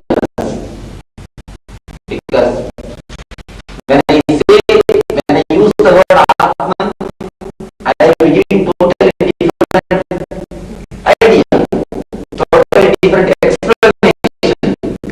When you heard this very word from somebody else, you will be having, they will have given some other different explanation.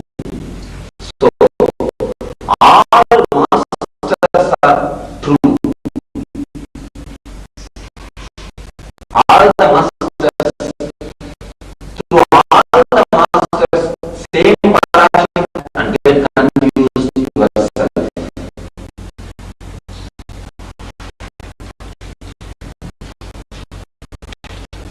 Next instruction, beautiful. Learn to laugh. All these 6 to 7 days, you will be told many anecdotes, jokes. Never think how many centimeters I should open my mouth. So these 7 days, listen. Not only listen,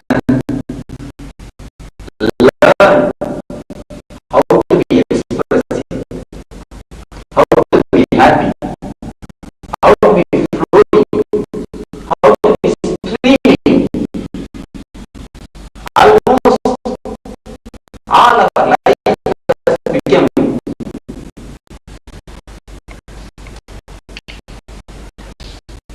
the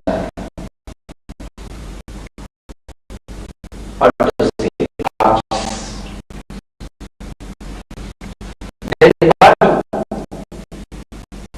I think much question with this live. At least dead people don't disturb others. They are serious, that's all. They don't disturb others. But it's so called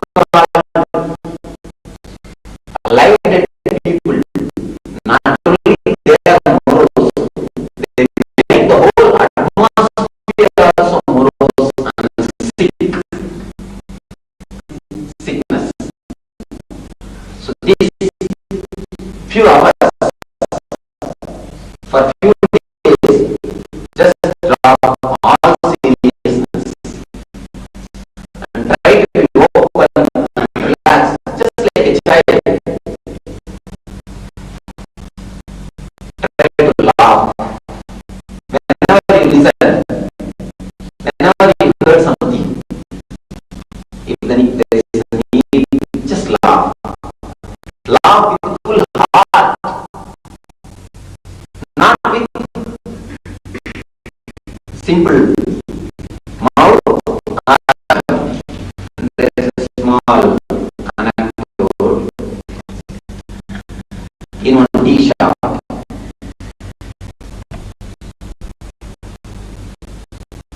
There are a few friends sitting.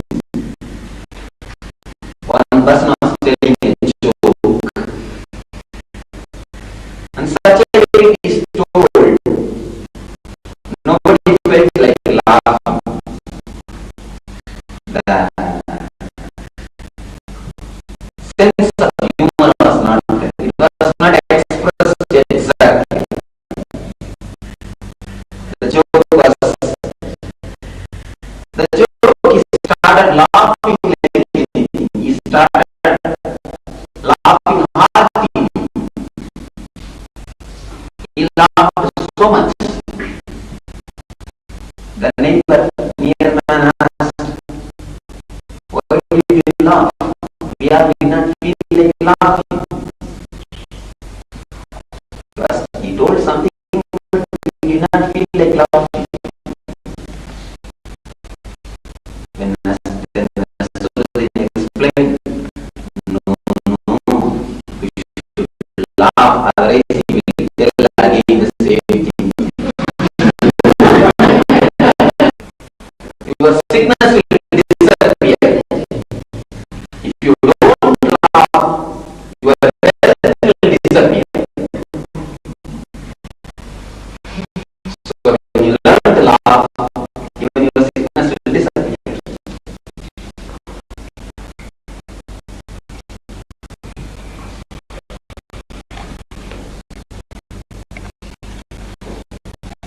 Another next instruction.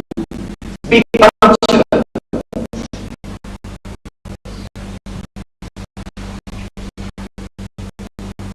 It's not told in a moralistic way. When I say the word be punctual, such an idiotic training is given to us. Always if it is told 6, 7. Indian time 7.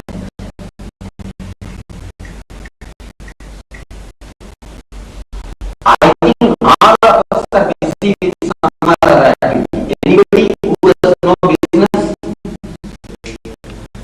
All of us are busy, even without business. Busy without business. That may be true, but we are all busy. All of us are busy. Nobody is free. We are all here to learn something, to delay a lecture.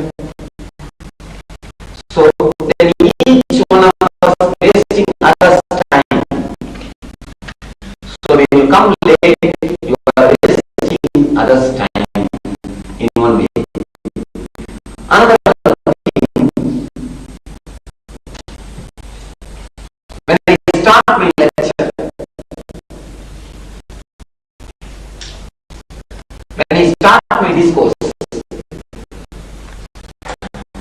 after I starting this discourse, if someone comes and moves here and there, some movement is there, then what will be happening? My flow current will be disturbed. You will wish him, yes, you are keeping well. I will practice something civil inquiry. You are keeping well.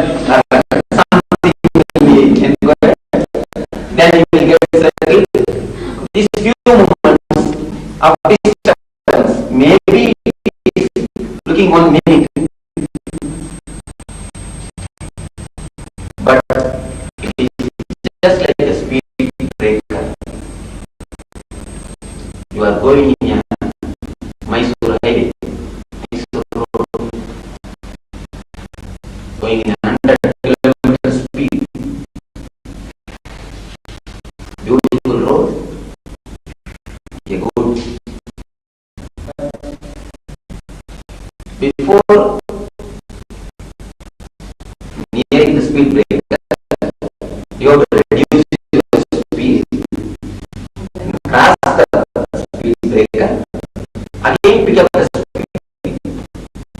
So the time which is spent in that time, people have traveled 1 kilometer. 3 feet takes the time of 1 kilometer. So in the same day, if you come, take at least 10 minutes. So don't come late. Be punctual. It's a deep respect to each other. So you are gathered here to learn something. So be exactly, sharply on time. These are the few things I want to explain. Bring paper and pen, but the instruction is you should not take notes. Please don't take notes in the class, because you are never going to look at the notes afterwards. I know. It is very clear that even if you take notes, you are not going to even look at the notes afterwards. After a few days, if you ask somebody where is your notes, it is there. I express the things will directly enter into your heart. Because what I am expressing is not from head, it is something from my heart. So naturally, directly it will enter your heart. It will not only affect your head, it will directly enter your heart. So there is no need for taking any notes.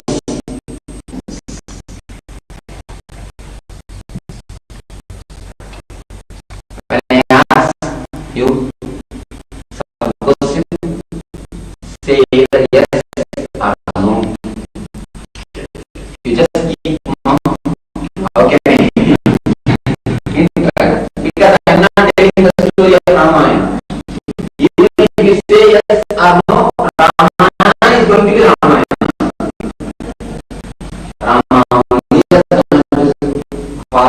Nobody else can change it.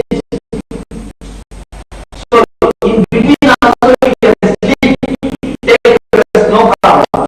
If you go for listening to Ramayana, after listening Ramayana and be present, just interact.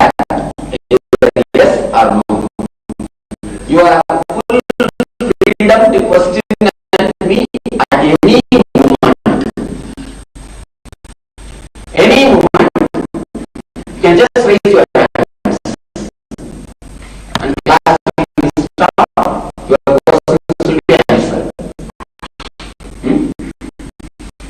Any moment.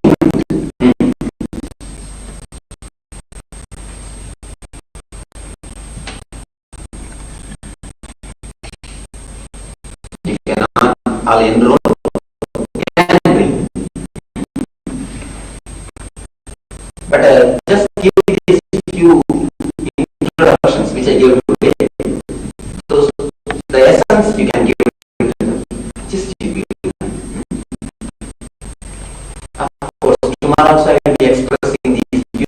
ideas to them. No problem. Yeah, you can think. Swamiji, do you have any cassettes or literature?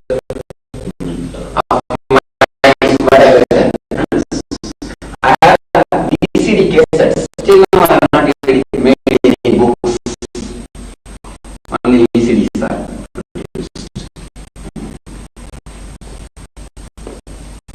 And audio cassettes are available.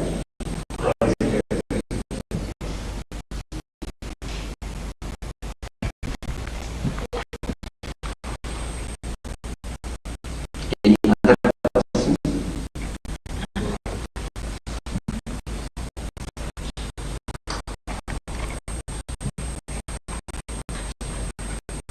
Anything else you want to give instruction? That's all. Anything else?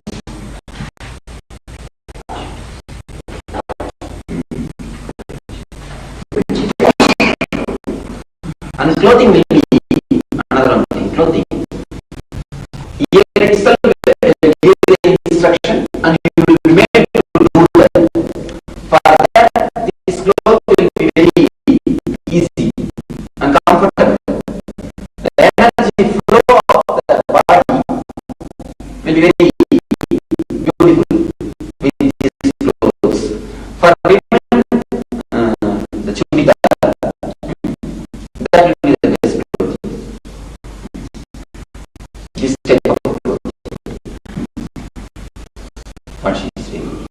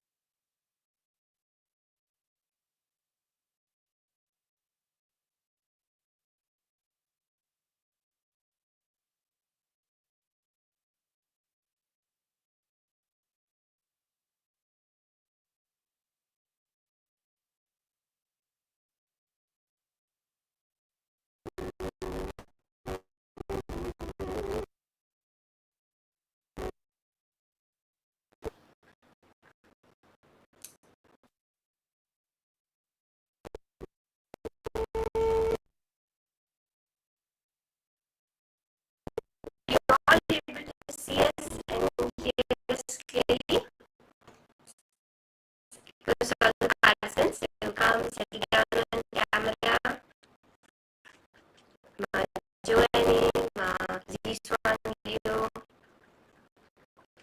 Medical. Mama Kai.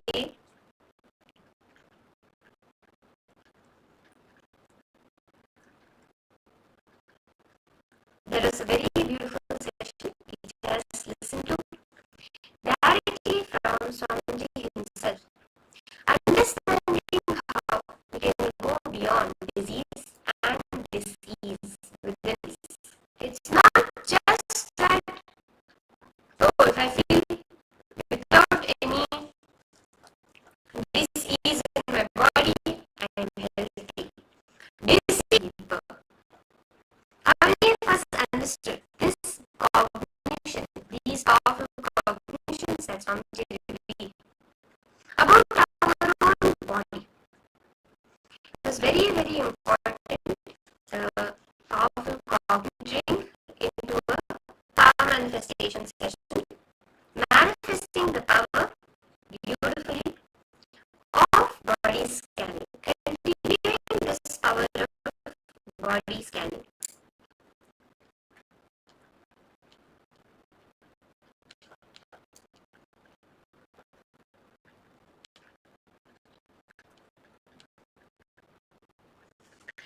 So now in this round of common connecting to each other in the Zoom rooms,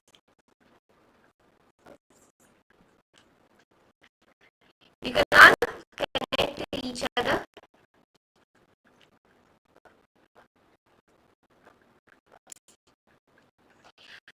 and you can manifest given the previous round.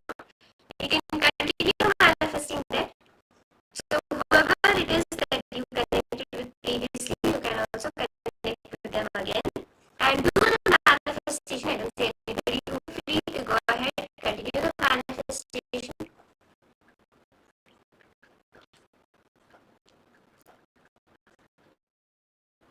Let's get started now. Just connect to Swamiji and chant the show you in detail what are the food habits of the person that you are scanning. How is their meal? How is their way of eating? You can even scan the type.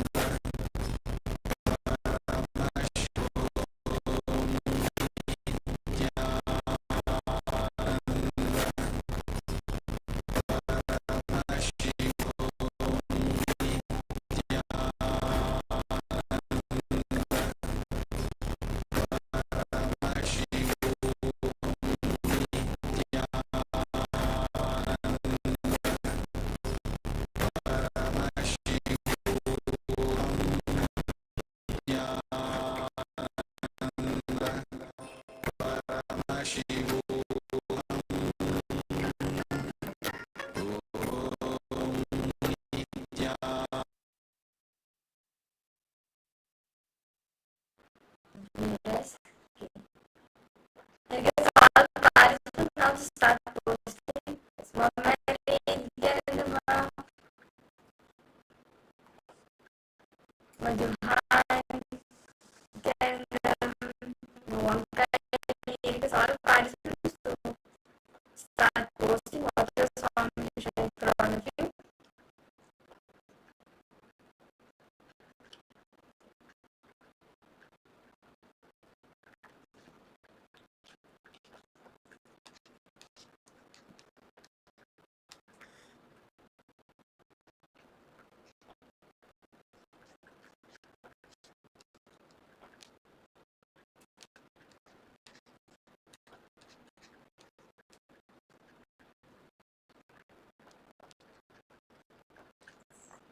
Can like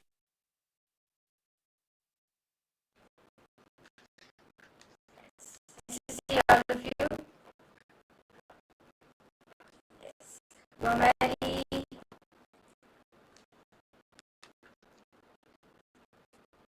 Mamili, Cecilia,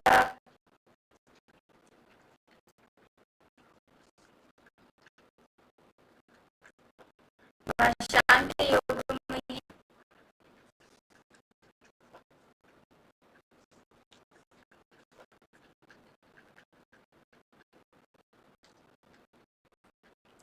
I request all participants to post whatever you understood from this session and any the post.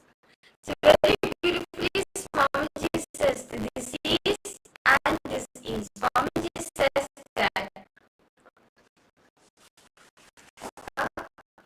gone away from you. But when you don't laugh, it still is gone away from you. So it means that laughing means being happy. Our whole system becomes healthy and fine. So with that, we will now entering into our next session. First,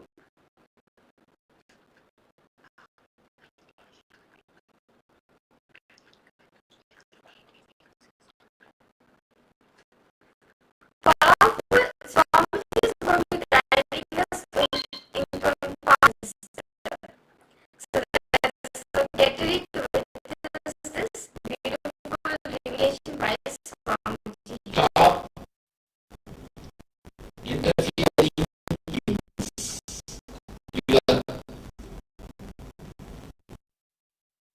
in your innate immune system, innate immune healing capacity for the meditation technique which we are going to do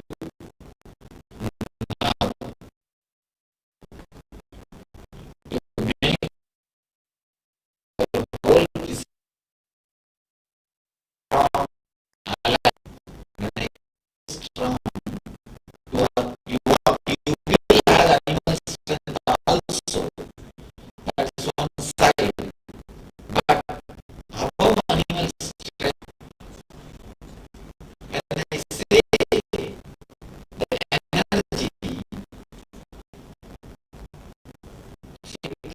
for 10 minutes, that's all. But energy means continuously rejuvenating itself. You will not tired, dull. This is the two difference.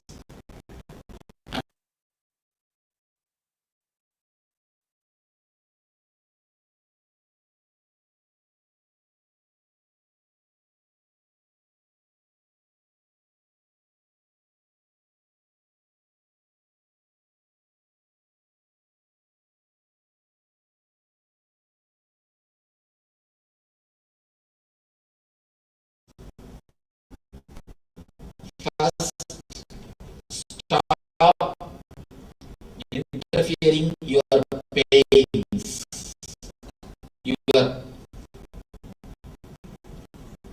reequipping process, regeneration process, and start encouraging your innate immune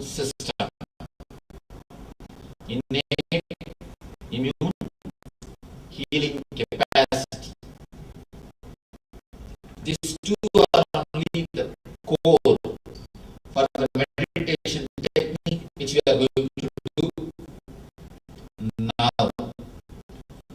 This is the meditation technique to awaken, to make your whole physical body strong and alive. When I say strong, I don't mean when I say the energy. See, animal strength means just you can lift any weight for 10 minutes. That's all. But energy means continuously rejuvenating itself. 24 hours you will be alive. You will never feel tired, dull. This is the two difference. Understand the difference between these two words, energy and strong. Being strong is not more than enough. Beef and all this type of food gives you 7 days without beef makes 1 week. Week, W-E-E-K. Beef advertisement.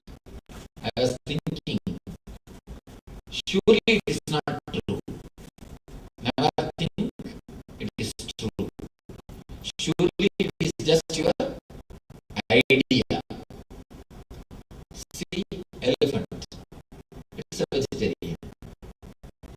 There are so many animals who are vegetarian and more active, more alive. And you can see elephant, even though it has got its own energy, strength, continuously in them. Either they are asleep or they are putting somebody into sleep. That's all. That is the way they live. Now, it is time for us to enter into a meditation technique of physical body. It's a two-step, two-level technique.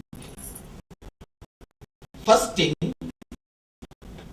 are going to tense your body step maximum awareness. Whatever toxins you have collected, stress you have collected, energy clashes you have done, you created, you are going to melt everything. You are going to clear everything away. All the toxins, all the tension, all the stress will be cleansed. Whatever toxins, this technique will remove the energy clouds. It will remove the energy clouds. Step by step, we will go from feet to the head. Next, we will come down from head to feet by breathing, inhaling and exhaling every individual part.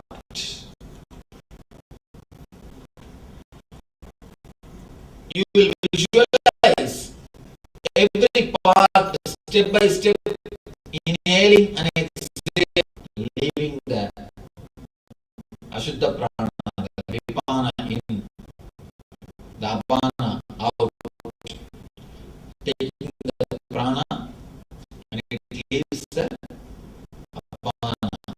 The pure energy is taken and impure energy is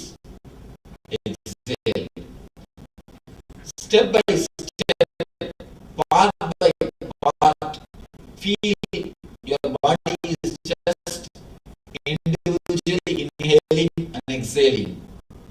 Apart from your nose, your whole body visualize step by step.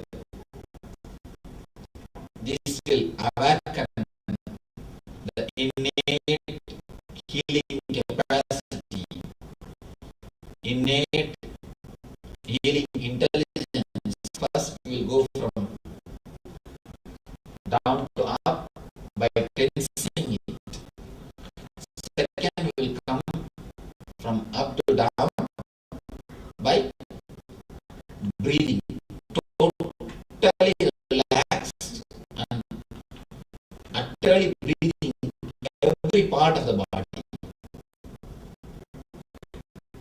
So this will remove all the pains and it will totally awaken the healing capacity, healing intelligence of your, create maximum pressure in that area. Create the maximum, if your leg means, just feel mentally you are creating a maximum pressure in that area. Feel as if you will burst. Create that much of pressure and tension in that area as much as possible.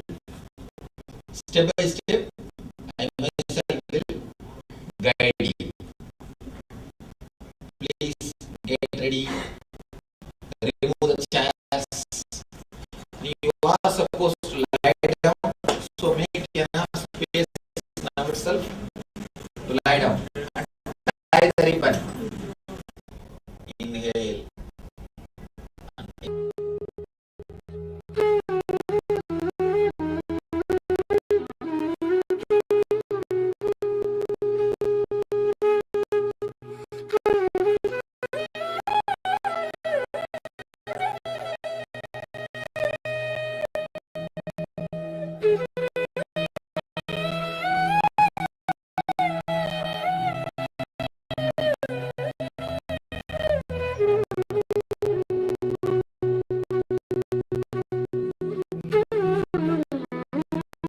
Start tensing your feet.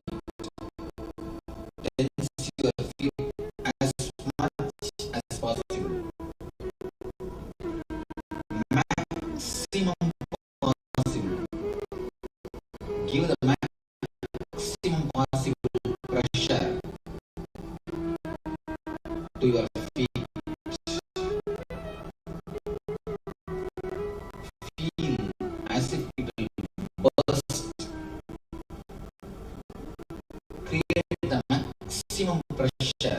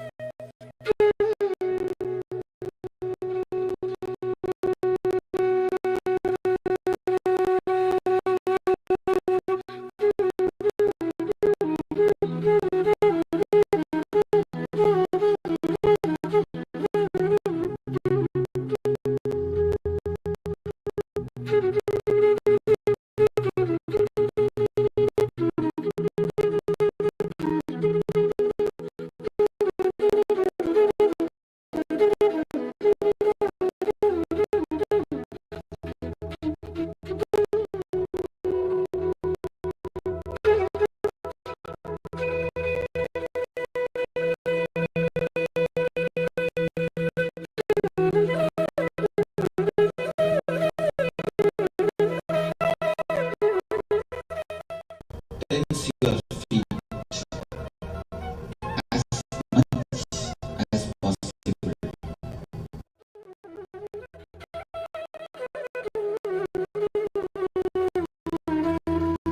Create the maximum tension, don't relax. Feel as if you'll burst.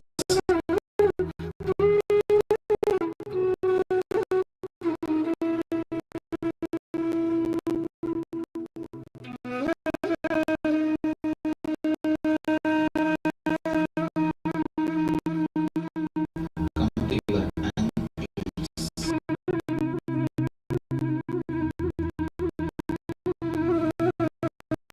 Tense, start tensing your ankles.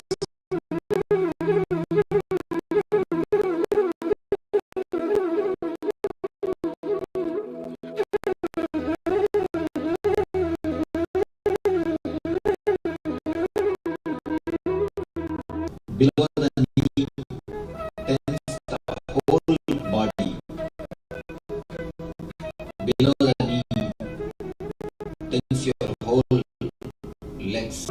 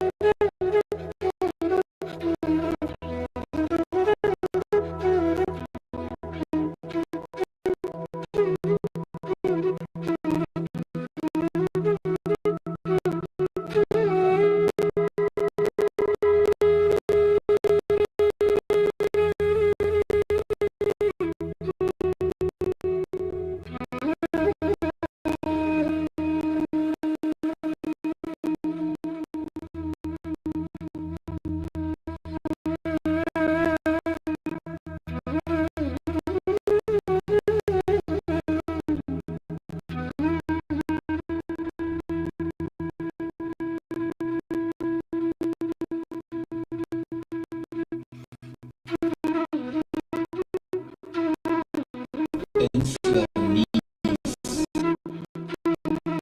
Tense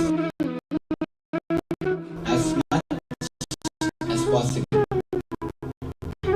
Feel as if you'll burst. Create the maximum possible pressure in the knees.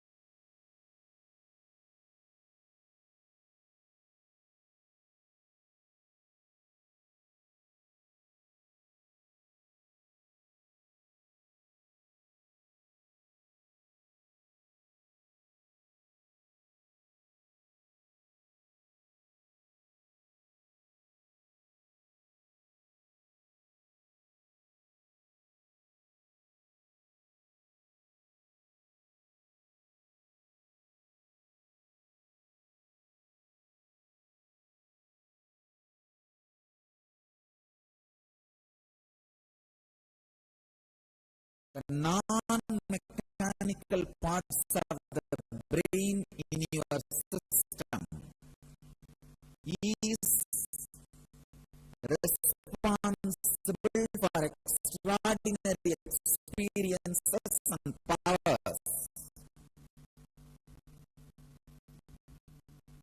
It can send and receive messages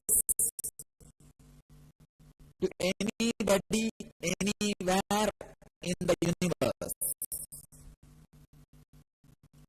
You can attract right people towards you and send wrong people away from you. Third eye is the cosmic browsing center through which Not only that, third eye is responsible for leadership qualities. Ishitva. In the 8 siddhis, which Patanjali describes, an important siddhi is Ishitva or Ishwaratva. Means the ability to be a leader, capacity to be a leader.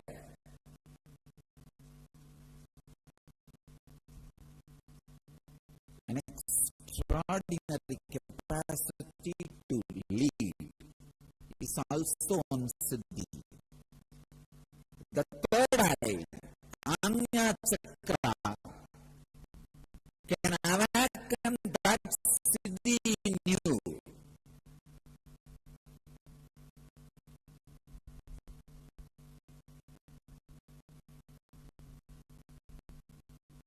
Through the center nadi, the Kundalini Shakti, the life energy,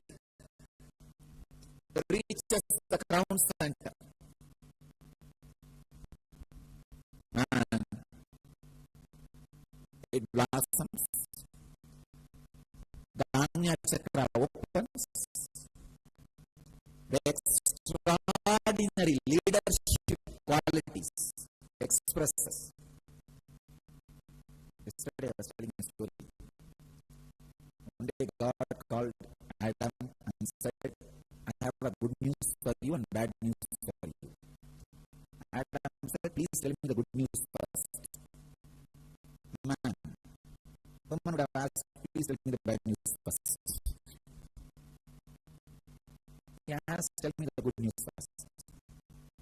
He said, I'm going to give you a brain which can think, plan, and work, function, and a reproductive organ which can give you a lot of pleasure.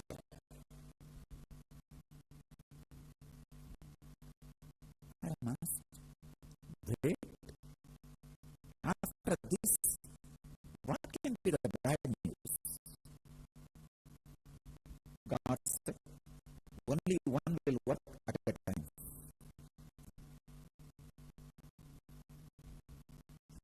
So understand, if you want the brain to be activated, send the energy up. Awaken the Kundalini Shakti and raise it to the crown center. Yan Kriya is a powerful method to awaken the Kundalini energy. Your mitochondria cell energy will improve at least 500%.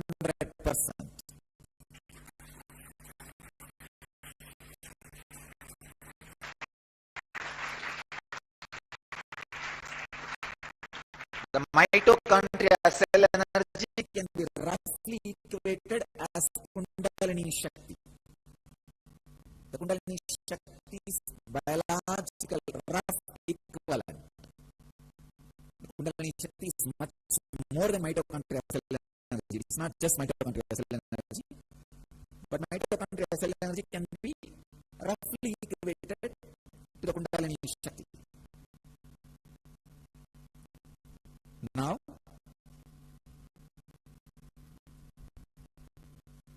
I initiate all of you into Yan Kriya, a powerful Kundalini awakening process for you to experience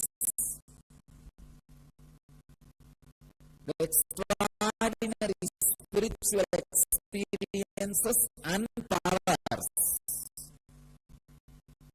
to awaken your Anya Chakra. third eye, the browsing center of cosmos. I initiate all of you are sitting with us at this moment. Means inhaling, holding, spreading, exhaling, and cleaning. Cleaning is called apana. That's what we call gas emission. All five need to be purified and balanced.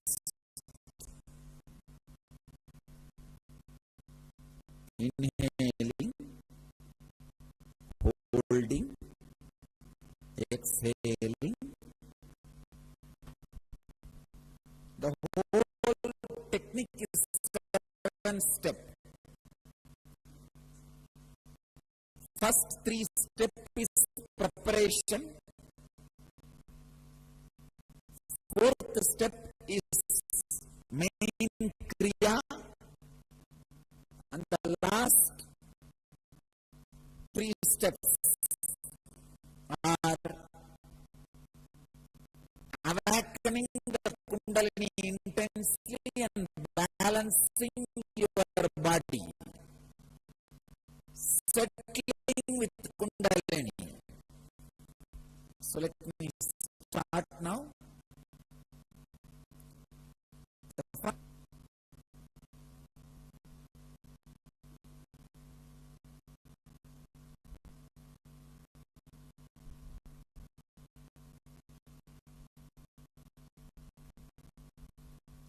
I'll give the instruction now.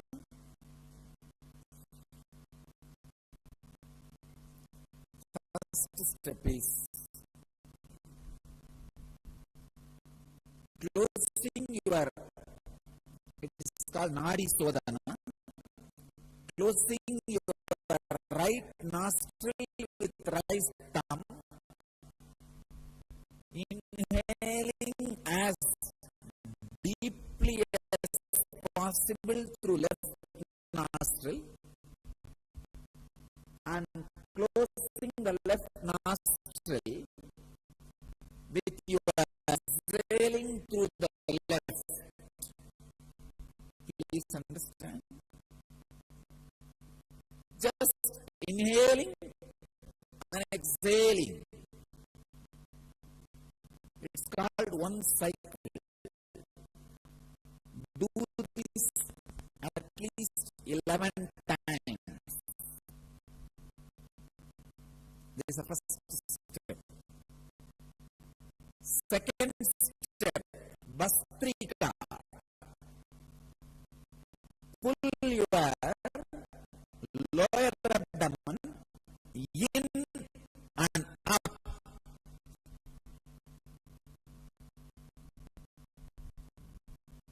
The whole body, you cannot shake the lower abdomen. In and up.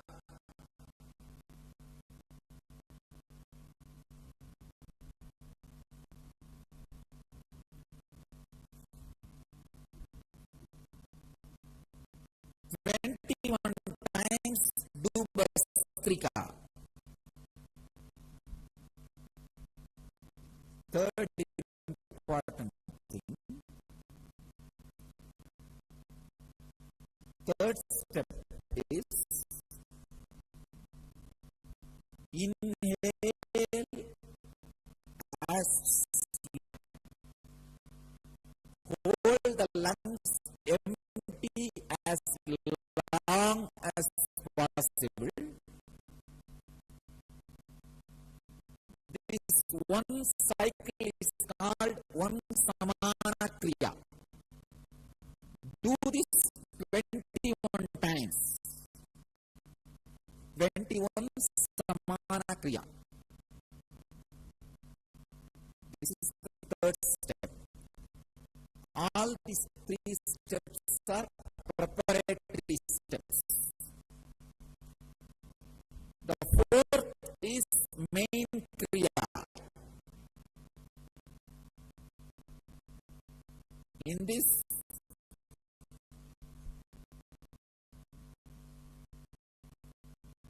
you should put your thumb in the ears,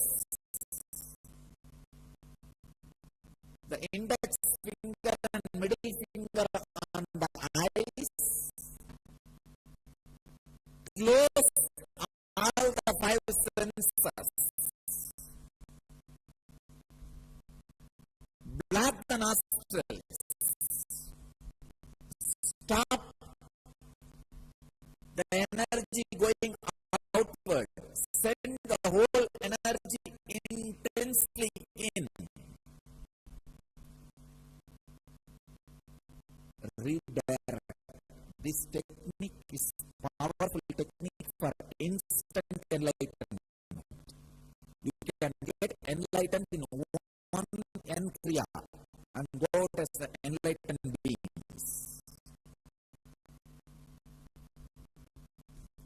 Hold as long as you can. Your mind will say, no, I can't hold anymore, I'll fall. I'll getting fainted. When you really feel you can't hold anymore, don't bother.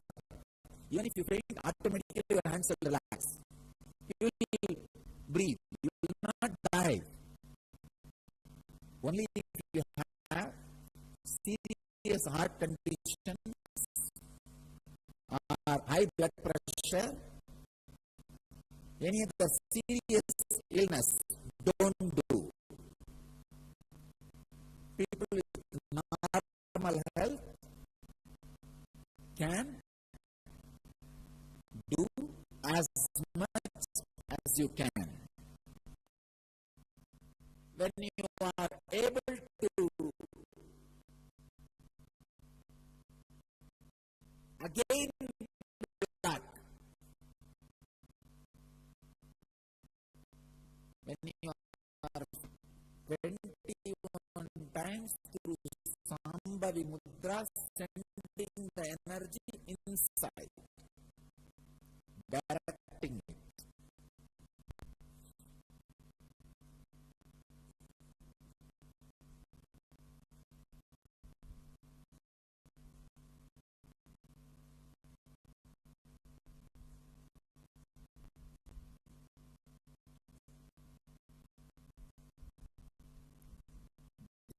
This is the main kriya, fourth part.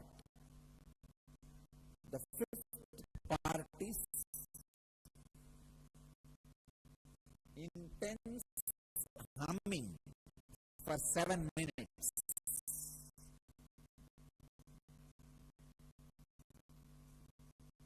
The fifth part is Shakti Dharana.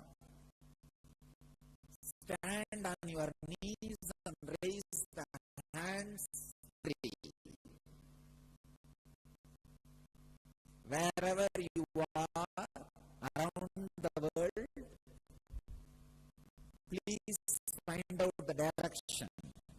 All of you from around the world, find the direction towards the Biddi Banyan tree.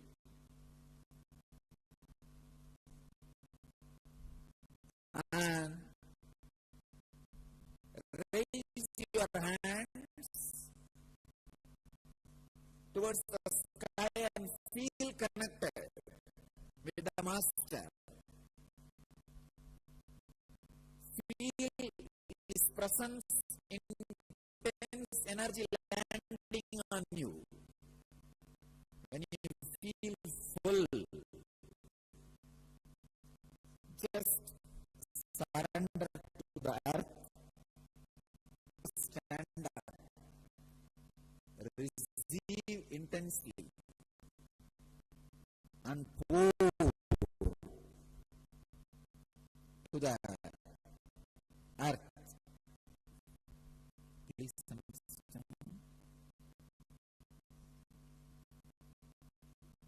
Do this at least 7 times,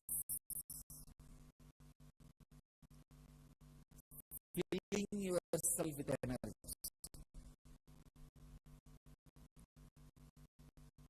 And the last step, sit, feeling connected with the Master. Sit. Last step is the time I work intensely on you, awakening the Kundalini. That's the time for you to relax and experience the awakening.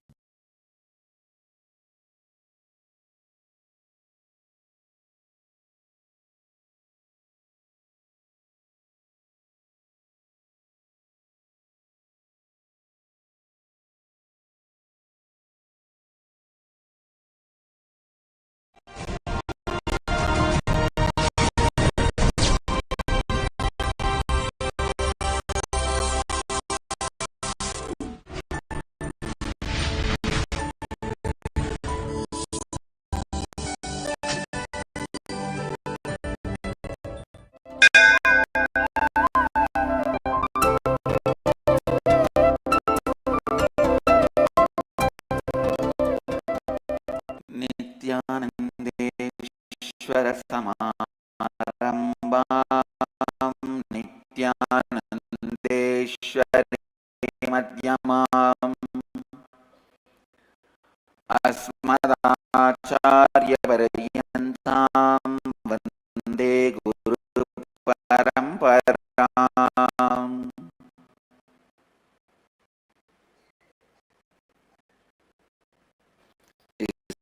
समय हमारे साथ उपस्थित सभी दर्शकों और भक्तों का मैं प्रेम एवं आशीर्वाद सहित स्वागत करता हूँ. Today I'll continue to expand on Nirahara Samyama, all the root patterns you have created.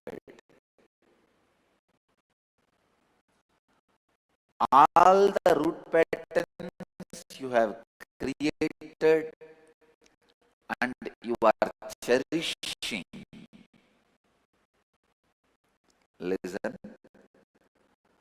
All the root patterns you have created and you are cherishing, directly or indirectly, somewhere rooted on your foot pattern. Listen. All root patterns you carry are directly or indirectly related to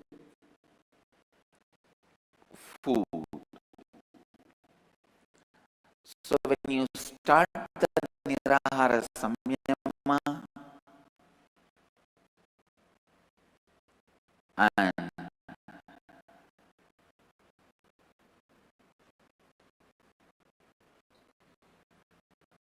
shattering, blasting the root patterns you carry,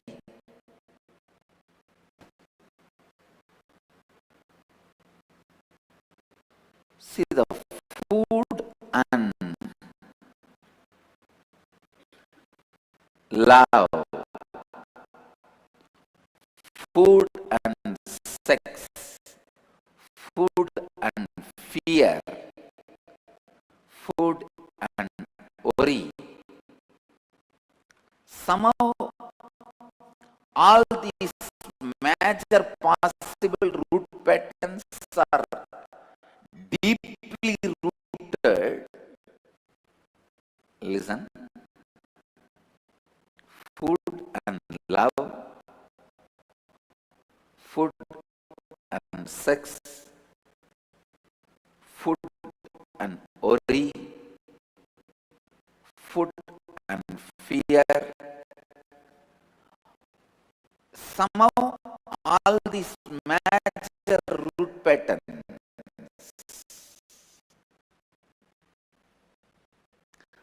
are directly connected to food. These major root patterns are directly related to food. जो भी मूल विचारधारा आपके निराहार संयम सीधे आपके मूल विचारधाराओं जिन्हें आपने निर्मित किए हैं और जिनका आप पोषण कर रहे हैं, वास्तव में सीधी तरह से या किसी और रूप में आपके आहार के आपके मूल विचारधारा से संबंधित है.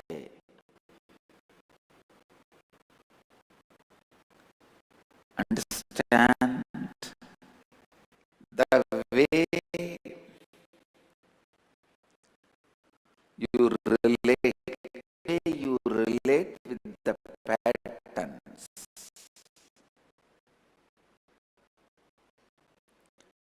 You think patterns are like a cancer tumor, interrelated, interconnected, intertwined.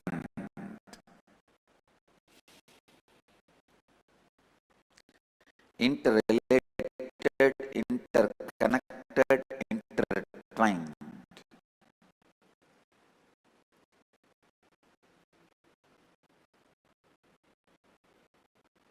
The most important thing you should become aware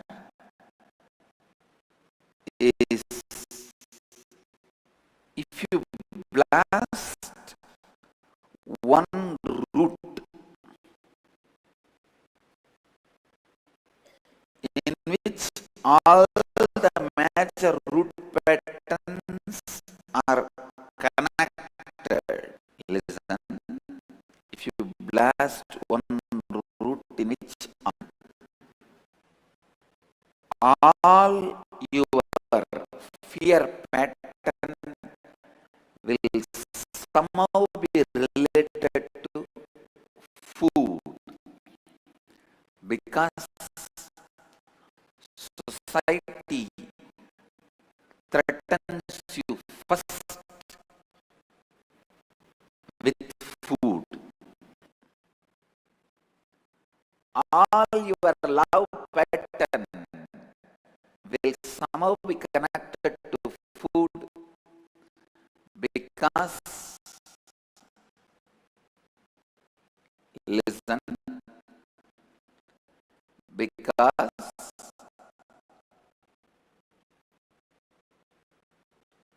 food and love both you receive from mother. As a child, you had a lot of worries related to food. Will you get in time? Because all your early crying is for food. Food is much more strong root pattern than lust. See, lust becomes a difficult pattern when it becomes perverted. But lust itself can never be a root pattern, because lust starts only after physical maturity. Listen, lust starts only after physical maturity, but the root patterns start before the age of 7. physical maturity can never happen before the age of inner space starts fantasizing, planning for physical maturity, and in those days it used to be around 14, the physical maturity. Nowadays it is around 10 or 12. But please listen, sex can never be a root pattern. It is only the complication of some more patterns. Food can be the root pattern, or it is the root of all root patterns. चार धाराओं से आप मुक्ति पा सकते हैं. Understand?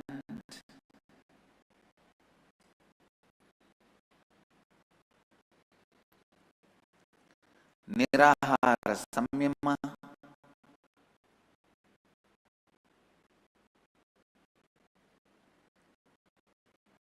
the right meaning of the word nirahara samyama is blasting all the patterns you created relating food, going beyond all the patterns you created relating food. It is not even about going beyond food. Listen, I am not interested in making you all starve. No.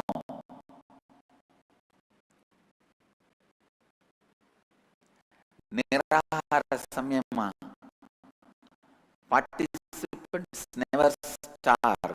They just go beyond food. One of the important rule in the nirahara samyama, the moment you feel hungry or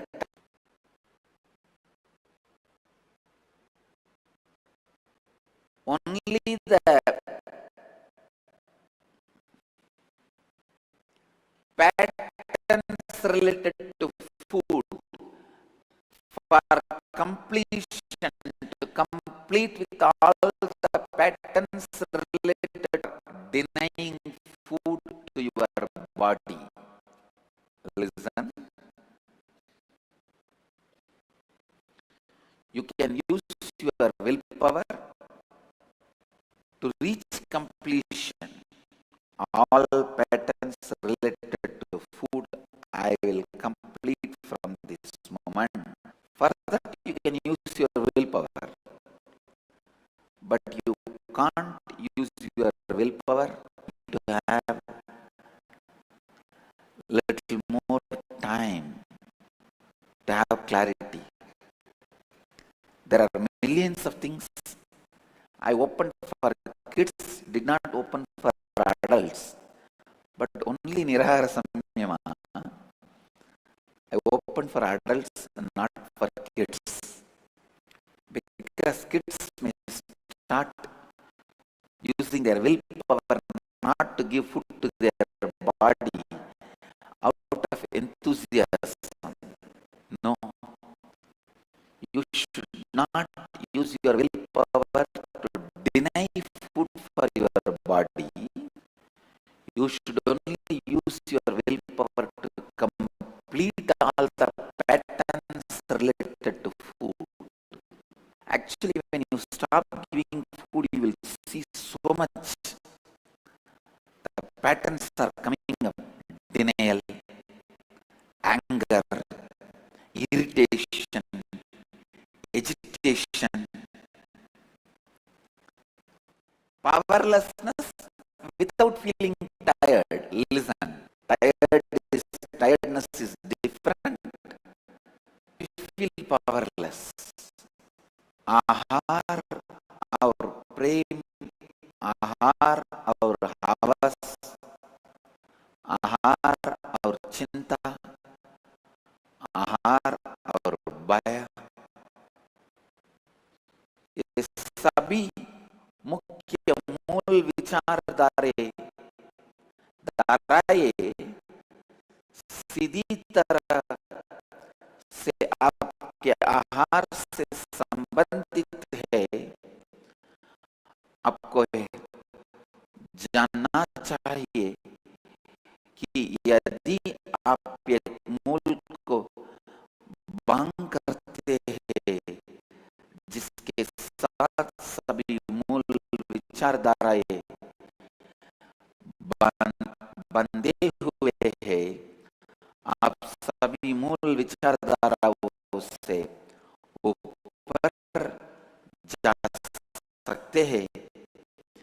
आपके by से संबंधित सभी मूल विचार धाराएं आहार से संबंधित होंगे, क्योंकि समाज ने ये संबंधित होंगे, क्योंकि बचपन में आपने अपनी माँ से प्रेम आहार की स्वरूप में अनुभव किया था। आपके चिंता से संबंधित सभी मूल विचार धाराएं आहार से संबंधित होंगे, क्योंकि बचपन में आपकी अधिकतम चिंताएं आहार से संबंधित थे। आहार आप में उपस्थित एक मूल विचारधारा हो सकता है, या आहार आप में ही मूल विचार भावनाएं जैसे क्रोध, तिरस्कार, भाव, आंदोलन, बिना बुरियाद की शक्तिहीनता इत्यादि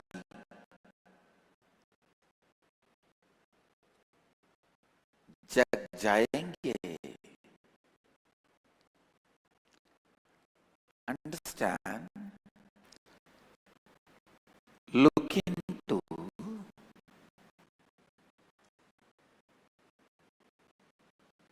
the major patterns with which you make your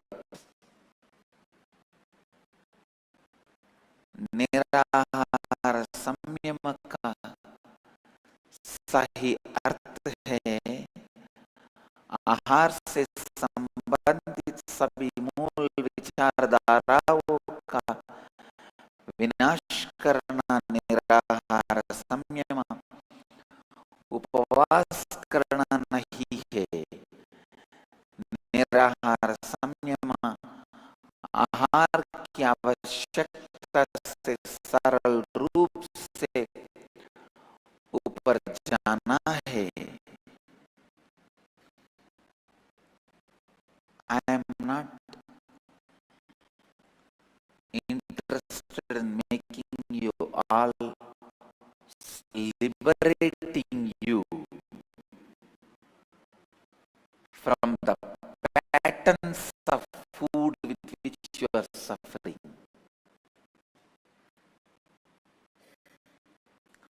All the patterns you created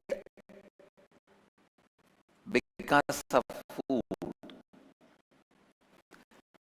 irritation, agitation, dependency, pride, love, lust. You have created even lust on food.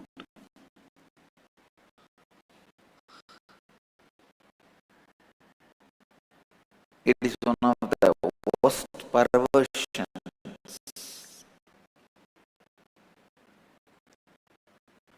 When then take up the vow of celibacy so that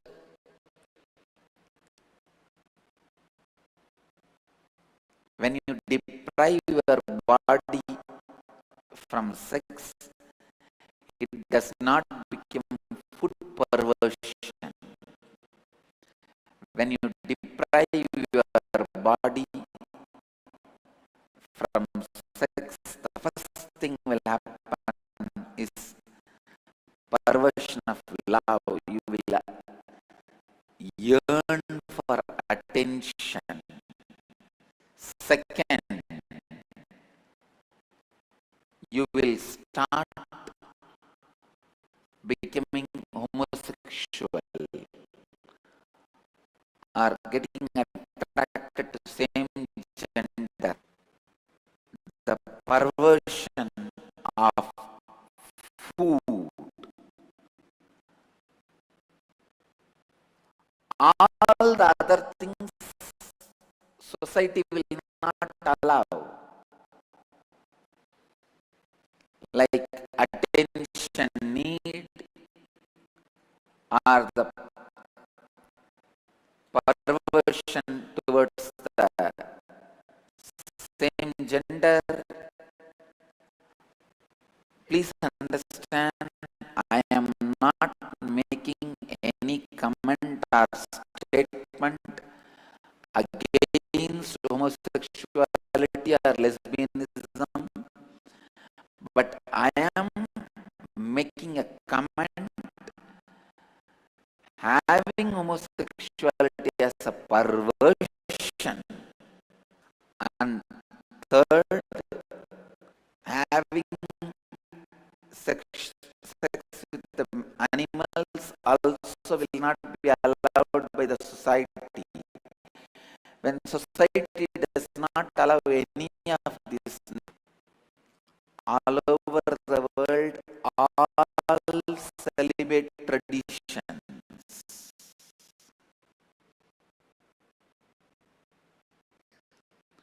all celibate traditions in all religions suffers with 90% obesity. In my life,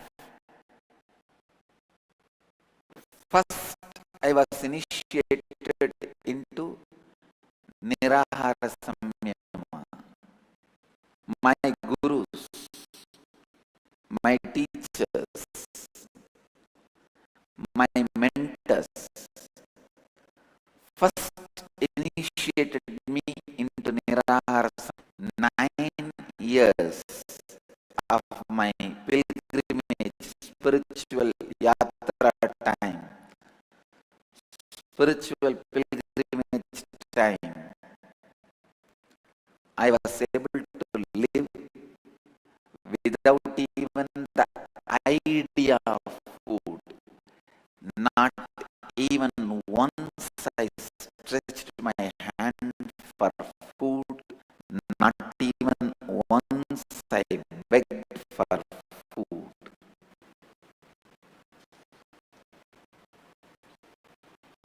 If it comes, I'll eat. If it doesn't, I don't pass it. Sabi pramukh विचारधाराओं को देखिए जिनकी वजह से आप शक्तिहीनता को अनुभव करते हैं, आप उन सभी विचारधाराओं को निराहार संयम के द्वारा विनाश कर सकते हैं.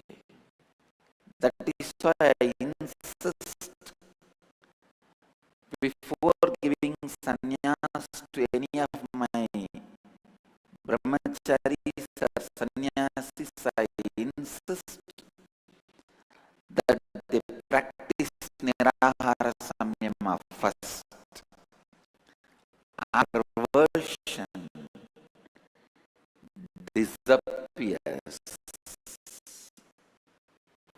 I have seen people who don't do Nirahara Samyama, who have not mastered Nirahara Samyama, get somehow depressed, somehow fall into depression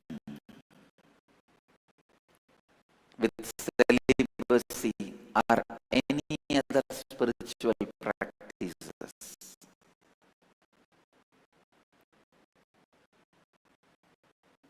Even my Vidyalaya kids, even my Guru Kuchar, whether to get married or take sannyas, whatever, मैं नहीं चाहता कि आप भूखी रहे नहीं, आपने जो भी मूल विचारधाराएं आधार के आधार पर उत्पन्न किए हैं, उनसे पूर्णत्व कीजिए, यहाँ तक कि हवा लिए अपना हाथ नहीं फैलाया क्यों कि मेरे आचार्यों ने पहले मुझे निराहार संयम की दीक्षा दी. निराहार संयम is the first powerful spiritual process. First powerful spiritual process. When you go through the Nirahara Samyama, your body is awakened to a new kind of intelligence where it will know what is the original feeling and what is the perversion.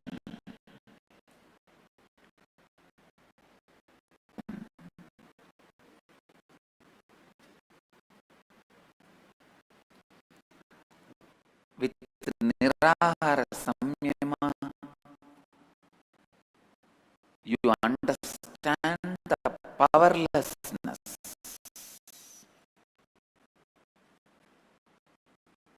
How powerless you are in front of your patterns. If you complete how powerful you became, you learn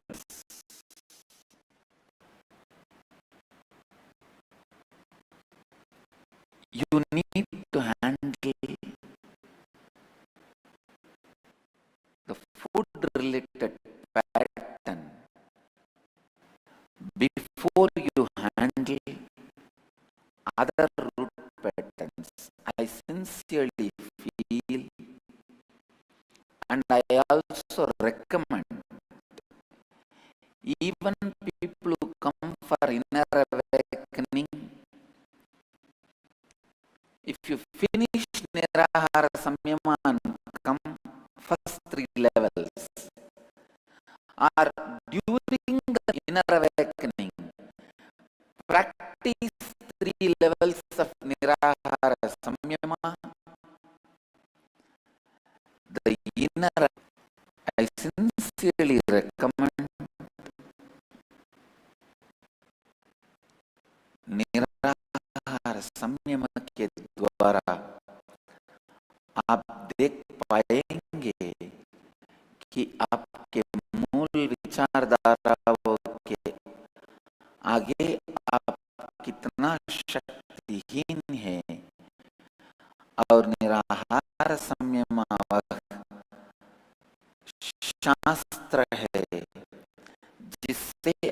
आप सीख सकते हैं कि कैसे आप हमेशा शक्तिशाली रह सकते हैं.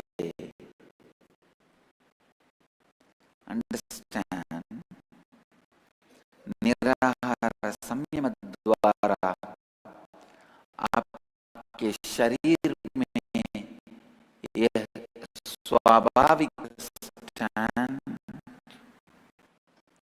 When you actually attack the foot pattern, all your incomplete love pattern will come out. All your incomplete fear patterns will come out. All your incomplete attention need patterns will come out.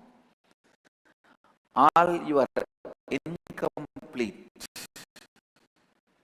worry patterns will come out. It is almost like smoking out all your patterns. If you want to kill a snake or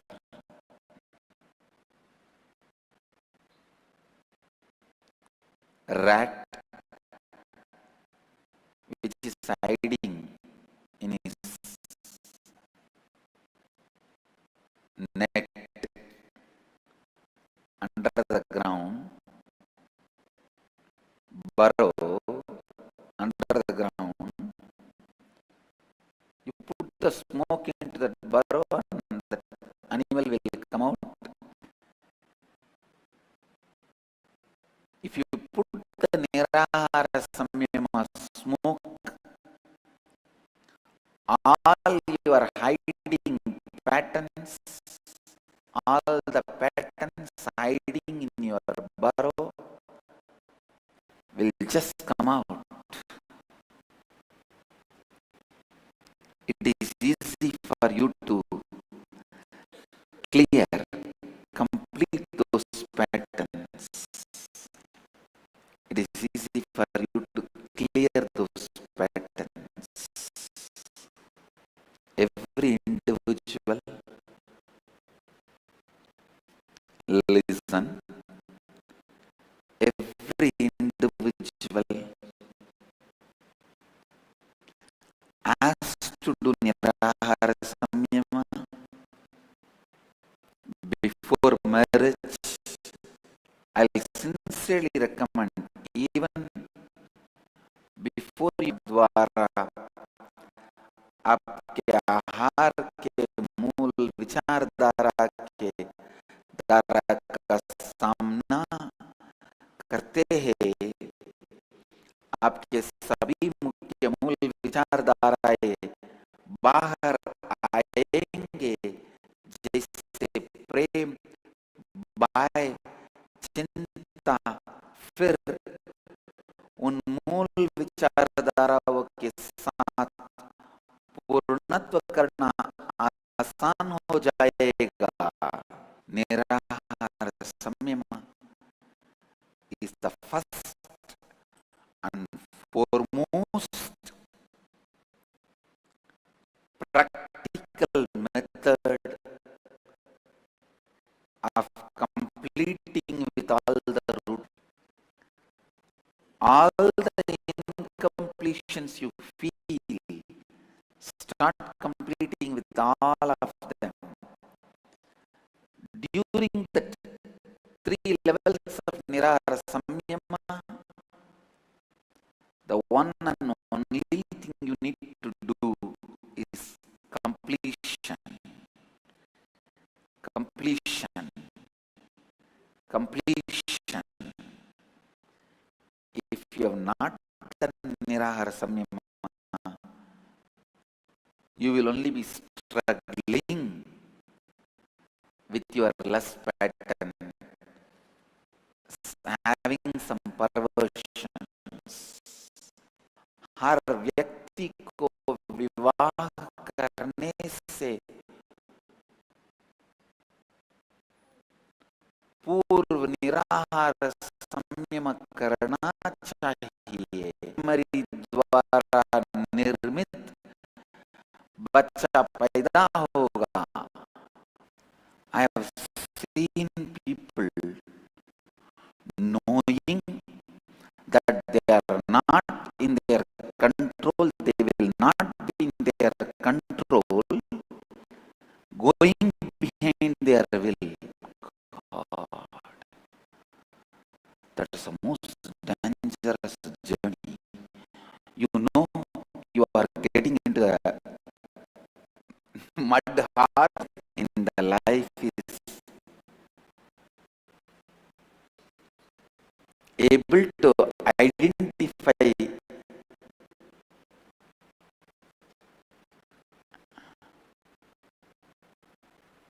your master and be slave to him forever. Best thing can happen is, I tell you, being slave to the right leader is the greatest thing can happen to a human being. Otherwise, he will be slave to his perverted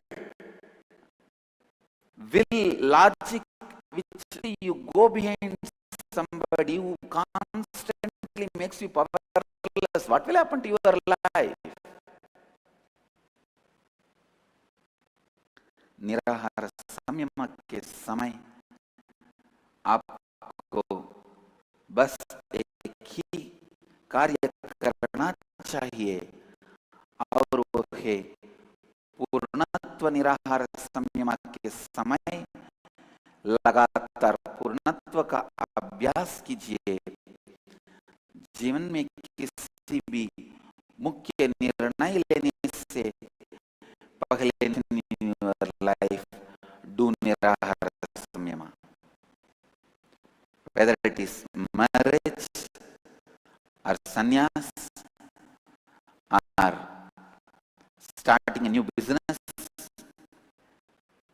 any confusion, because during the nirahara samyama all your powerlessness will be smoked out. Do the completion with all those powerless moments,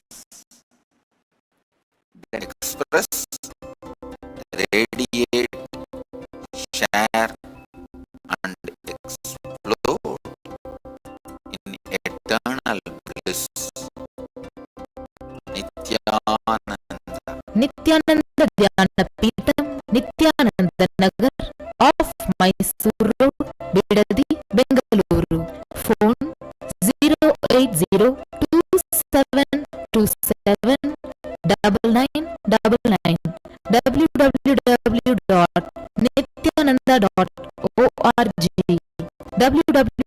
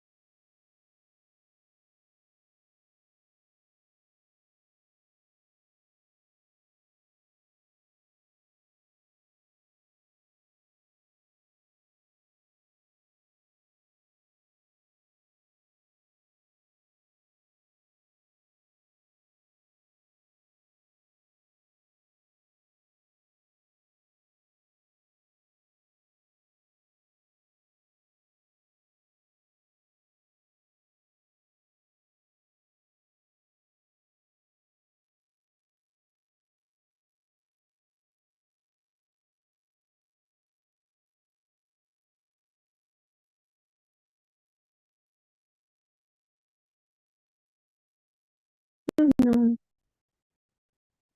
Because I have a sound for this one. Qu'est-ce qui se passe maintenant? Oh zut, alors.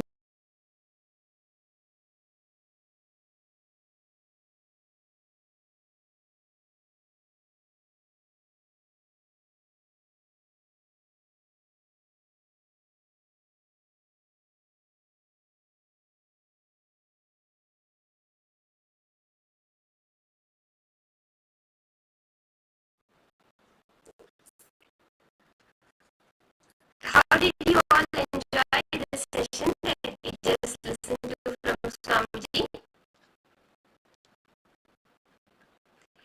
Yes, yes. Many of the things we have are actually just food and like products. Ahara samyama. So the revelation that technique that Swamiji gave is called a website where you can get further details on this.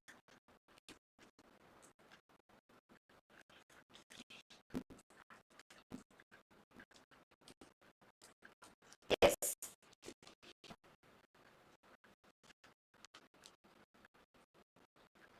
Nirahara samyama. Yes. I'll write it also. This is the about the whole Nirahara samyama, how you can participate in it and how you can perform it also. Actually, boosts not just your whole body alone, all different layers of your body areas. We have lots of devotees all around the world who have been a lifetime Nirahari, means like a born beyond food. They can run their life. So Swamiji says that food, you have to take, see, food needs to be considered like a medicine. For all participants understanding, nowadays we are not consuming food. We are consuming, however is it right now? This process was formed is given the Nirahara samyama. It just going back to the food hunger and letting your body to rejuvenate itself and boost itself with the energy itself is just done just by doing this Nirahara samyama. Like we have so many where they do for like 6 years, 6 months, 2 years. Like so many people have transformed their life while you're going beyond your food. Understanding fundamentally that food is you. See, Nirahara samyama is a direct initiation. Now, Swamiji always said there are so many people, Swamiji always gives the reference of the railway platform in India. They have learned how to cook food out of necessity, out of lack of food. But Swamiji says Nirahara that expresses as a possibility of the human body due to some kind of excess when we complete our food patterns. Meaning, when we have released the energy and the patterns we have related to food inside of us, that is when we manifest the power of Nirahara samyama. See, many Mavankai, if I can request all of you also to join us on camera, Mazishwa on camera. Beautifully we understand deeper into the further aspects, so many things.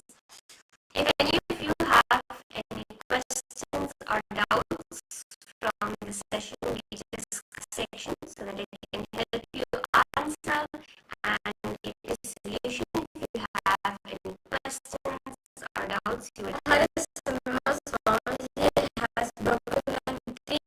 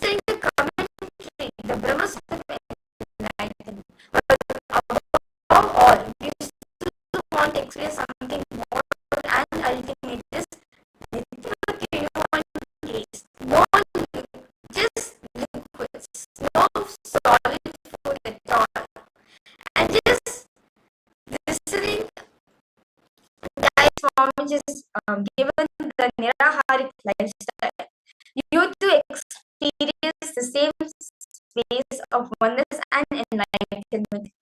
Like, I also want to know more about these Niraharis. You must can head to this link which has been given for all of you, befoodfree.org. Yes. And of the Niraharism, how just by following these guidelines actually gives you the best of the experiences. So learning deeper about our own body and other people's bodies, beautifully manifesting the powers right now as we continue with the day. Are we all excited for the power manifestation? Yes or no? So we'll be manifesting in this the food cycle of a person. So we have been looking into a person's favorite person. Let's say throughout the week or throughout the month. How do they eat food? More and more going general type of food that they eat. Okay? Mary, is the sound still cracking or is it better? Okay, go ahead now, Ma. We are going to be scanning the type of food a person generally eats. Okay? And both of you can scan each other. Yes, Shania, are you ready for it? Can post yes in the chat, where you can scan each other's food meal generally a person has. Okay, so is it a meal which is heavy and grain? A meal, it's a very fruity meal, a very raw diet. So like this, you can scan Shania and Shania, you can scan Mary Claire.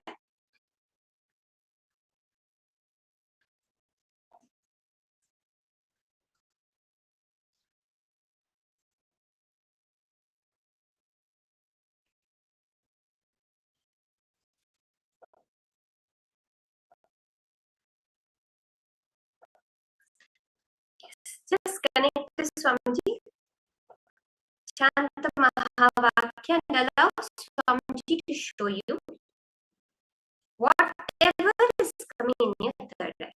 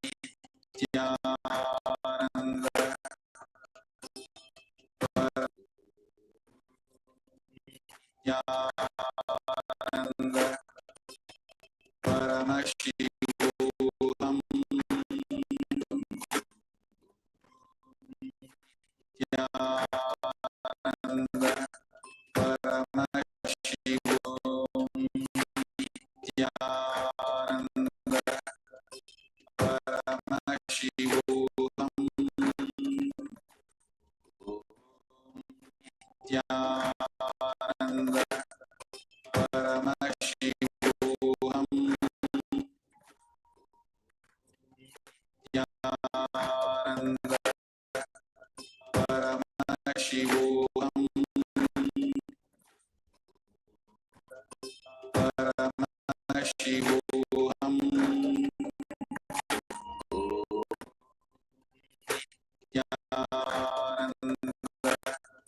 Paramashivoham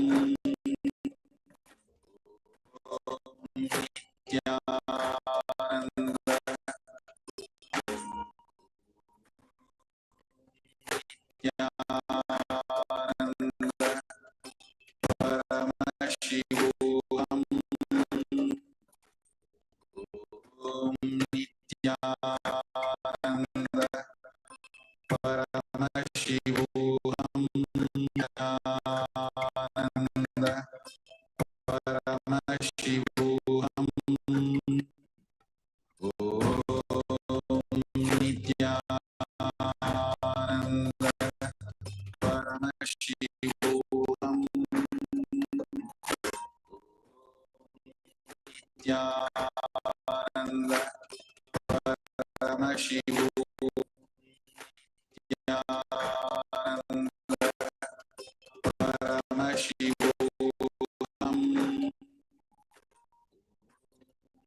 Nityananda Paramashivoham Nityananda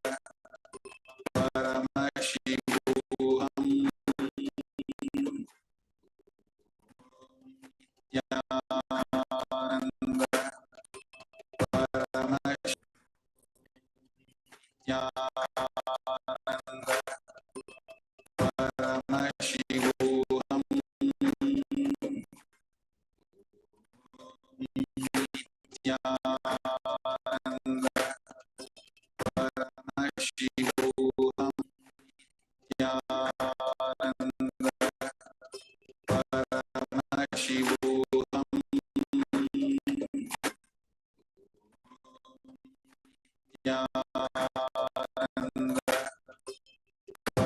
Nityananda Nityananda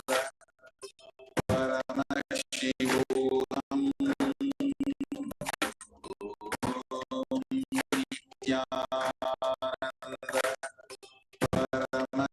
Paramashivoham Nityananda Paramashivoham Om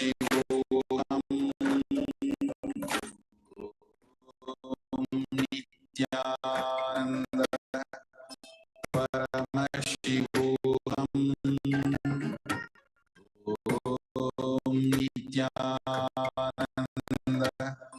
Paramashivoham Om Nityananda Paramashivoham Om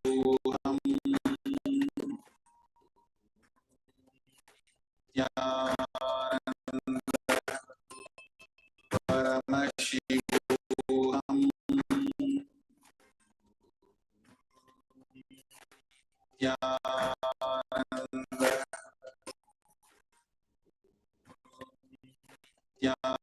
Paramashivoham Nityananda Nityananda Paramashivoham Nityananda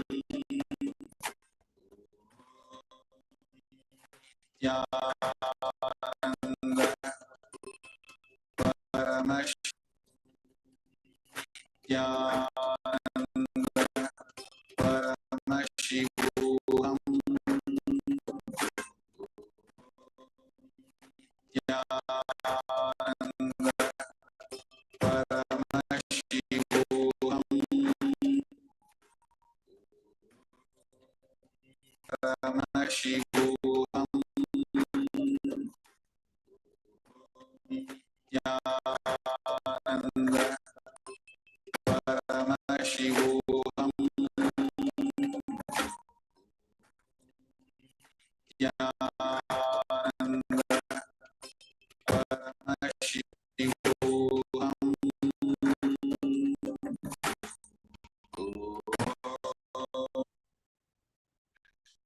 Slowly relax. Feel your third eye.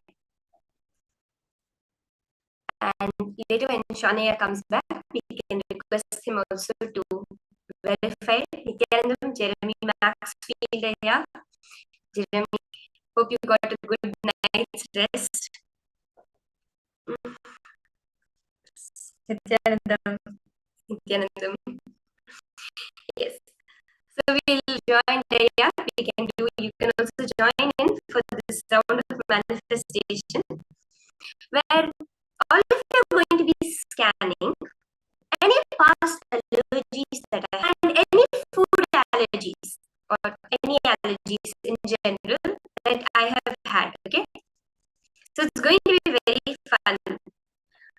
Okay, Ma Mary, what happened, Ma? Something is bothering you? What is it? Huh?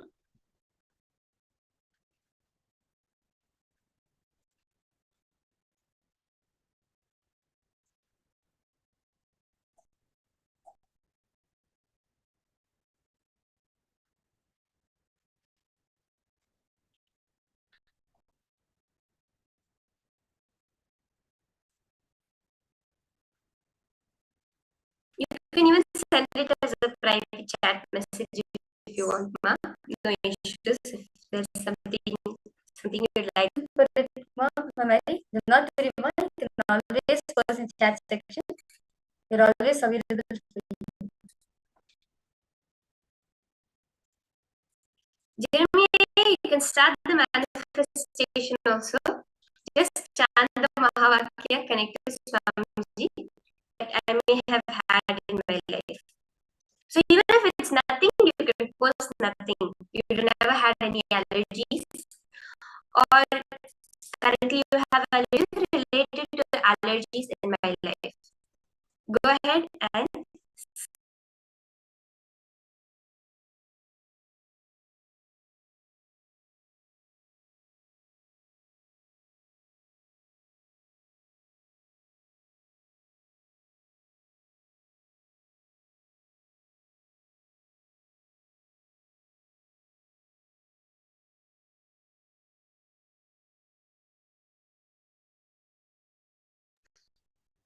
yes. So you can scan this, especially this, which is what type of allergy was it? So was it like a food allergy, a substance allergy, or a dust allergy? What particular food item?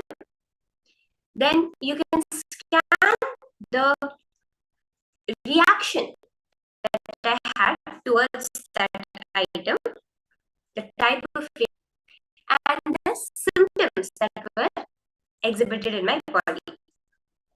So you can scan all of these. So just to have it nice,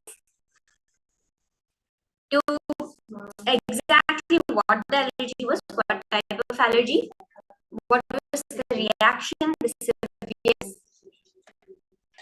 Ma, very clear? You said you're not clear mentally, Ma. What's the issue, Ma? Is something disturbing you? Are you distracted or attention?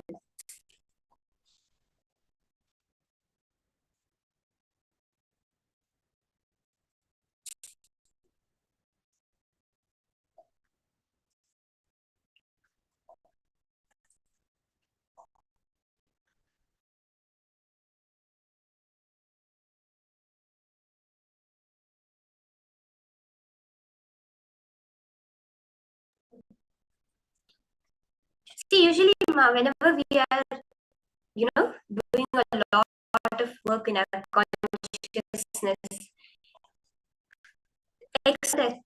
social conditioning, which has held on, which wants to hold on to the old way of living. All of the distractions we find, but when you decide, just surrender it, meaning Swamiji, Cosmos, God, Shiva, anything, you take care of it. Other like, oh, I'm so worried about it. I'm not able to concentrate. No, just relax and just sit and listen. Jeremy, you have asked questions, only answers. In third eye, you are answering it. So always the third eye will give you a very strong answer, come as a question. So just close your eyes and see it. Yeah. Just close your eyes, chant the Mahavakya, chant Om Nityananda Paramashivoham. Okay. So we are not guessing. See, we are not playing a guessing game. It is a science of experiencing oneness. For the few seconds boundary that say, I am a person sitting in Australia, separate from this mom who is sitting in some other corner of the world. Or even, I am a person and this is a laptop, this is a phone. Even that feeling will dissolve. For those few seconds, power manifestation happens. Okay? Just do it once more. Connect to Swamiji and scan and see what Swamiji is showing you.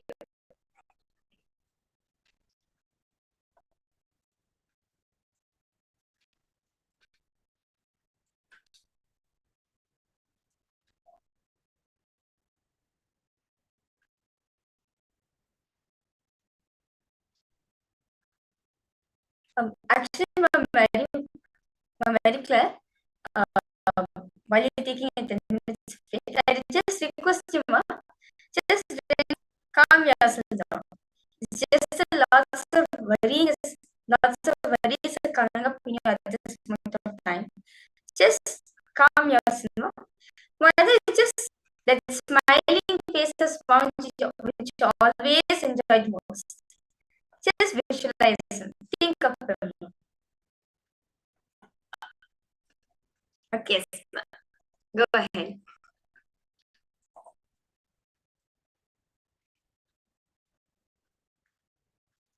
Yes, Jeremy, if Swamiji is showing you anything, whatever it is, however Swamiji is showing it to you, you can go ahead and post it.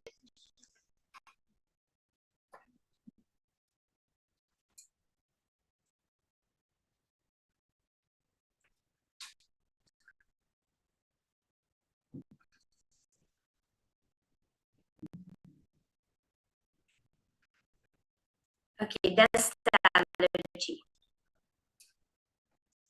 Okay, so one thing, first thing I'll tell you, yeah, I do have a very, very mild dust allergy, cold, which comes whenever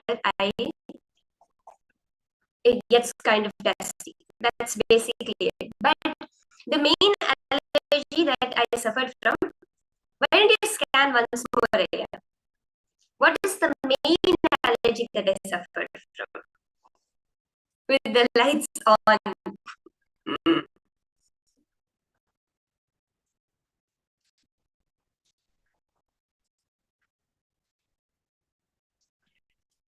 Just continue connecting to Swamiji and see. There's another one which is much more severe, which I had. Just connect to Swamiji and ask the reaction and the severity of the reaction. So what used to happen? So for example, you say dust allergy. The reaction was I used to get a cold. Break it down.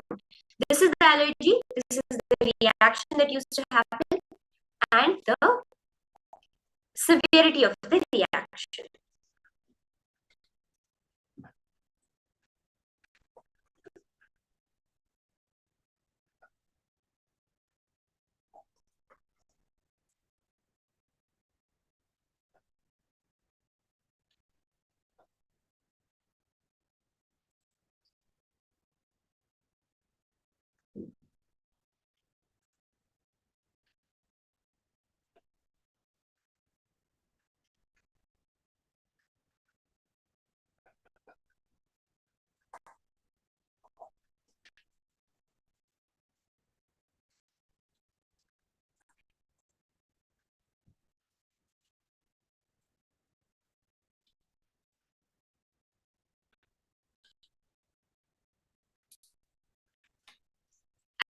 As Swamiji showing you, you can go ahead and post.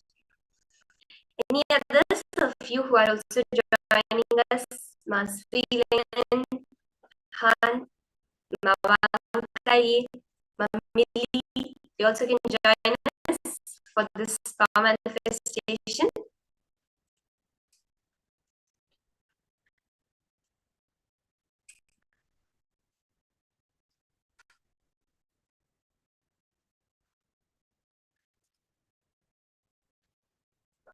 Okay, you are having a severe reaction to something like a medicine. Something like a medicine. Okay, it's like hives, was it like rashes or a cold or inflammation or what type of reaction?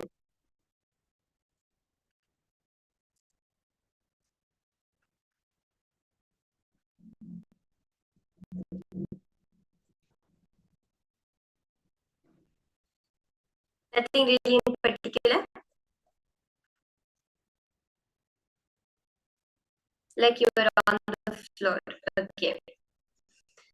So the reaction I used to have lactose. It was not very severe, extremely severe, but it was more of moderate. I used to get a severe stomach pain if I took any lactose, any reaction to milk, where I would get a severe stomach pain in the nights. And this was when I was very young, before the age of I think this allergy which I had, the whole lactose intolerance. Beautifully, what Swamiji used to do, there would be one day of the program which would be just for healing allergies. Too.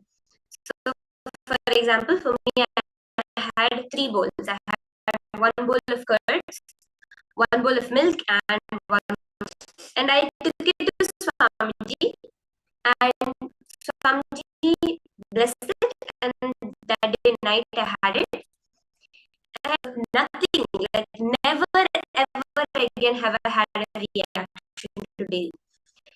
From the very next day, it's not like, okay, I could drink milk. Before that, it would be like if I just drank a single cup of milk, I wouldn't sleep the whole night because I would be rolling. The very next day, I could drink as much milk as I wanted. Since then, almost every day I've had milk, at least for a few years. Curds almost every day with reaction to that. So that's a very beautiful experience that I also had. And very nice, we did different scans. We actually did a lot in the morning also. So we'll enter into the next session now. Beautiful, powerful cognitions directly from Swamiji, where we're going to be understanding deeper on what is a Vedic. Swamiji has a beautiful detoxification technique for you. And neem leaves, which grows on the tree. Actually, the neem plant is a very, whether it's the roots, the bark, the leaves, the fruit, the flower, the whole plant is super medicinal. And beautifully, Swamiji revealed the detoxification technique of drinking a cup of neem tea or neem juice every morning, where we boil the leaves or the powder of the leaves in water. And that is the real thing that will bring sweetness in your life. So it's a very powerful technique which Swamiji has revealed. In the Nityananda Gurukul, we do take the neem juice every single day without missing it, because it's an awesome detox. It detoxes our muscle memory from emotions. All of these kinds of things get detoxed from our biomemory. So it's a very powerful detox. It detox your whole system. It purifies even your bloodstreams also. Your blood becomes so purified just by drinking this neem juice. Just a cup of neem juice is enough a day. So much of good it does to your whole system. Neem juice removes all the parasites so that live in our body, which are actually whose population is more than the population of our own cells. If we have around 70 to 100 trillion cells, and Totally, your body's mass is about 1 kg of bacteria.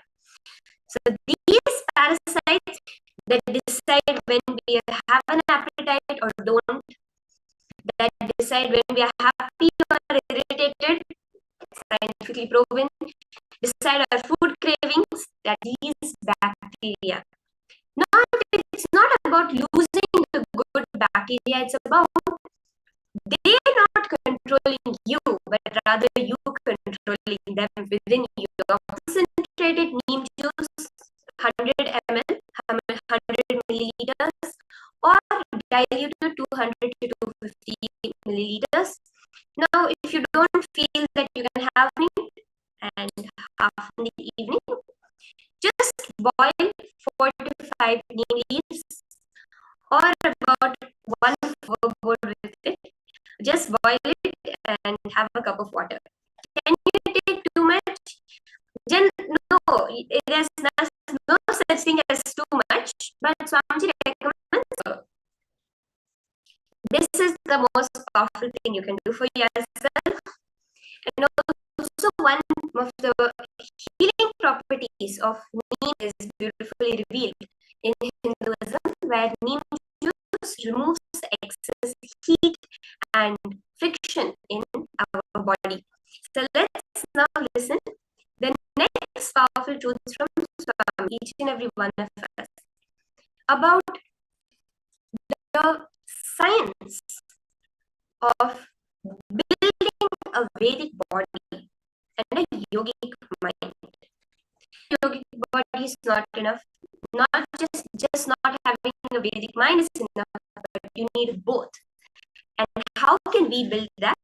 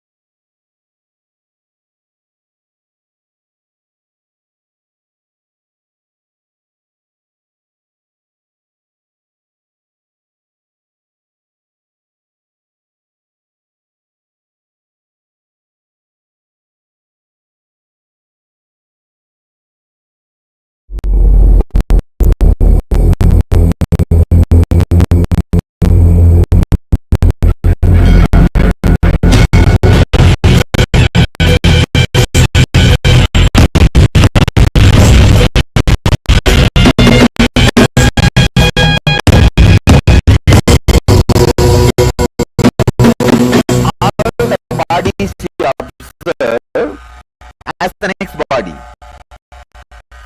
In this birth, you observed many bodies. The best choice which you think and which you can afford, you jump into that.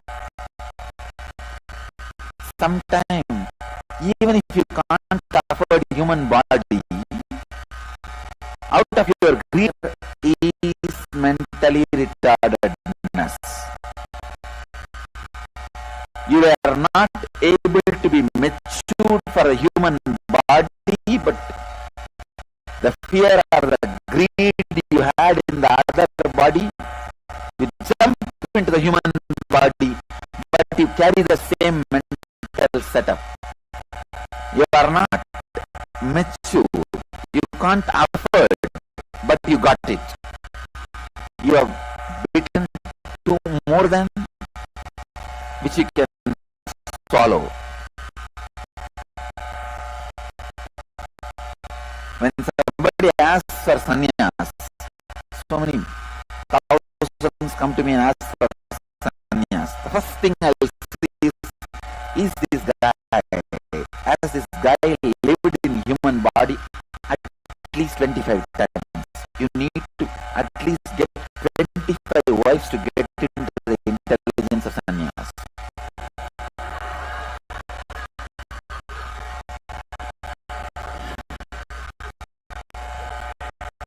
It takes at least unless you see 25 spouse, you are sometimes you have the hope Swami can do it. You don't understand if he can do it, why is he not getting married?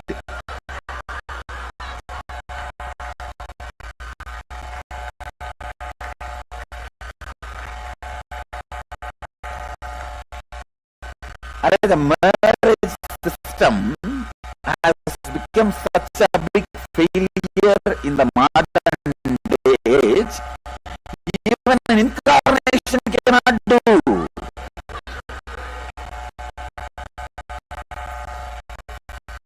You see the horoscope, you can see very clearly how many lives this guy has traveled. Because the Rahu and Ketu, two gurus, Shukra and Brihaspati, these four are the guys who are responsible for, who show how much conscious you are. These four, you can place them as you want. So the five grahas are out of your hand. They are matter. The five in the Navagrahas, five are planets. Two guru and two mental setup, Rahu and Ketu. Two snake, the Rahu and Ketu are mental set. Ketu will constantly put you in positive line of thinking. Guru will constantly support the positive awakening in you. Shukra will constantly remind not to do negative things in you. Is Ashura Guru? Brihaspati is their Guru. Brihaspati will teach you what to do. Shukra will remind you what should not be done. These two gurus and two shadows. This four is your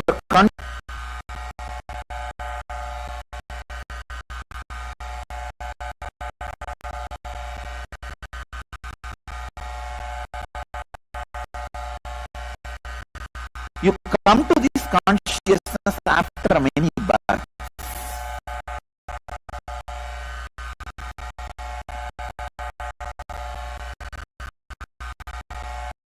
Anyhow, I'll teach astrology later. I'll come to this subject. The truth I am sharing with you all today is the body you are carrying carries all the total intelligence, biointelligence of all the bodies you carry. All the bodies you are carrying.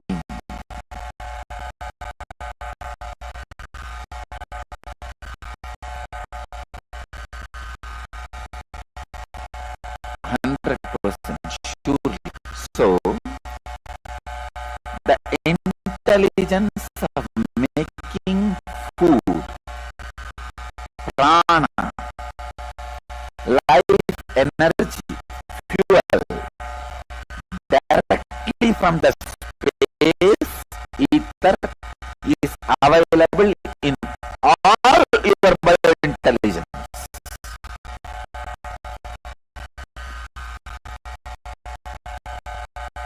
It is really unfortunate by putting too much of solid food into you and making that as a strong, never jumped into the water and learned swimming.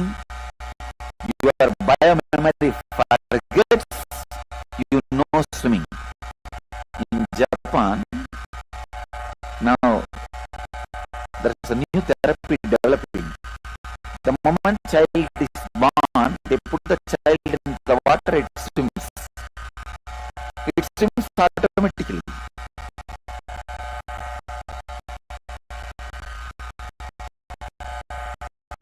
Just few days before, our young pregnancy team has gone to some program. They have sent me a report.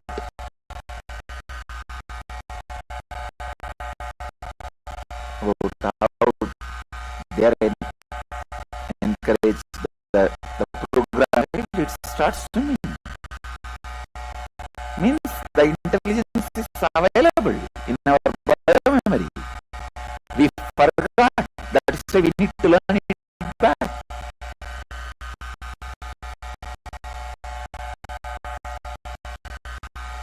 Same way, you forgot the intelligence of Nirahara. I tell you,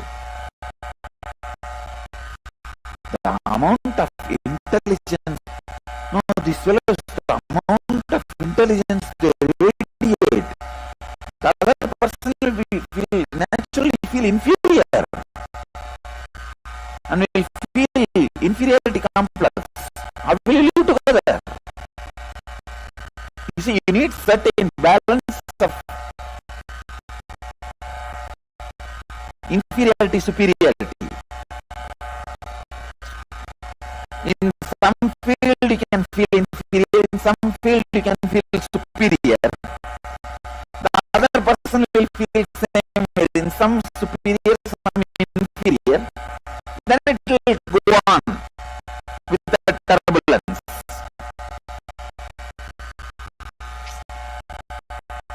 Both of your Niraharis, then amazing. If both of your Niraharis and give birth to a child, that will have a new DNA. It will completely have a new DNA. That child can be born with all the 12 layers of DNA awakened, 12 strands, and it can.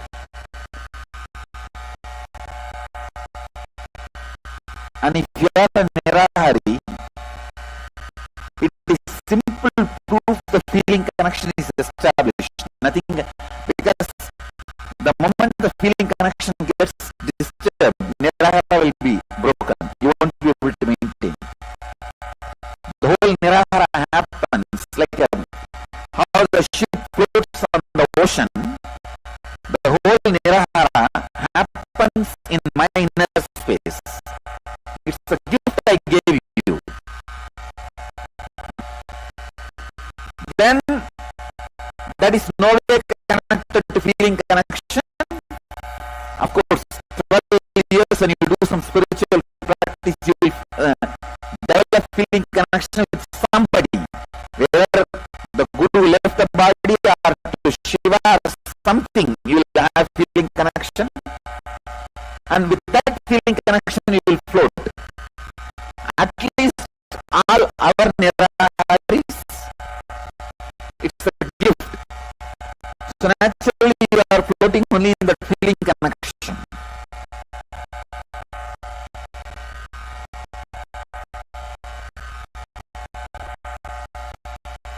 It's something extraordinary. Because by the time I awaken that intelligence of producing prana directly from the ether, I will have to cross many of your biointelligence to touch that. So naturally, I'll say, after all I came all the way, come on, you also be awakened. When I walk in, I awaken everybody. And if you talk to the Niraharis, you will find out many qualities, like they will be able to calculate without calculator.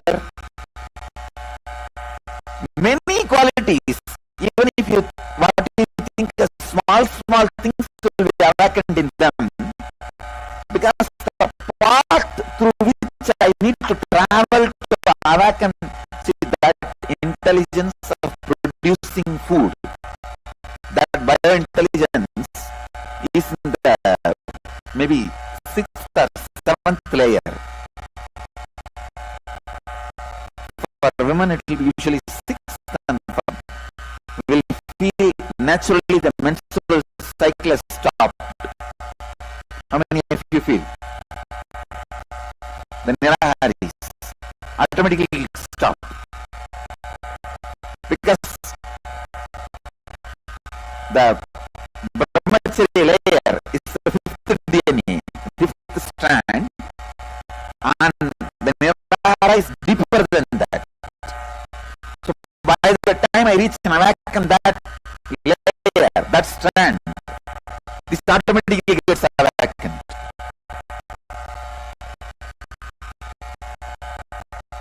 For men, 7th strand, for women, 6th strand. Almost that area, that intelligence being awakened.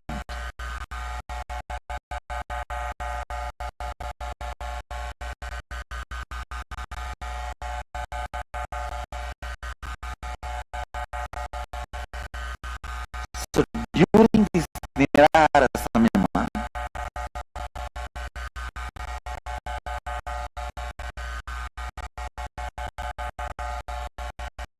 just I make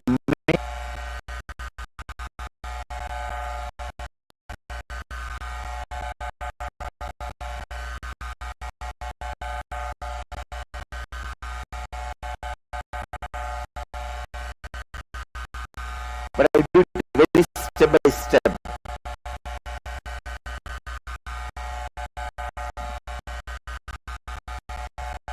Because in the modern age,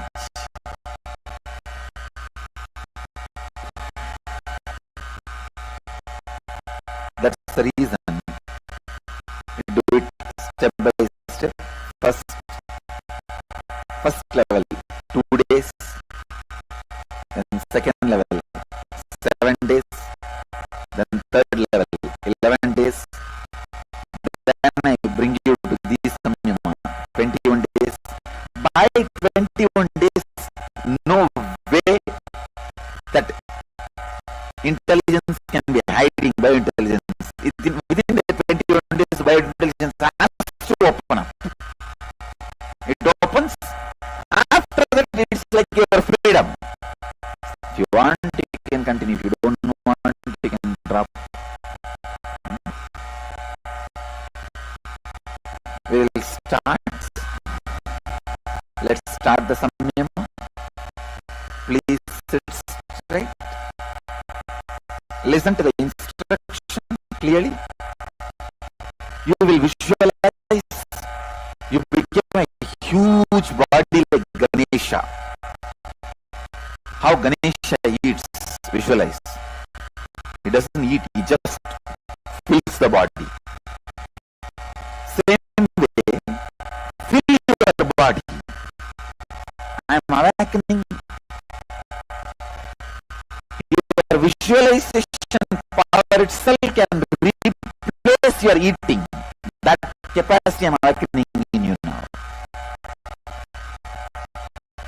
Others also can do this process, no problem. Please sit and fill your whole body with large quantity of food. Large means really, really large. 5 ton rice.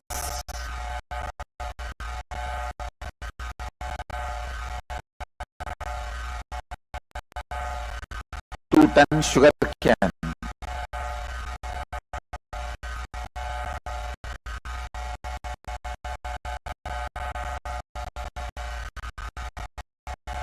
Large quantity of food.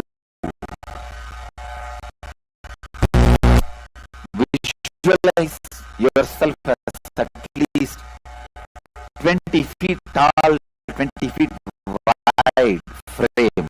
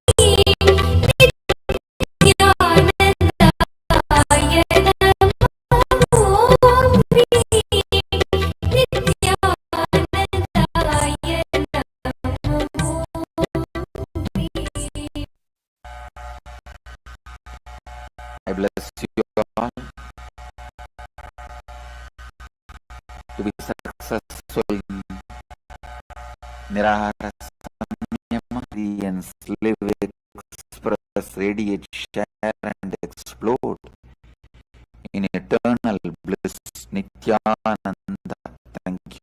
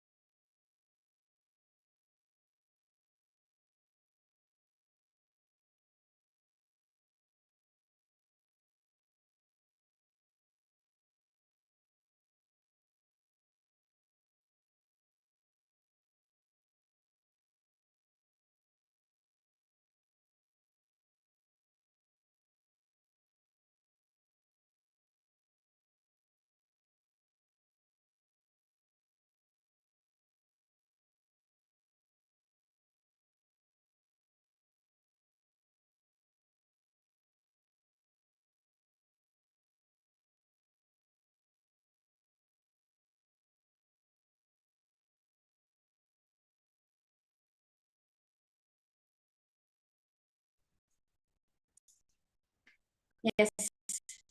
Nityanandam, to all the participants. That was very beautiful session Swamiji spoke on and the Vedic mind. And because all participants, please post your understanding. Okay. Jeremiah, are you feeling sleepy or something? No. Okay.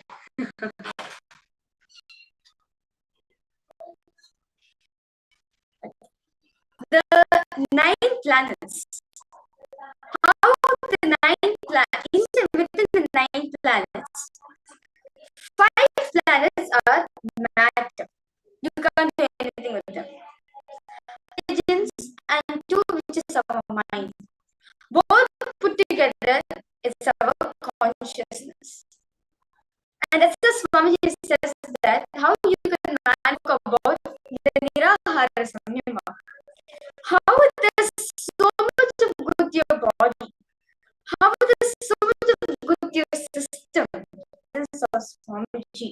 What all the breakthroughs you can experience in your life. My God. Just for listening to this session, it says so much of revelations from understanding. I want to hear from all of you.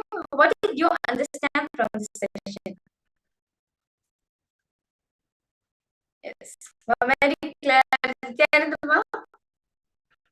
how are you feeling, Ma? Yes. Everaya,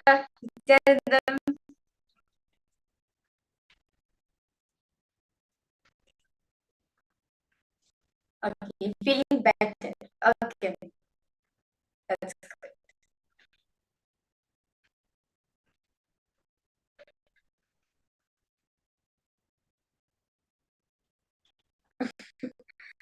No problem, Maya. Yes. Actually, yes, Swamiji says, Everaya, the Shakti Pada with Swamiji, the entangle with Swamiji will always, it will actually help you to enhance your work. Like we have so many devotees all across in their work also, and they've given their experiences how Swamiji just increases the work predicting to next level the experience just by attending the program. There's so much of energy Swamiji is giving to them. Yes. Jeremiah has posted eating, and you just the ability to do okay. You just the ability to do not have to eat. It's asking me, where's the understanding?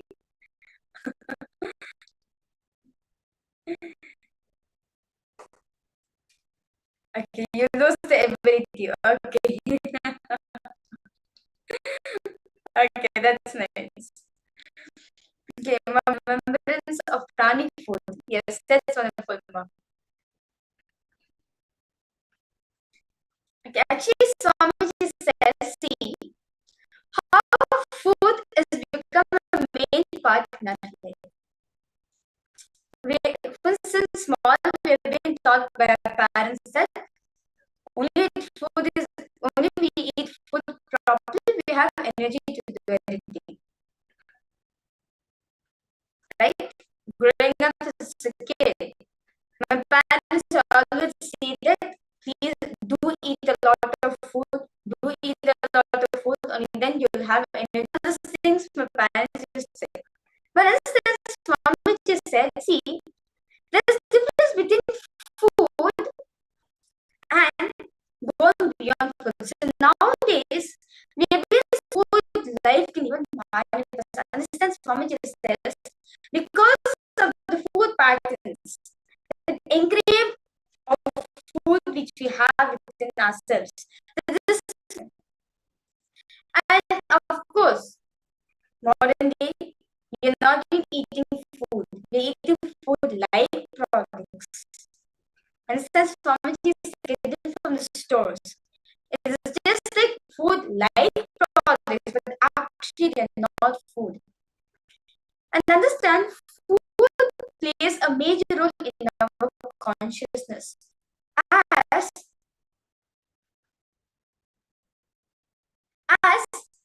by consuming the right food, it directly awakens our consciousness. To give an example, the Mahabharata, right? The war between the cousins, the Pandavas and the Kauravas, right? Is everyone aware of this? The Mahabharata.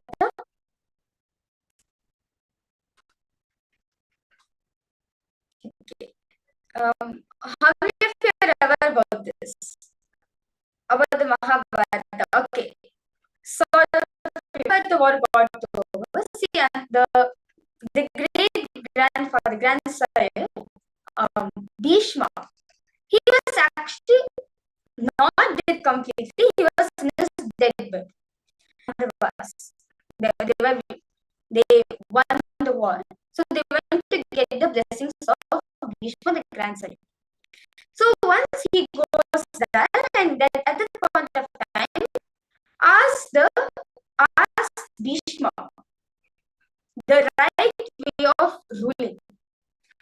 And from that, he the Vishnu Sahasranama, the 1008 names of Bhagavan Shri Vishnu, Shri Krishna. So at the point of time, he tells he should take care of a subject, right? And rule and take care, be just to the citizens. And at the point of time, the queen, she comes and asks Bhishma, saying, how come now you're able to speak all such great truths? But when I'm being disrobed in the court, in front of all of you, to speak even a word, you were just silent at the point of time. So she was furious about this. Then Bhishma says very beautifully that because I was eating the food of Duryodhana plays a major role in our life. Because he was eating the food at Duryodhana's palace. That is why his mind became like this.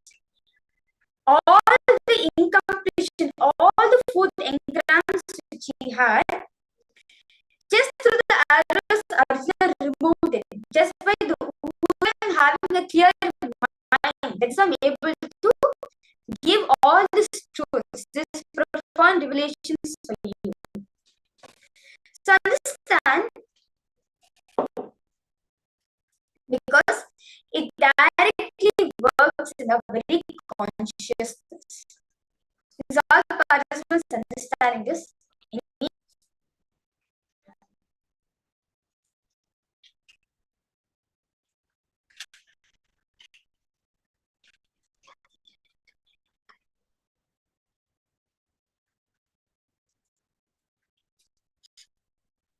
So, food plays a major role in our life, which even uses our possibility, our consciousness, which is there in us as one days. It increases lots of intelligence.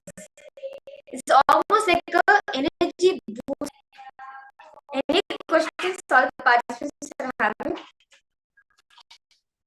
Nityanandam, is everyone there?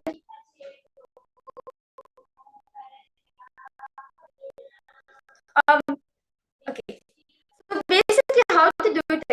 You for 21 days, you only take liquids completely, no solid food at all. Some days you'll be fully in liquids, no sign of solid at all, just pure liquids, like liquid form, juices, porridge. Yes, you'll be living like on liquids for almost 21 days.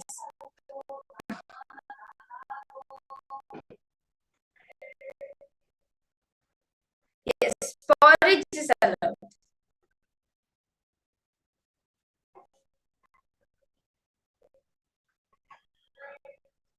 Why? Okay. Why? See, big types of porridges. Porridges which are completely liquid based, but they're a bit semi-liquid, right? So that's the kind of liquid which contains like actual food in it. You should not take that. Porridges are completely liquid. So what you can do, if like the food which you have taken, you can actually have that also as a food. So basically, it should be completely pure liquid. Porridges which are thick liquids, it's fine.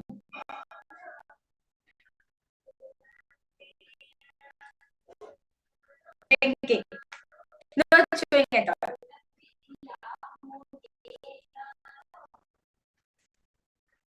Well, I request all the participants. Okay, those of you who are interested in doing this Nirahara Samyama, you can having sugar or blood pressure or any of this serious illnesses. Do consult your doctor first whether you can do this. Then you can go ahead and practice this. Now, ask, are you experiencing any serious illnesses? Any serious conditions are you having? No. You're good. Okay. How? Okay, you don't have. Okay, you're completely fine. Okay. How about for your mama, Mary?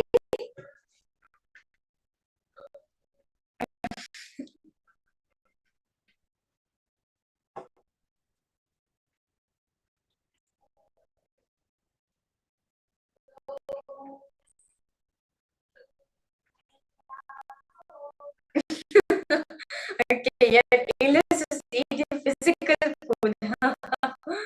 Then for this is become a nirahari.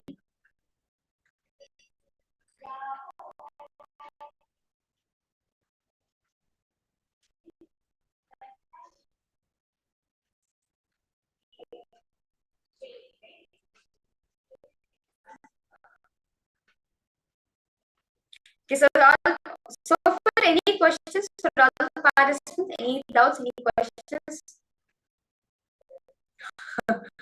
Okay. Yes. Yes.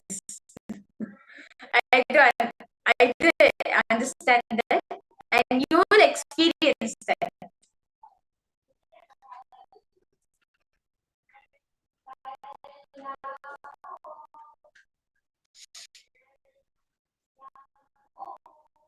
Feel like almost like a very big part in ourselves, where like especially even to give my own experience before I always used to think of food as like a compulsory thing in life. Like you can't like skipping one meal is that condition is so into such a level that you have to eat 3 meals properly. If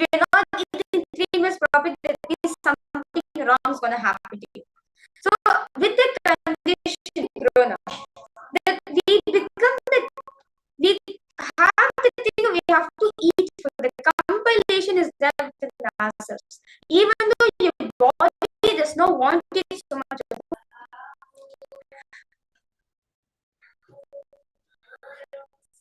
So this when you're doing nirahara, first few days you should understand all the food craving patterns which you're having just by doing it. Swami is literally going to have a completion with it. Okay, generally in the case I don't mind taste at all.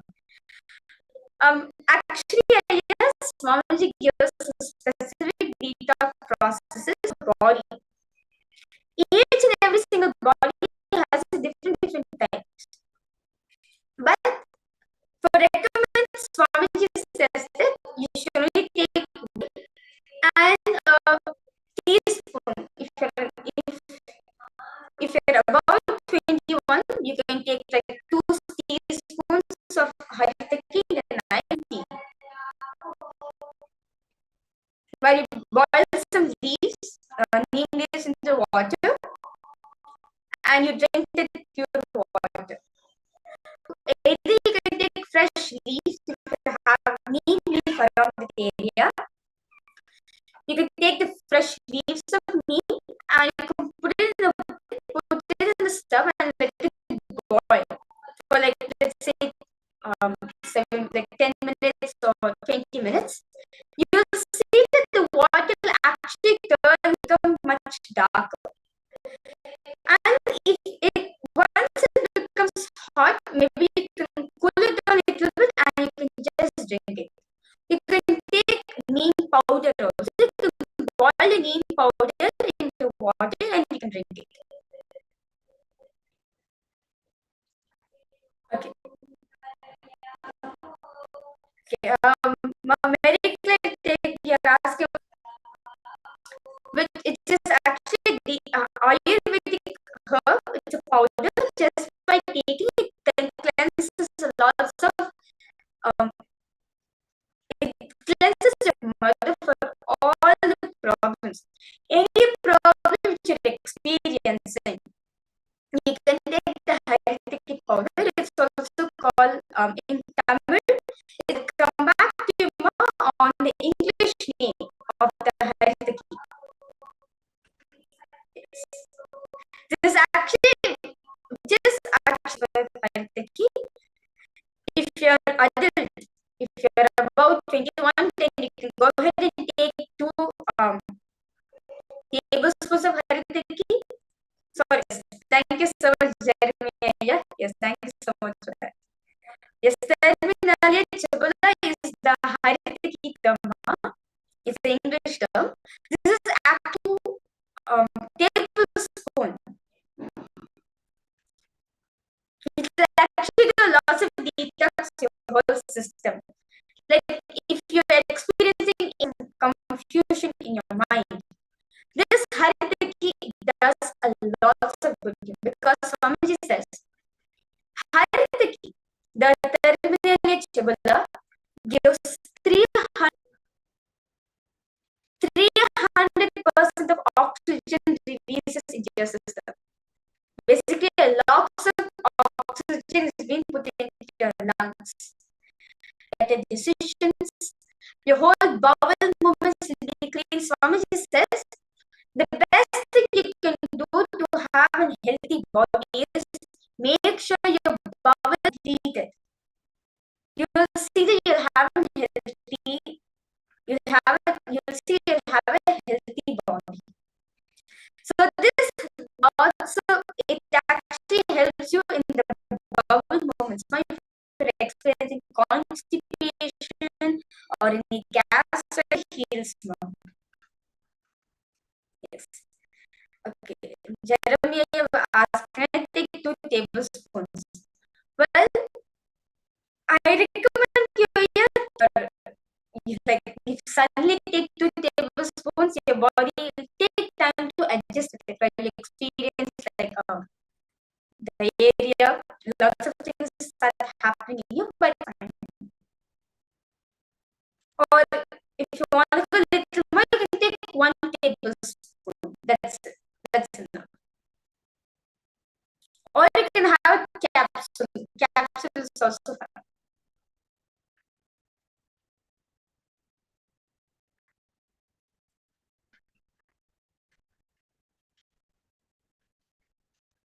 Yes. Any questions so far? Okay. So participants clear any doubts, any questions? Nice to see that. Actually, Swamiji says, by doing the detox processes, your skin will actually start glowing. Just by taking the Haritaki, you'll see just 7 days if you observe yourself, taking the Haritaki sincerely, you'll see alive and so glowing. There's so much, as Haritaki works directly in your consciousness itself. So you will feel like for example, you experience lots of body ache. By taking the Haritaki, you feel like, oh my god, I feel so light like the Haritaki.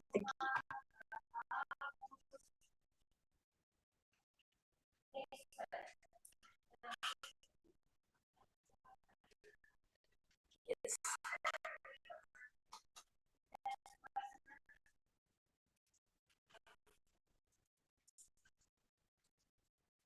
Yes. So, okay.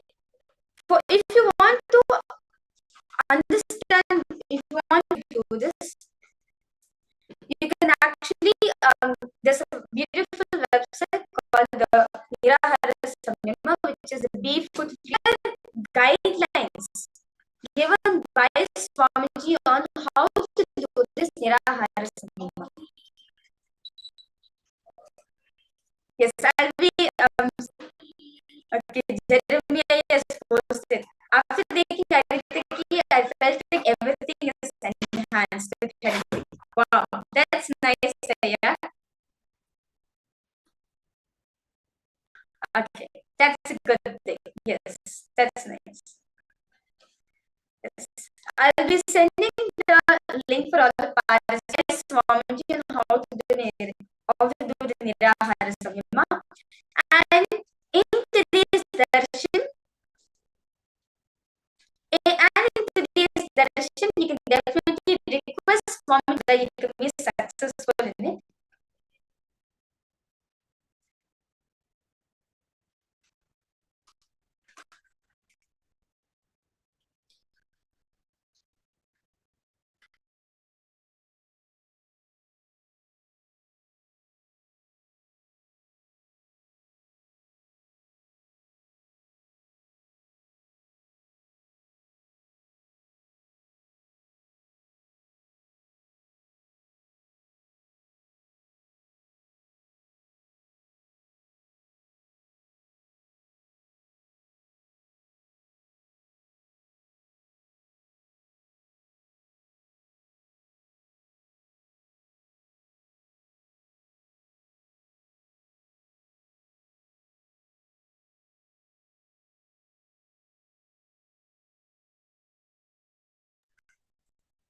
Okay.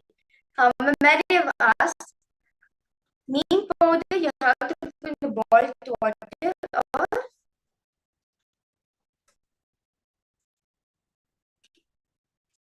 okay, neem powder you have to put in the boiled water, you have to boil it with the water. You have to boil it with water. Has to come on the water and you want to consume that, you can, that becomes the neem juice now. Actually, we actually take this in world, we actually do take this neem juice every single day. As Swamiji says, the bitter the neem juice is, the better for you. Swamiji says, because we put it in our body. And when you take the neem juice, all the violence which has been kept in your system. Is there a Kailas in Sydney? Well, I hear there is a Kailas in Australia. Yes. If you can give your contact details, we'll definitely actually have a huge sangha in Australia. You can definitely go there. We do have a temple also in Kailas in Australia. I'm doing the sevas also over there.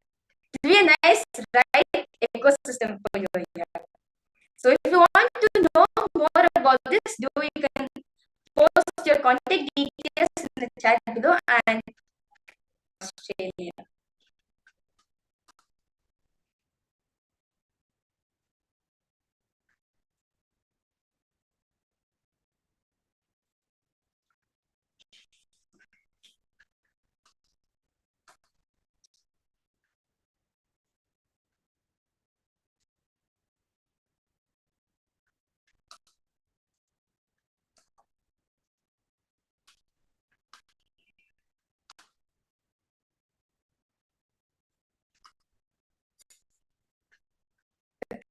So you want to, okay.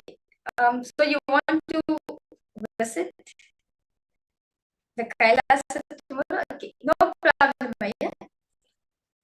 Yes. If you can, whenever you have time, you can go and visit Kailas, Australia, and come back. Okay. Okay. Every asked, you just need to consume it with water. That's it.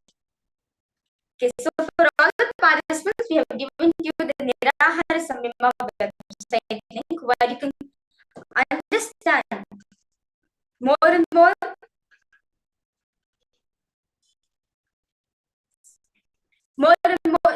research also done on the participants who have participated in Nirahara Samyama, and they have said that lots of transformations done in their life. So you can go ahead there, and there are step-by-step guidelines given to you on how to do the Nirahara Samyama, successful Nirahara at the end of the 21 days. Yes.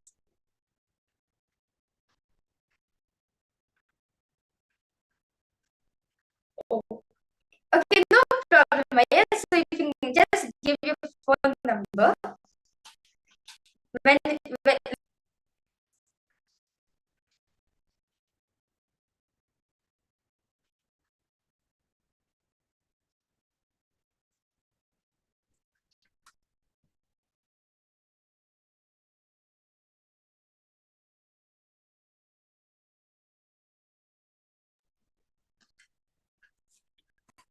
yes.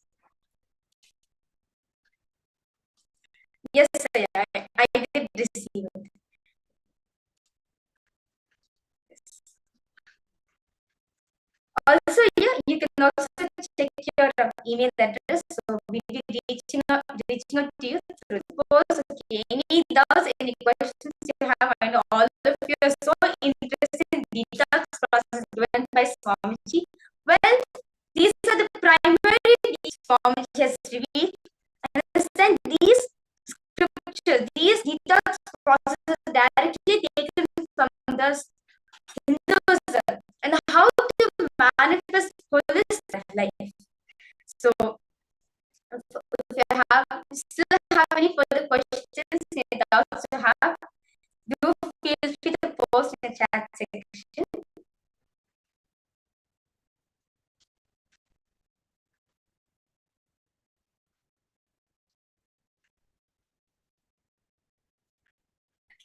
Yes.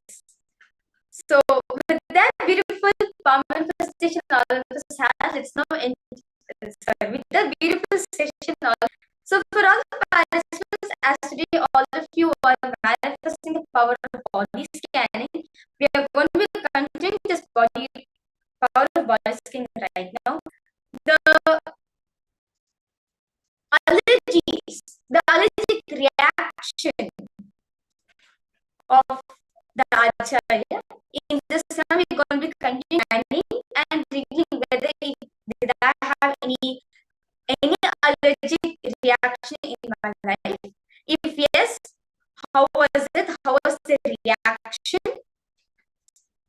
Sorry, because all participants now, please close your eyes.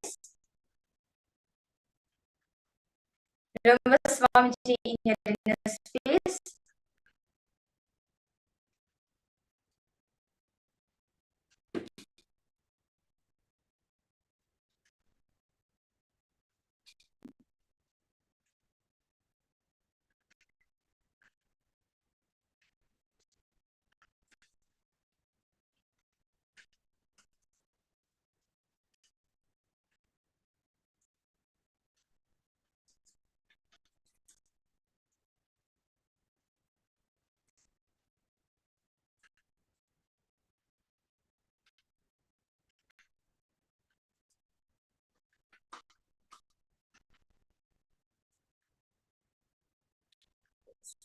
slowly, intensely, start chanting the Mahavakya.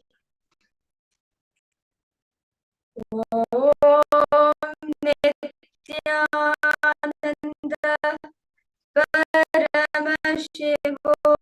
Om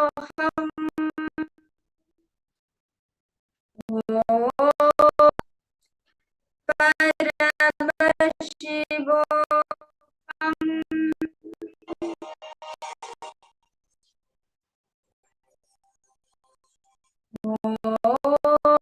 Om Nityananda Paramashivoham.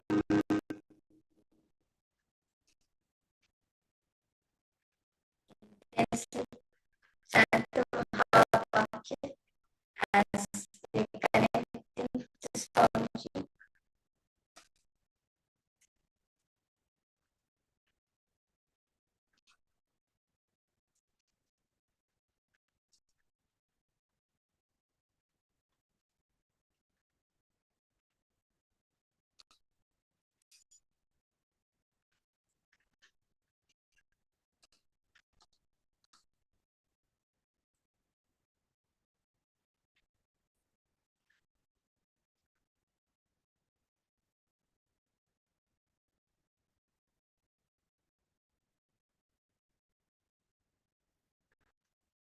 Ask Swamiji to reveal any allergic reactions I had. How was the reaction? How would my body react to it? And how severe it was?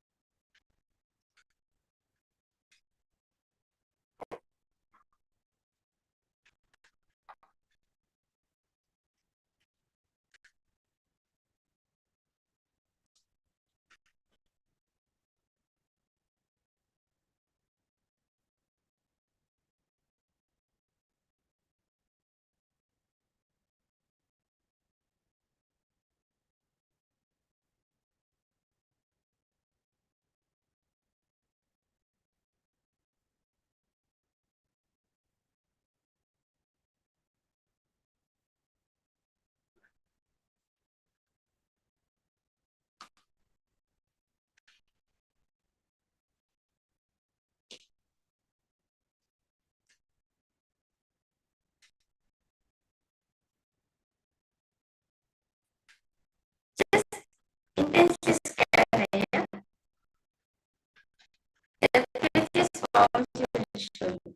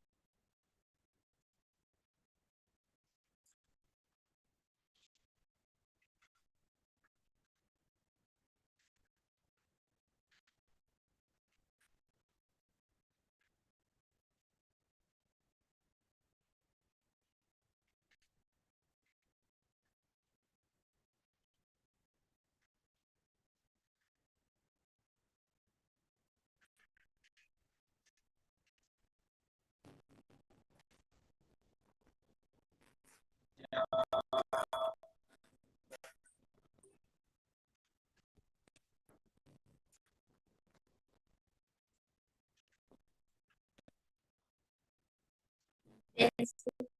Chant Maha. Thank you,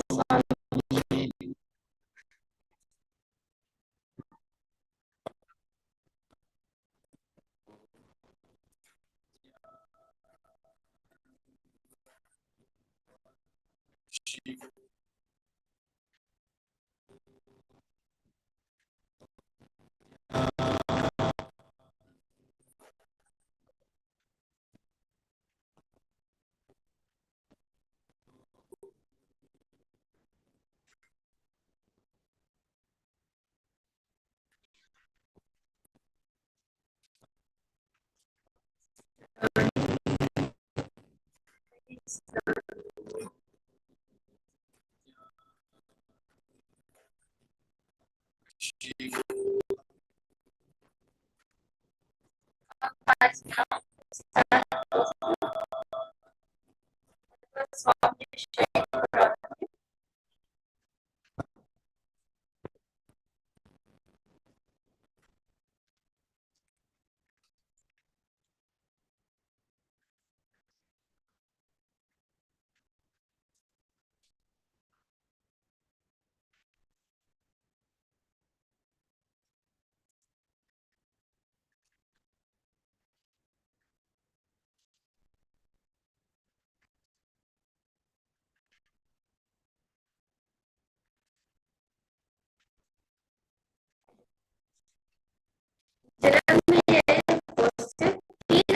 Allergy is moderate. Okay. And when I posted, I saw her skin allergy.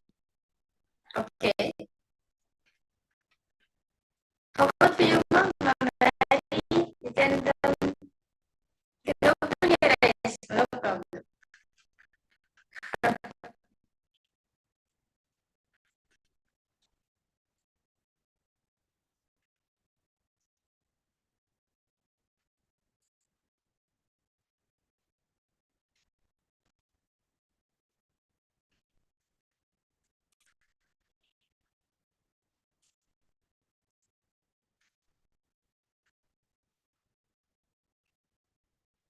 Okay, posted. Okay.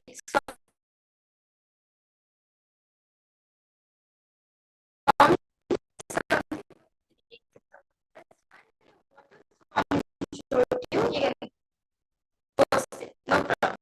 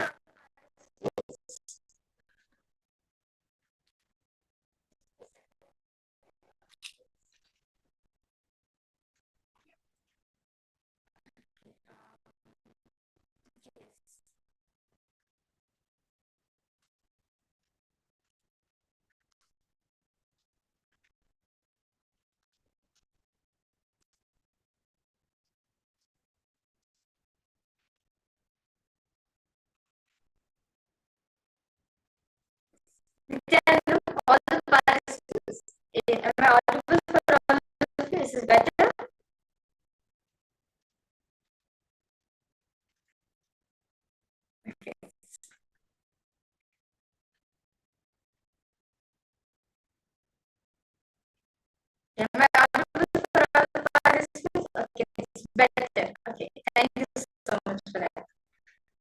Okay, I'm very able to see that you're able to see the allergies which you have. What are the allergies which you're experiencing?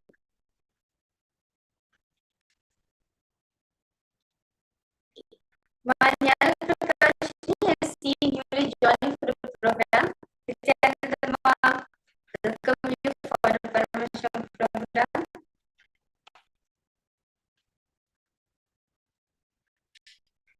Yes, sir.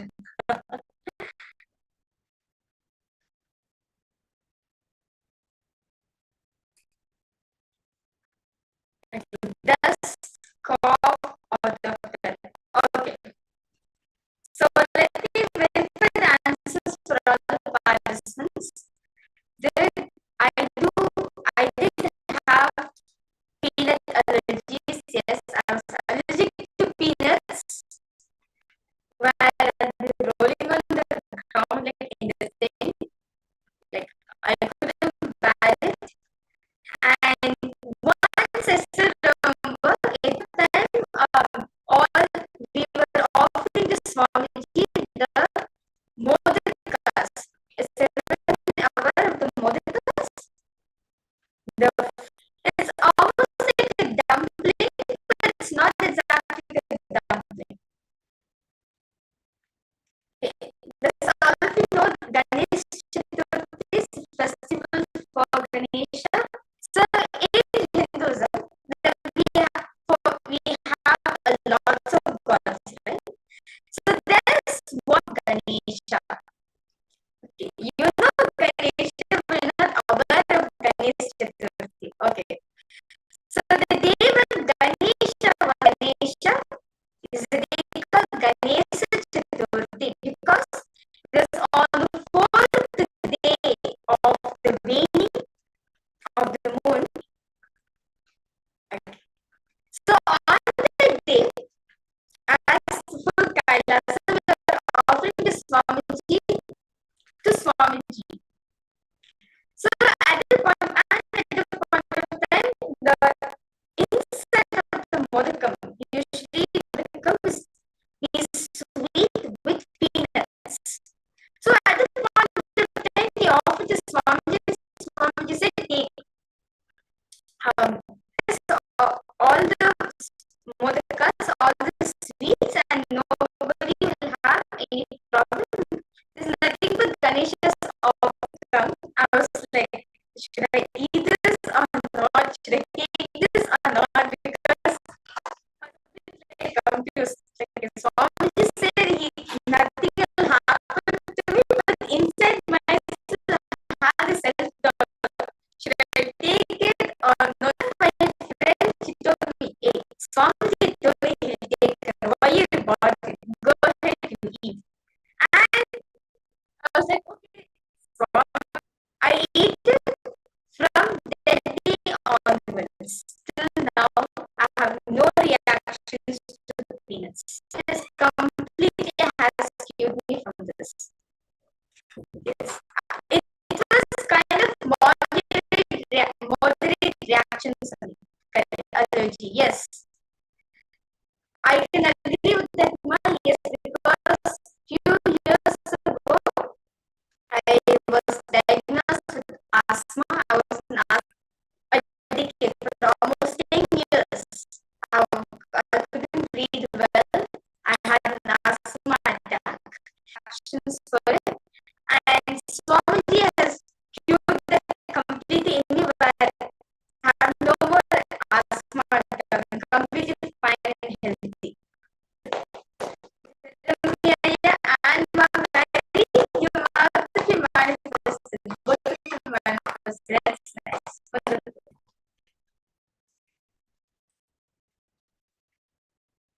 Okay. Ever you're asking about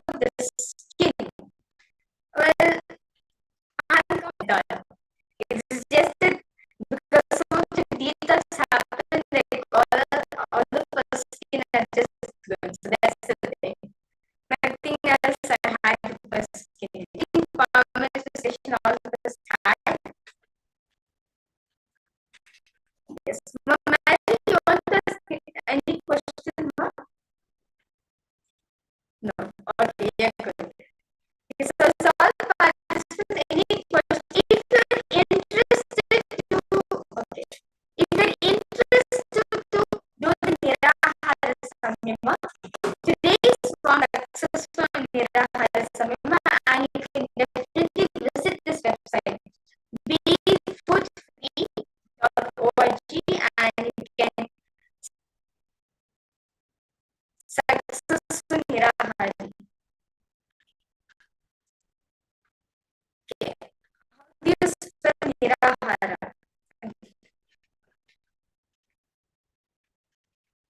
Okay, it is Nirahara.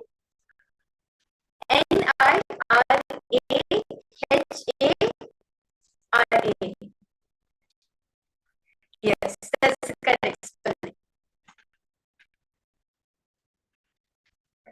Yes. So, with that beautiful session all of us had, being deeper truths about how to manifest a yogic body and a Vedic mind. Okay, and the other part, okay, the other part A-M,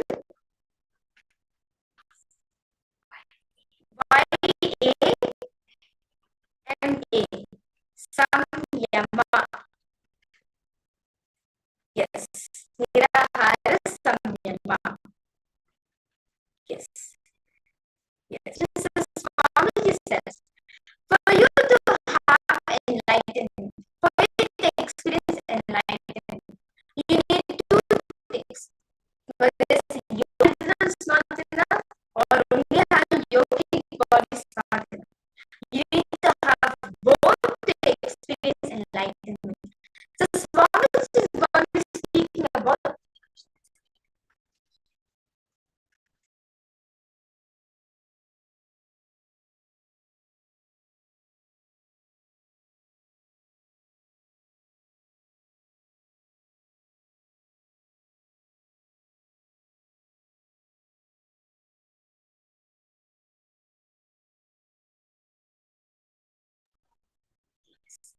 so in this session, Swamiji is going to be revealing to all of us why Nirahara. Sorry, what this yogic body, have this yogic body Vedic mind, and how to achieve this, and he will be beautifully guiding and leading for all of us himself.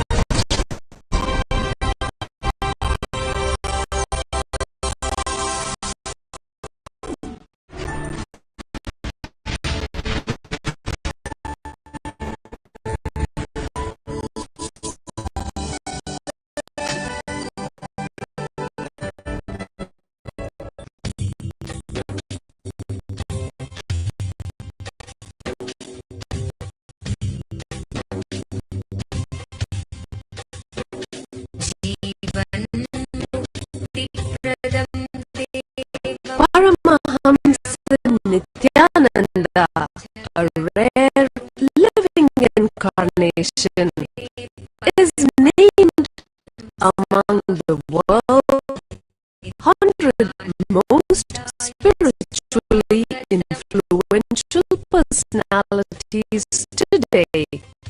Paramahamsa Nityananda has been placed alongside Dalai Lama, Nelson Mandela, Oprah Winfrey, Paulo Coelho, and others by Mind, Body, Spirit, the world's top esoteric magazine from Watkins, London's oldest and largest bookstore. A yogi by birth, he has been expressing his power of enlightenment since birth. He has authored more than 500 Oriya, Bengali, Marathi, French, Malay, Polish, Portuguese, Italian, German, Danish, Spanish, Russian, and Chinese. He is also an exemplary speaker with over 10,000 hours of profound life solutions through his discourses. Social services such as Annadan, free medical care, free educational services with ashrams, schools, temples, hospitals established in more than 140, who has formulated kriyas for physical health and mental well-being, benefiting thousands. A living master who offers practical solutions for our everyday problems. He is the founder and spiritual head of Nityananda Dhyana Peetham, a spiritual powerhouse who has revived the sacred Vedic tradition by establishing Vedic temples in places like Los Angeles, San Jose, Seattle, Toronto, Ohio, Oklahoma, Phoenix, St. Louis, Malaysia, Brazil, Paris, a spiritual guru for 10 million followers, an incarnation who transmits the highest spiritual energy through initiation, a contemporary yogi who has revived the Vedic science of yoga worldwide through thousands of yoga centers, an adept in Ashtamaha-siddhis, mystical yogic powers, who has effortlessly awakened the kundalini of thousands and graced them with spiritual powers, a dynamic young guru who is an inspiration for thousands of youngsters. India's most watched spiritual guru online, a beacon of boons of material abundance and spiritual enlightenment. He is the 293rd pontiff of the world's most ancient Hindu organization, Madurai Adinam. Yanandaya Swagatam, Anandanubhava Swadam, Sarvaroganivarakam, Vande Papa Vinashatam,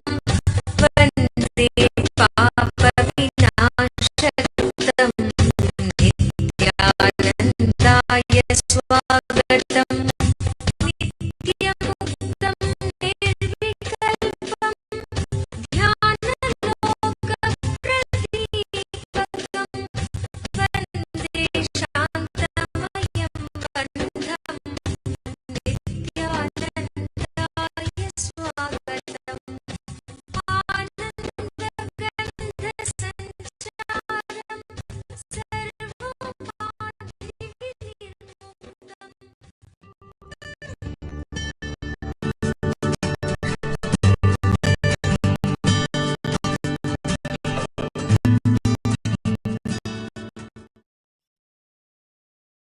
सदाशिवसमारम्भाम्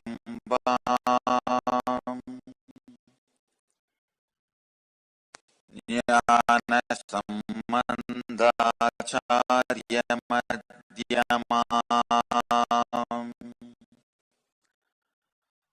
अस्मदाचार्यपर्यन्ताम् वन्दे गुरुपरम्पराम्.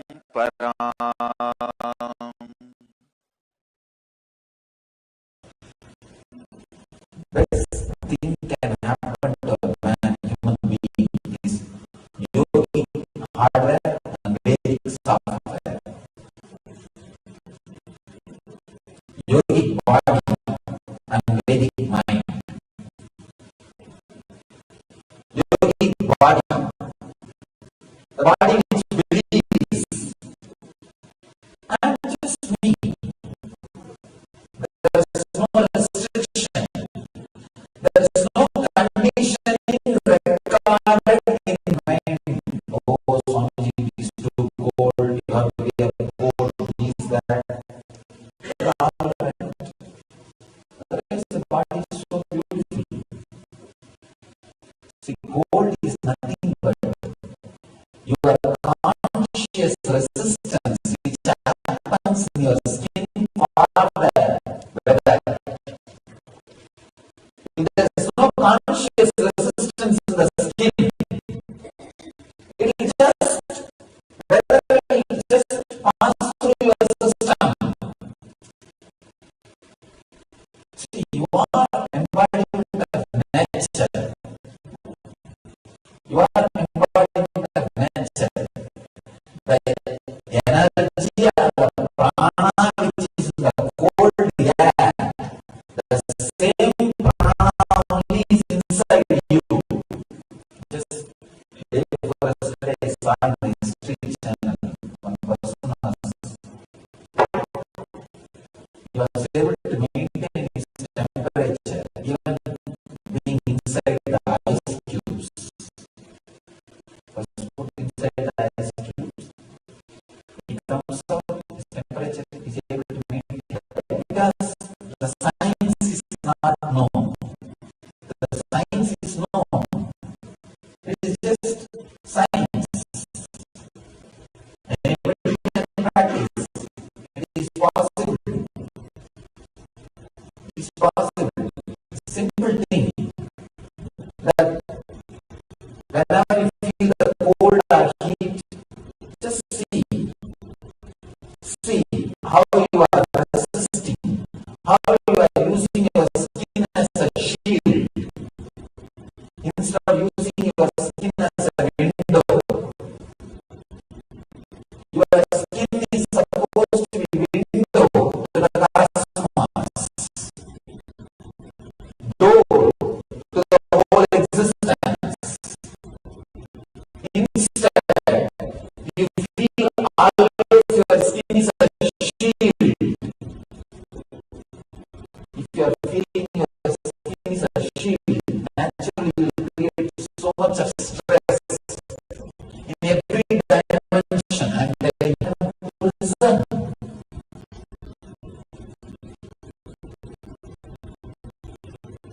If your skin is window, if your skin is door, only then you are living. You are living. Whether you are living or you are in prison, this is what is going to define. This is what is going to decide. Whether you feel your skin is a window to the universe or it's a shield. One more thing. The prana which is there in the air and the prana which is there in your body is same. It's just the same. Your ideas. No. Especially the ideas start with the young age. No. This I have to resist. I'll catch cold. This will happen to me. That will happen.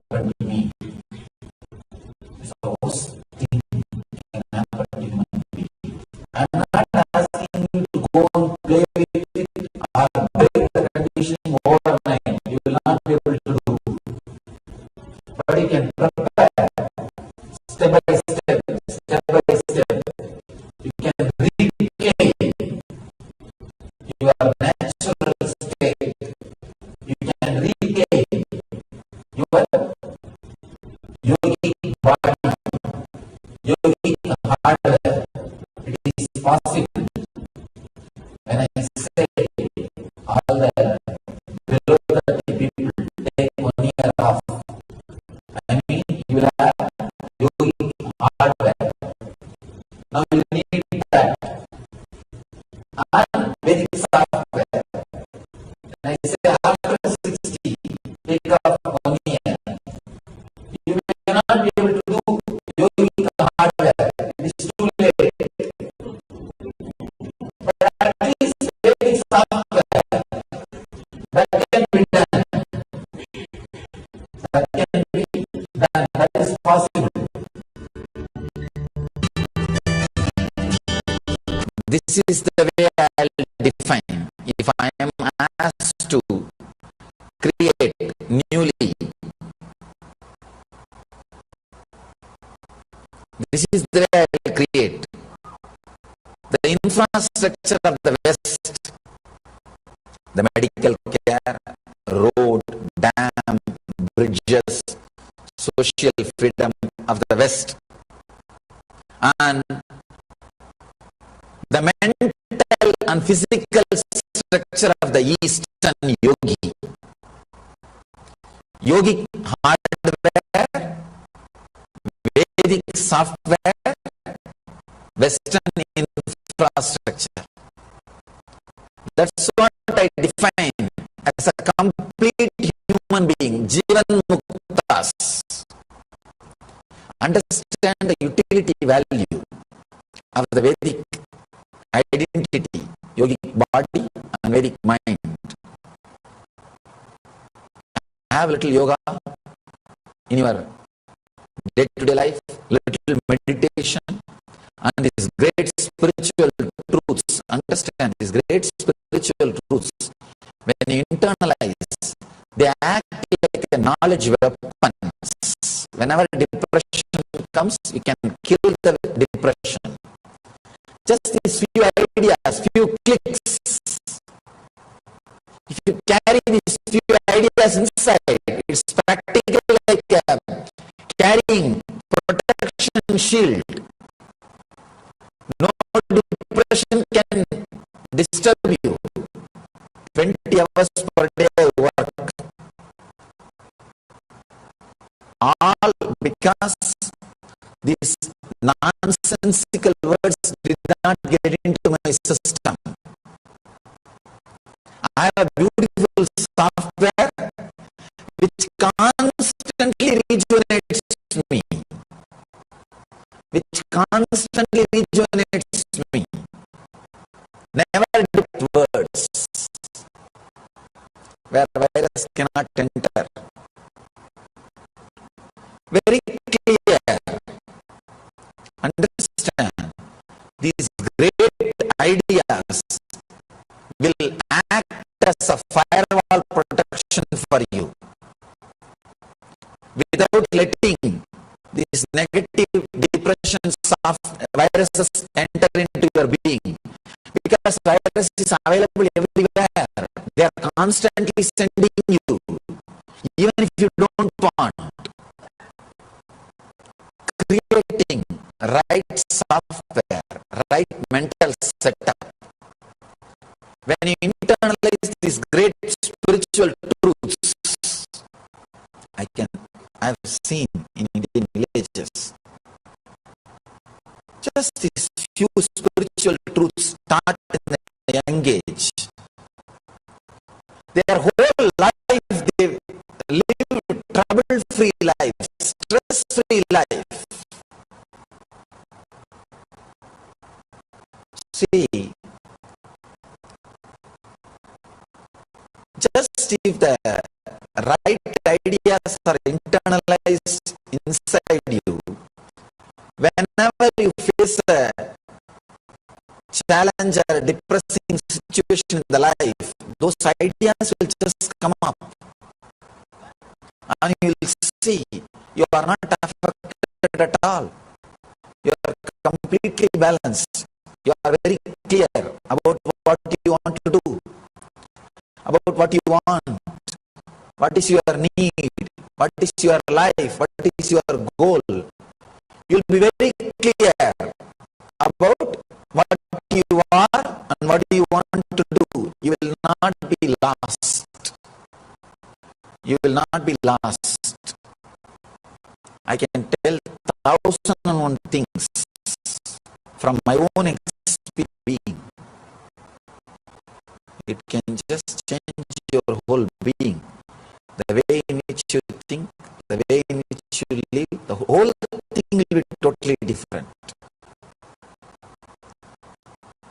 I can tell every incident from my life is the contribution of this great Vedic software and yogic hardware. Everything, if you have lived around me and felt I have something unique in my life, be very clear. It's purely gift from this great Vedic tradition. Put a little time to create yogic body and Vedic mind. Read these spiritual scriptures. Read these life solutions. Internalize them. See that they stay in your upper mind. They stay in your conscious mind. Whenever you face different situations in your life, apply them. Live them. See that they are being radiated in your actions. That is what I call living enlightenment. Please understand, Vedic tradition is life affirmative. Constantly it inspires you to stand up again and live. Whenever you fall into depression, the Vedic tradition is such, it just rejuvenates you. And you bounce back and you stand up. You are ready for the next scene. You are ready for the next life. Because every day is a new life. You are again fresh, alive for the next life. If you are below 30, take 1 year off. It is worthy. Take 1 year off. Spend your 1 year with only this as a first priority. Reading the spiritual scriptures, internalizing the life solutions, doing yoga and preparing the body, and doing meditation, preparing the mind to live the life. If you are below 30, take 1 year off. You will never repent that you wasted that 1 year. You will never repent. It will never be a waste. When I say I am responsible for what I am saying, and I am also sensitive to your life, I won't ask you to waste 1 year. Take 1 year off, internalize these great truths and enter the life. You will avoid at least 99% of your body and mind will be ready to live the life. To live the life. Understand when I say I really mean. You will avoid so much of suffering. You will avoid so much of depression. You will avoid so much of torture which you give it to you and for others. You will avoid so much. Learn these great ideas. 1 year is enough time. 1 year if you internalize these ideas again and again and again, even if you don't want to practice, they will become part of your life. They will become part of your Take time, internalize these great ideas, and live. Take 1 year off for you, and that will be the ultimate social service you will do to the world. Because if you are a great person, naturally, all people who are coming around you, they are all going to be inspired by you. You don't need to go separately, find people and inspire. No. You live an inspired life. You will inspire millions just by your very life. Just by your very presence, your very life. So understand these few simple truths. You will have such a deep yes. You will just feel so joyful even to live inside the body. Just your body, living inside your body will be overflowing. So much of health you will radiate, and so much of joy, well-being you will radiate. And you just know what you want to do in your life. You just know who you are in your life. You just know that life is good. Not by convincing or by remembering, by somebody telling or some idea. No. Just you know.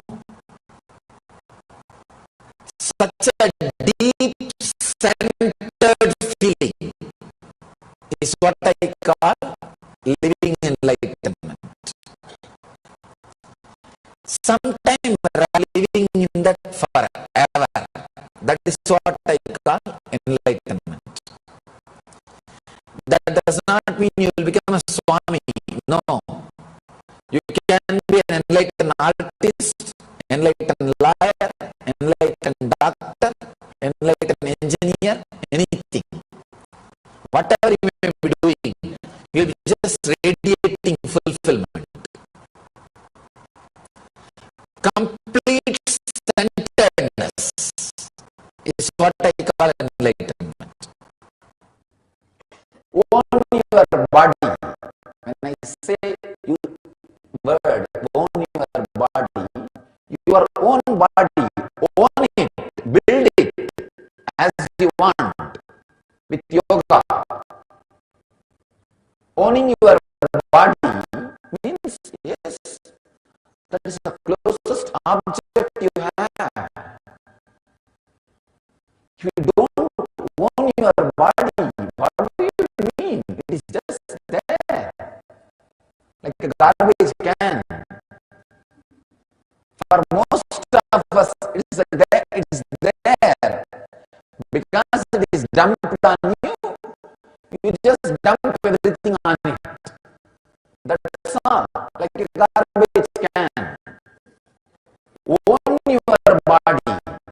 That's the first step for enlightenment. Sarira matram kaladharma sadhana. Means it is the body which is base for all achievements. On your mind, it is yours. Design it so that never any suffering can touch you. Never any suffering can happen to you. Your own mind, just this very feeling, mind. Come on. Now I am designing it so that nobody can give me any suffering. No suffering can touch me. Same way, own your living, my life. Come on, let me own it. I will make money only the way I enjoy. I will have the pleasures which I enjoy. I will choose my way of life. I will be conscious in every step. See that I achieve what I want. Own your body. Own your mind.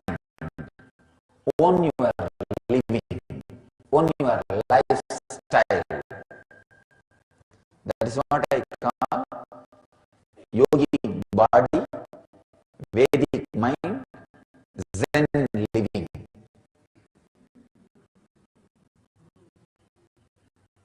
Yogic body, come on. I am not interested in keeping the body like this. Put energy, time, bend your body, make it yogic. It is your body. Whole day you are living with it. Why are you unaware of it? Whole day let all your movements be such, it continuously become healthy, graceful, as you always wanted it. Own your mind. It's your mind. See that every thought you give life brings only joy to you, brings only bliss to you. Never any suffering, never any disturbance. Your mind, mend it, weave it as you want, train it as you want, tame it as you want. Own your mind. The mind which is based on Vidya is Vedic mind. Knowledge, truth is Vedic mind. Which does not bring suffering to you is Vedic mind. And Zen living. When I say Zen living, meditative living.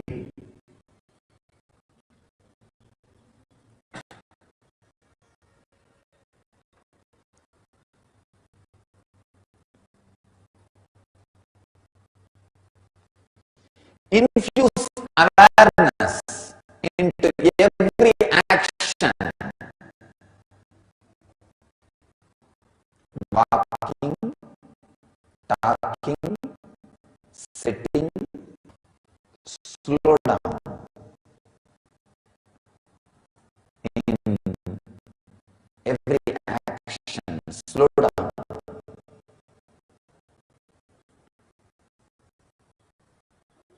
Let it be more with awareness.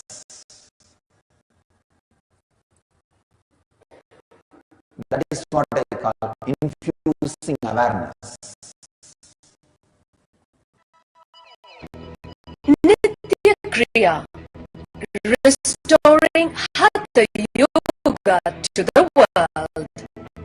A series of healing yogic processes revealed by Paramahamsa Nityananda to care and cure for diseases and disorders / Nitya -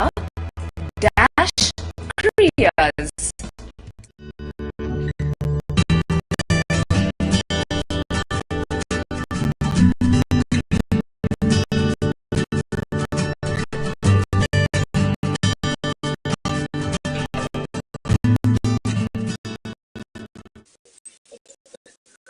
Break the body and mind.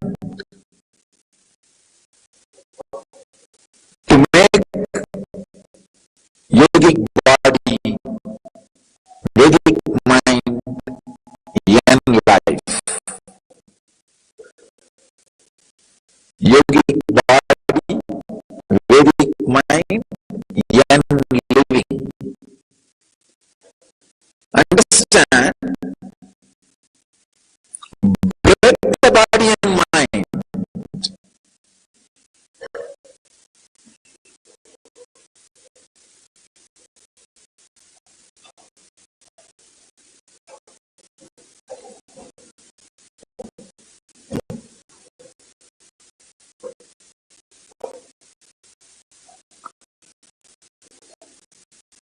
Need to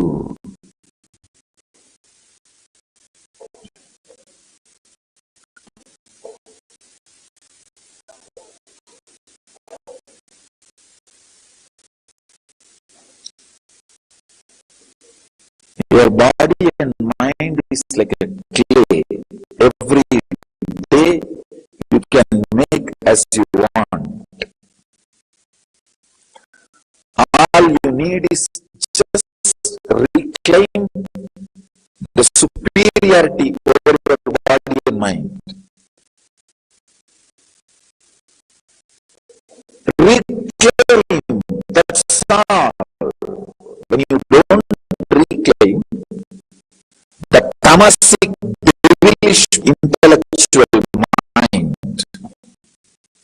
it possesses your body. Please understand, this is the worst abusal happening to your body and mind. Reclaim it, consciously own it, create as you want. Create yogic body, Vedic mind, yen life. Your body is the shell of your consciousness, which is body is the shell of your consciousness, which is consciously, willfully designed, created, developed. This system, this truth is based for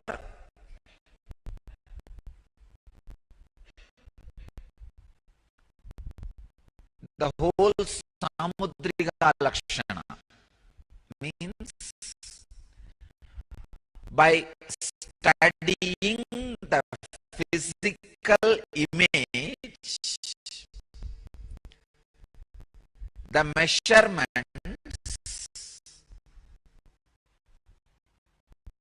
the mental setups about the mental setup is revealed. Please understand.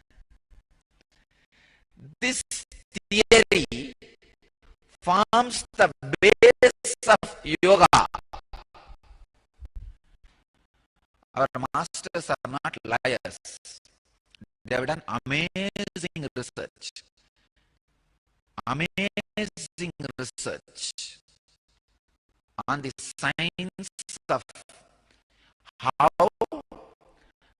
body is willfully designed, developed, and created, expressed by your consciousness, by every thought and action.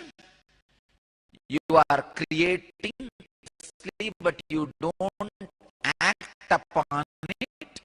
That also works on your system. When you have certain thoughts and continuously suppress it, that also works on your system. And another thing, the way you have the body does not mean you are cursed once for all. No. You can alter. By altering the body's dimension, altering the abilities of the mind is yoga.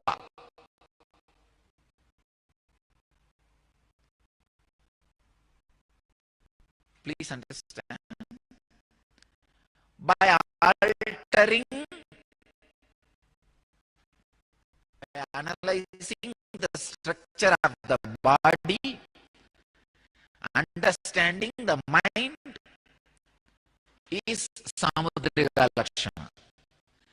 If you alter your body, I tell you, if you alter your body, major samskaras of your system can be completely uprooted.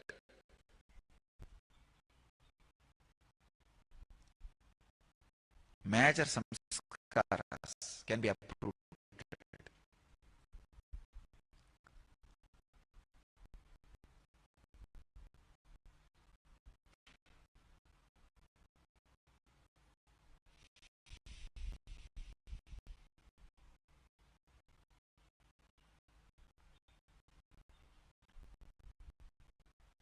Your body is a shell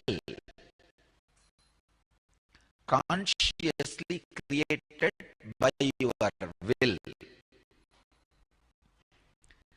With this understanding, constantly work on it.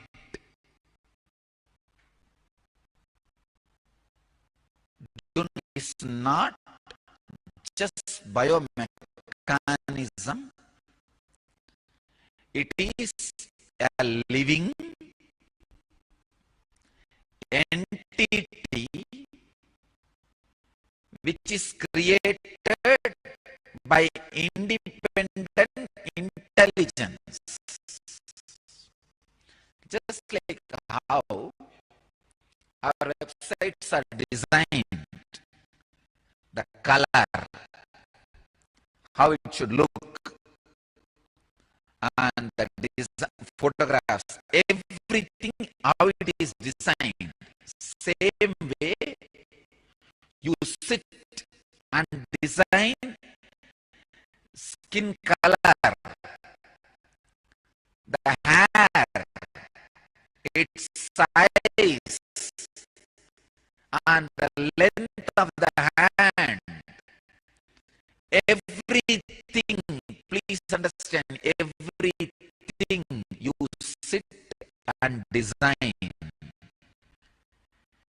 You have multiple choices in front of you. That one cycle of you waking up. When you remember you are alive, you are awake about this world, few minutes after that and few minutes before that, I can say 5 minutes after you waking up and 16 minutes before you waking up. That 21 minutes plays a major role in every day designing of your body. Every day you design your body. Understand?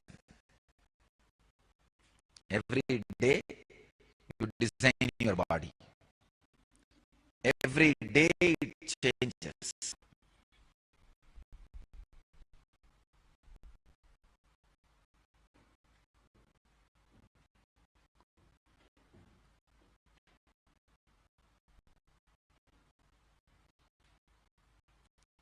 Every day you design your body. You design how you should look, how you should feel, how you should feel about you, how others should feel about you.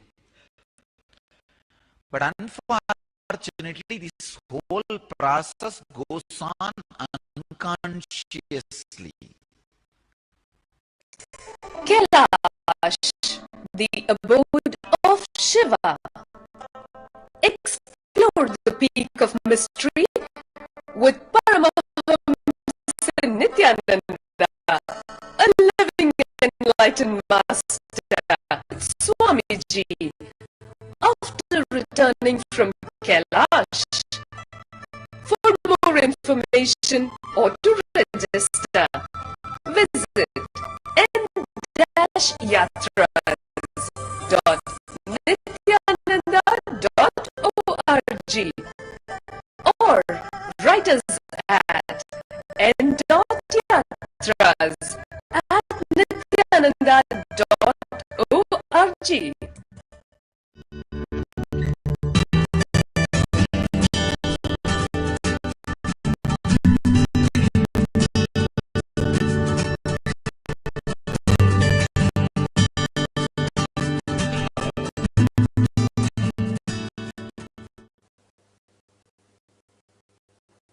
Please understand, it is out of release those intense suffering engrams and make your future into a powerful reality, powerful experience. I tell you, don't make enlightenment as a goal because you don't understand that word completely. Make yogic body and Vedic mind as goal. Then you will be able to work exactly in the line I am telling you. See, enlightenment is more like an abstract concept, more like a poetry and romance which you are never able to catch it. So it's like a unclear. But the concept of yogic body and Vedic mind can be more tangible for you because you keep some abstract goal. You don't know how all this, each day my message adds you or leads you to that goal. Even mentally, don't have enlightenment as a goal because you do not know it exactly. Unconnected. See, I want you to understand, every day my message should be inspiring you towards that experience, and you should start perspiring for it. When I say yogic body, I mean healthy, well-built, flexible, joyful body. When I say Vedic mind, I mean completely excited, every day healing itself, recovering itself, exciting itself, this mind. Have these two as a goal. It is doable. Not only that, every day you can check and see what's my measurement, what is happening here? What is happening here? What is happening to my kurma nadi? Is it becoming green or red? Every day morning when you wake up, you can feel what is happening today is my mind. Is it high or low? Am I feeling excited? Did I sort out this problem which I used to have? Life around me becomes worthy. Then you will feel like committing, taking responsibility. Early morning, when you do yoga, just break the body. If you think you can't do this posture, do it. When you sit unclutched, be in complete samadhi. No question of words. No question of mind moving here and there and then bringing to center. Just tell yourself, get lost. I had to be in samadhi. The power with which you tell your mind, it should run away like a dog and disappear. The next, when you start the Guru Puja, tell yourself, here I am melting.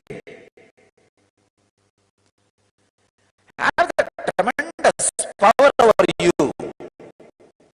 Here I am declaring that I am melting.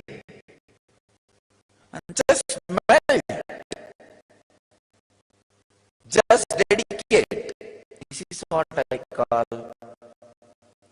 yogic body and Vedic mind. New man. So be very clear. I want this urgency to be felt by people. That can happen only when you have a doable goal. Means clearly seen, measurable. So enlightenment is a poetic goal. Forget about it. That will happen. That will happen.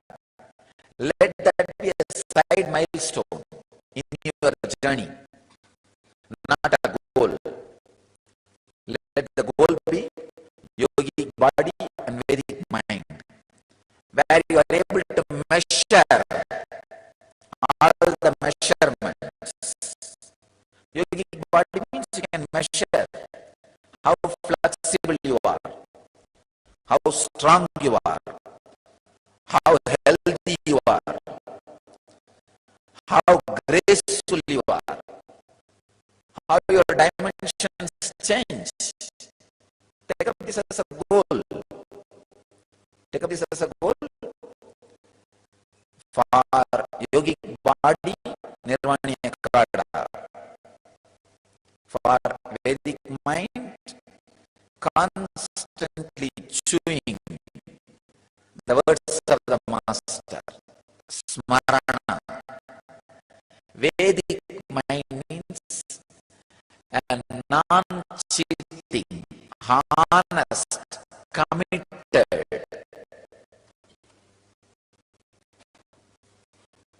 mind.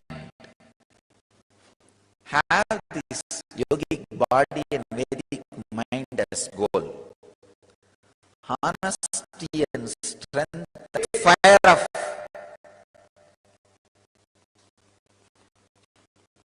the Sangha. Annihilate yourself into the Sangha. You will see. You will literally see. You experience the space where you can never be annihilated. The yogic body and Vedic mind is just happening in you. See, every day your body becomes more healthy.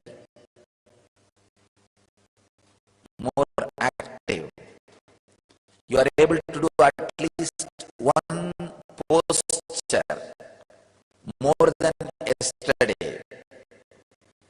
Your body is more flexible than yesterday. Same way, mind is more honest than yesterday. Doing more manana than yesterday. Understand? Again, I am defining manana. Bringing the self-contradicting points about the same subject from the master and letting them fight each other in front of your pure awareness and using your viveka to choose rightly, honestly. Honestly. Without what I call Vedic mind. That is what I call Vedic mind. Have tremendous intelligence and be honest. Do an honest, clear-cut, strong manana. I think first time I am defining manana. So practice manana. Manana is very powerful. With your honesty and viveka, manana can do miracles in your mind. Manana is like muscle building exercise for Vedic mind. If you want yogic body, do yoga and samana practices like weightlifting and all that. If you want Vedic mind, so do manana. Manana is like a weightlifting and yoga for to create Vedic mind. It's a very powerful process. The ability to do manana with discrimination is inner awakening. Your inner lit is lit. Your inner light is lit. The inner awakening has happened. So,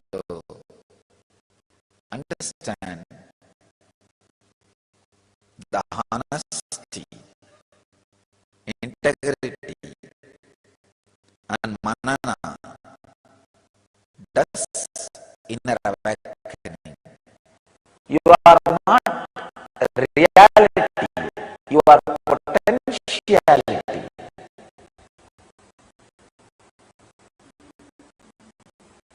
And Vedic mind untiringly.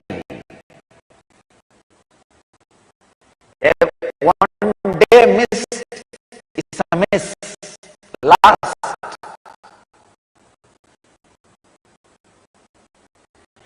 See, one of the biggest crime in spiritual practice or in the line of in the field of awakening is this laziness. This comes and catches us in such a way you don't even know you are not doing anything. Laziness, far laziness, very dangerous. Very, very, very dangerous. Do not allow that laziness, far laziness. Break the body and mind with intensity. You will see the real rewiring of your brain happens. the only enemy, the only reason why we don't rewire our brain is laziness. It is just laziness. Infuse awareness again and again and again. You'll see less thoughts, more action happens immediately. The moment less thoughts have started happening, body and mind will be in different space. Zen living is what I call less thoughts, more actions.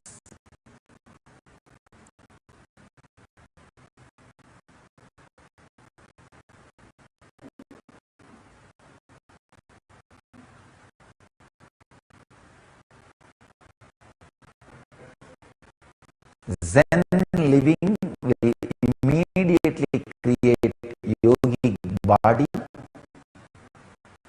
and Vedic mind. When you decide 1 hour I am going to be here, let me be intense and chant, be aware, do the puja properly. Suddenly, in few days,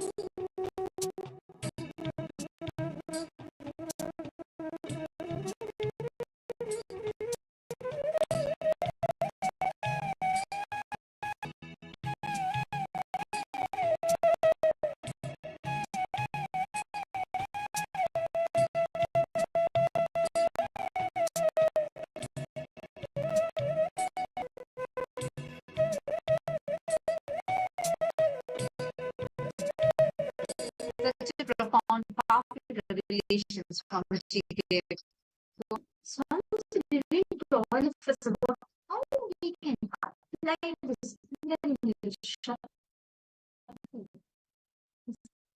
and your peak potential, your ultimate peak potential gets awakened inside of you.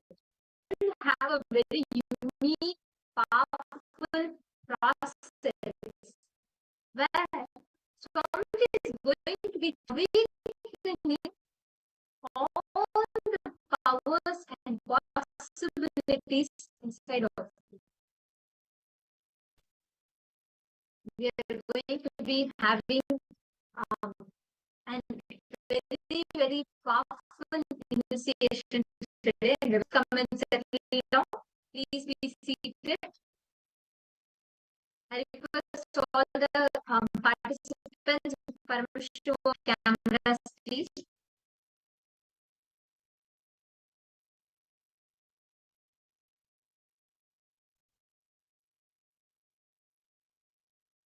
Now, it is very important for us to understand about what this Kundalini Shakti is that lays within each of us. That carries all the possibilities and so many Kundalini Shakti. You literally unlock all these possibilities, and the Kundalini Shakti in a peak performance. It's almost like, let's say, how things move faster. Same when you have, imagine this, like if your laptop has high-end RAM, 64 GB RAM, it's something similar. When you awaken your Kundalini Shakti, your body awake, its multiple possibilities starts getting awakened. Nityananda, Jeremy, Maxfield, Nityananda participants that are joining with us, welcome. And all the level 2 Paramashivoham level 2 Paramashivoham level 3 participants, we will all know we continuing into the preparation for the darshan, to be receiving initiations into awakening of the Kundalini Shakti, alchemy process. But before we enter into it, we're first going to be entering into understanding about this and the yantra, the geometrical figure that you're going to be drawing. I request all the participants to please turn on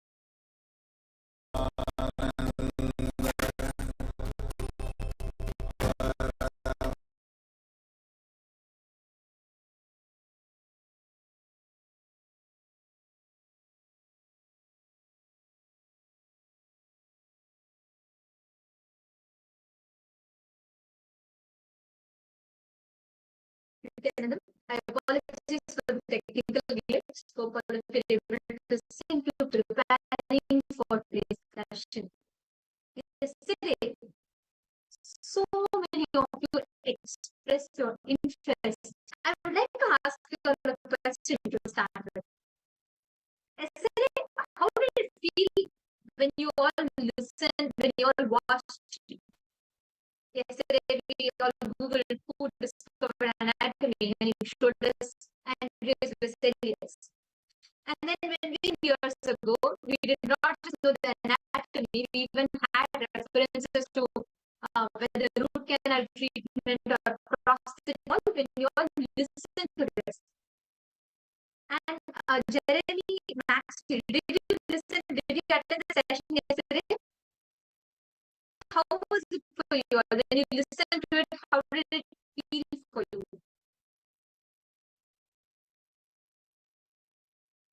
Was what could possibly be the reason that we do not have access to the advanced? Who's going to want to destroy Hinduism? Hinduism is having so much to offer. Why should, right? So many of you have. And many of you ask, why did we lose all of this? Different sciences that's available in Hinduism. Now, today we're going to learn the persecution happens in Hinduism and what exactly happens. How did we use the science? Okay, trust. Okay, and I have a few more people also who are posting that if you want to know the history, you want to know action level 3 program. We all learned very, very important to overcome your enemies. How Swamiji gives some of the most profound revelations and extremely powerful request how to overcome enmity and how you can evolve and Hindus. We existed in more than 56 countries around the world. The Hinduism were existing in 56 countries. It was a huge. There were 56 Hindu kingdoms alone, contributed to 64% of the global GDP. It's huge. Invasion by Mughals, and even after being attacked for more than 2 or 3 centuries of the global GDP, we were not just because of our wealth or opulence, but because of how we had the prosthetics and how we were able to have this advanced medical astronomy, architecture, education. We had it all. You all should know. His schooling system to the world. University system was first. We were advanced in so many aspects. We had references for this. We still do have a lot of references for each of this. We were that. It's because of the need for work, the need. A religion is like when they start reducing it into religion and oppression, trying to, Hindu kings never invaded. We never colonized, we never invaded, we never converted people. Invaders, the attackers, the Hinduism elements thought we were weak, and they wanted to come power over us, and they can gain that well. And this is not just limited to that. It is not just an attack, it is a holocaust. Honestly, we've been learning so much of knowledge. Actually, we have not even touched the tip of the iceberg. But Hindus, we are not even told, forget everything, even the internet in, and find out for ourselves.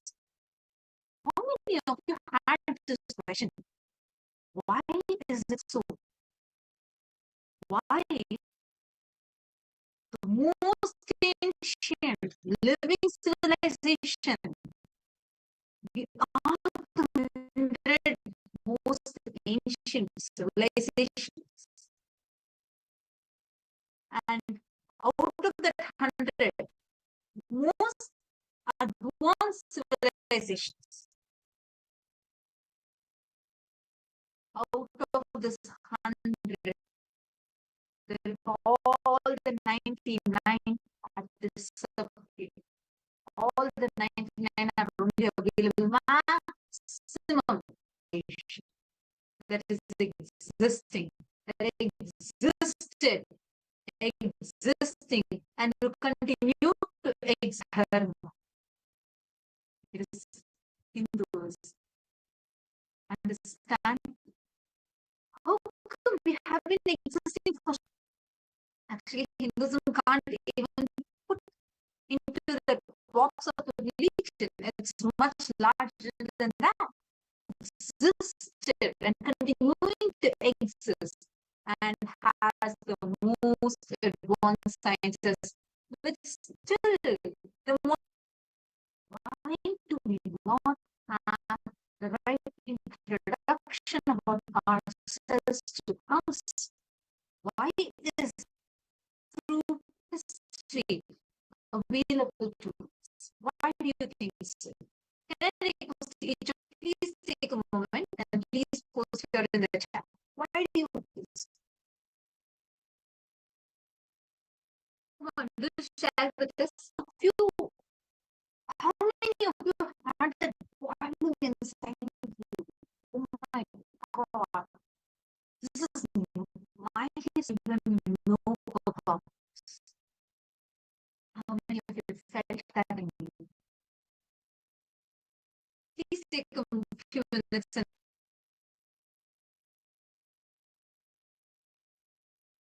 and why do you also feel it? Like, why do you feel all the participants here to take a minute and post?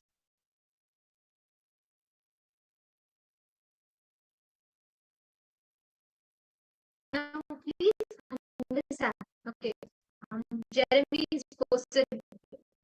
It could be the dark ages, and keep the control to hide the individual power.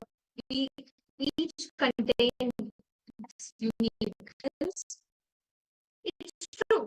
See, it is a quest for power, hunger, that, and when people that were extremists who try to come, and Hinduism is not it's like, if you see, it is not like a very structured kind of a thing where there's one person with the power. It doesn't work like that. The civilization, the Sanatana Hindu Dharma, was so intelligently established that superconscious breakthrough to people. That's why in any aspect, people had this freedom to work in architecture, whether you take medicine, fashion, we had it all. And people are allowed.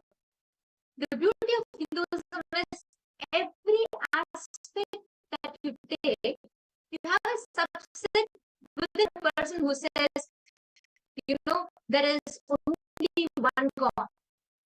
Then you have a sampradaya, you have a tradition form. If you are someone who says, God doesn't exist in Hinduism, that believes that follows it. So you have the freedom to practice. If you are a person God does not exist, everything is materialistic. You have sampradaya connect only to Shiva. You have Shaiva sampradaya. You connect only to Subramanya. You have the Shanmukha sampradaya. You have so many traditions that allow you to explore your peak possibility in whichever aspect that you like. Hinduism is such a for your superconscious regulate any path that you choose. And the root of book was the Guru Shishya Sampradaya. We do not even know what it is. And the moment they say Holocaust, maximum you may understand the Jewish Hindus were subject. Hindus were subject to the most brutal, the most bloodiest, the longest Holocaust, the most brutal and the bloodiest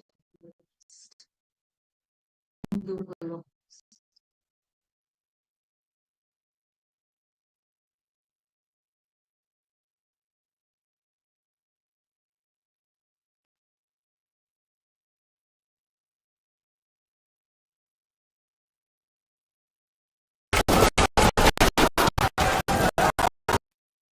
Thousand years.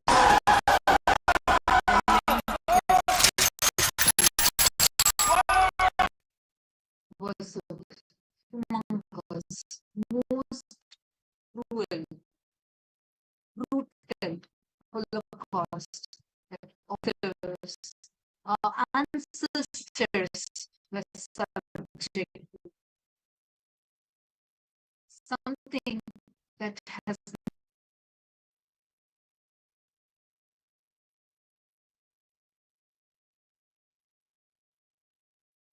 that this entire invasion is to erase, to make Hindus powerless. And what did they target? The Bhushan. And many times, like at least to me, like when I heard about Hindu Holocaust, now I'm talking about it now. Honestly, I had this for a long time. Because whenever someone would start happen to us, it used to make me feel like, what's the point of it? We were so great, and I never really, if someone started talking about it, I was like, okay, it's fine. You know, I'm not really interested in it right now. It was anyway. But then, after I met Swamiji, and after I started understanding, learning about this, what we are speaking about is not a thing of the past. You and me talk, there is one another Hindu sadhu who is being assassinated. The Hindus are being killed. So I see a question Shante is asking. So who attacked? There are is huge, and we were attacked from many of the by whether it is the Mughal invasion, British invasion, or the Portuguese who attacked. Series of it. It is not just one group that came and attacked, and it's just one terrorist group that attacked. Subject to a lot of persecution. And the most horrific part of this, numbing her gap, we were being continuously attacked. And so talking about is not only what had happened for the last 2,000 years through this AI boom.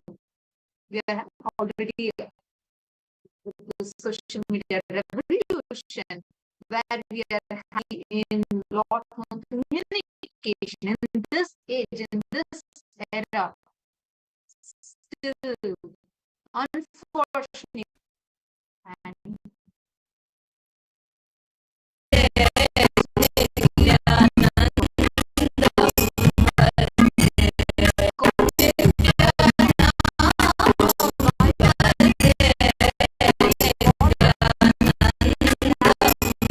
strength us the true Hindu history, revealing to us about Sanatana Hindu Dharma, in its applicable science in our lives.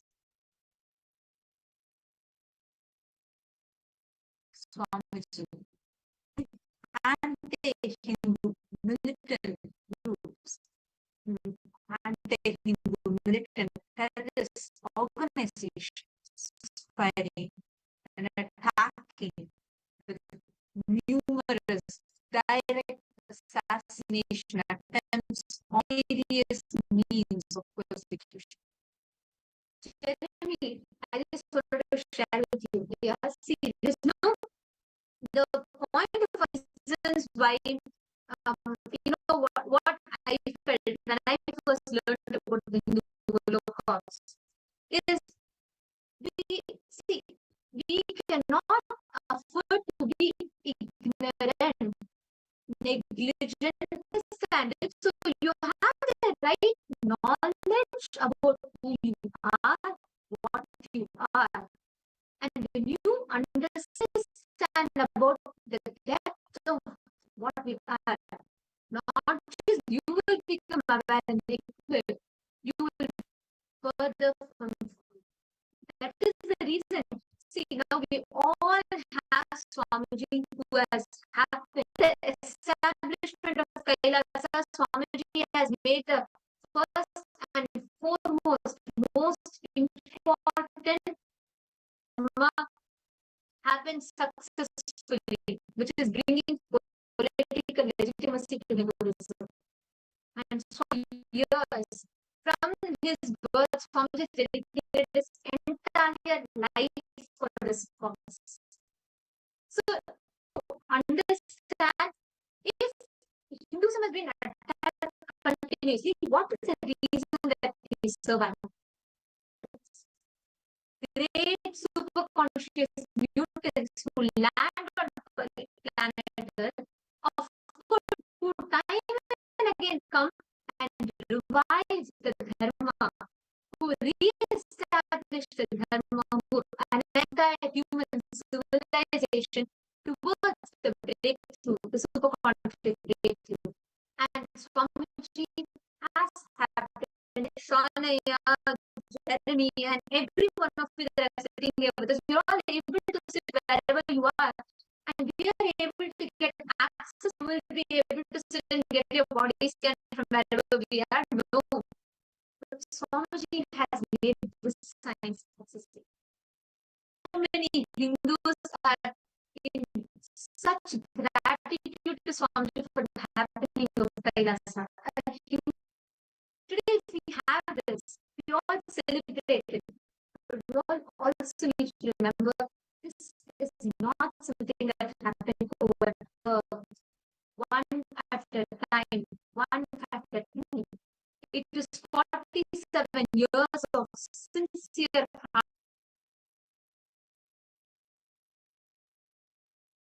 and that we are all having as failures.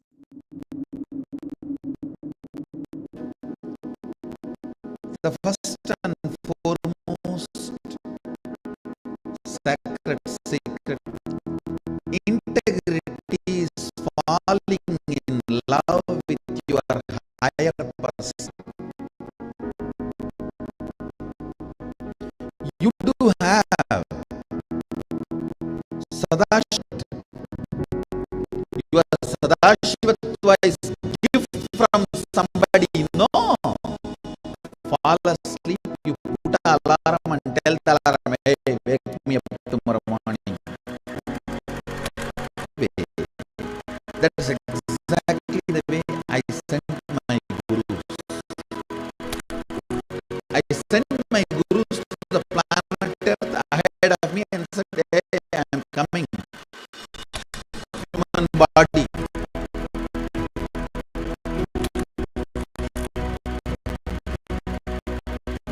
Hey, wake me up.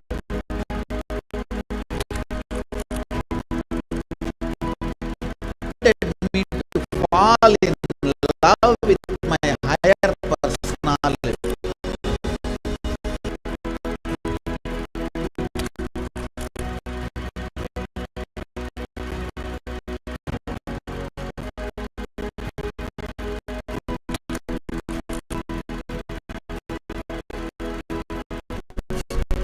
Immediately after 12, after I realized my enlightenment, I took my first Padayatra as per my Guru's instruction.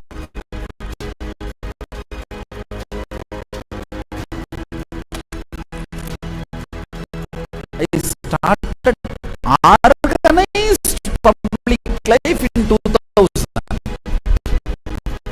I started my public life one person at a time.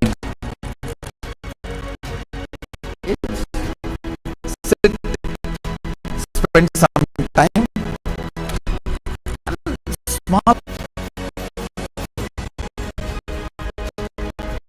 They'll come and try to talk to me. Then I started,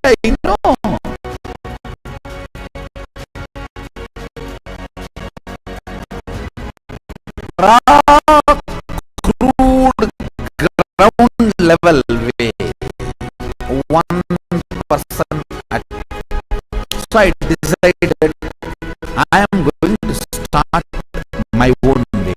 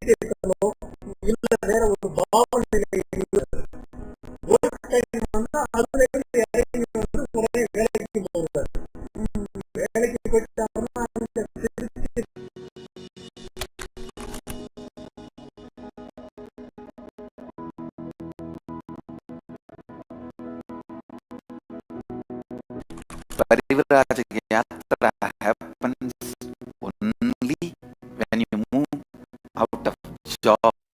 Without stopping. The most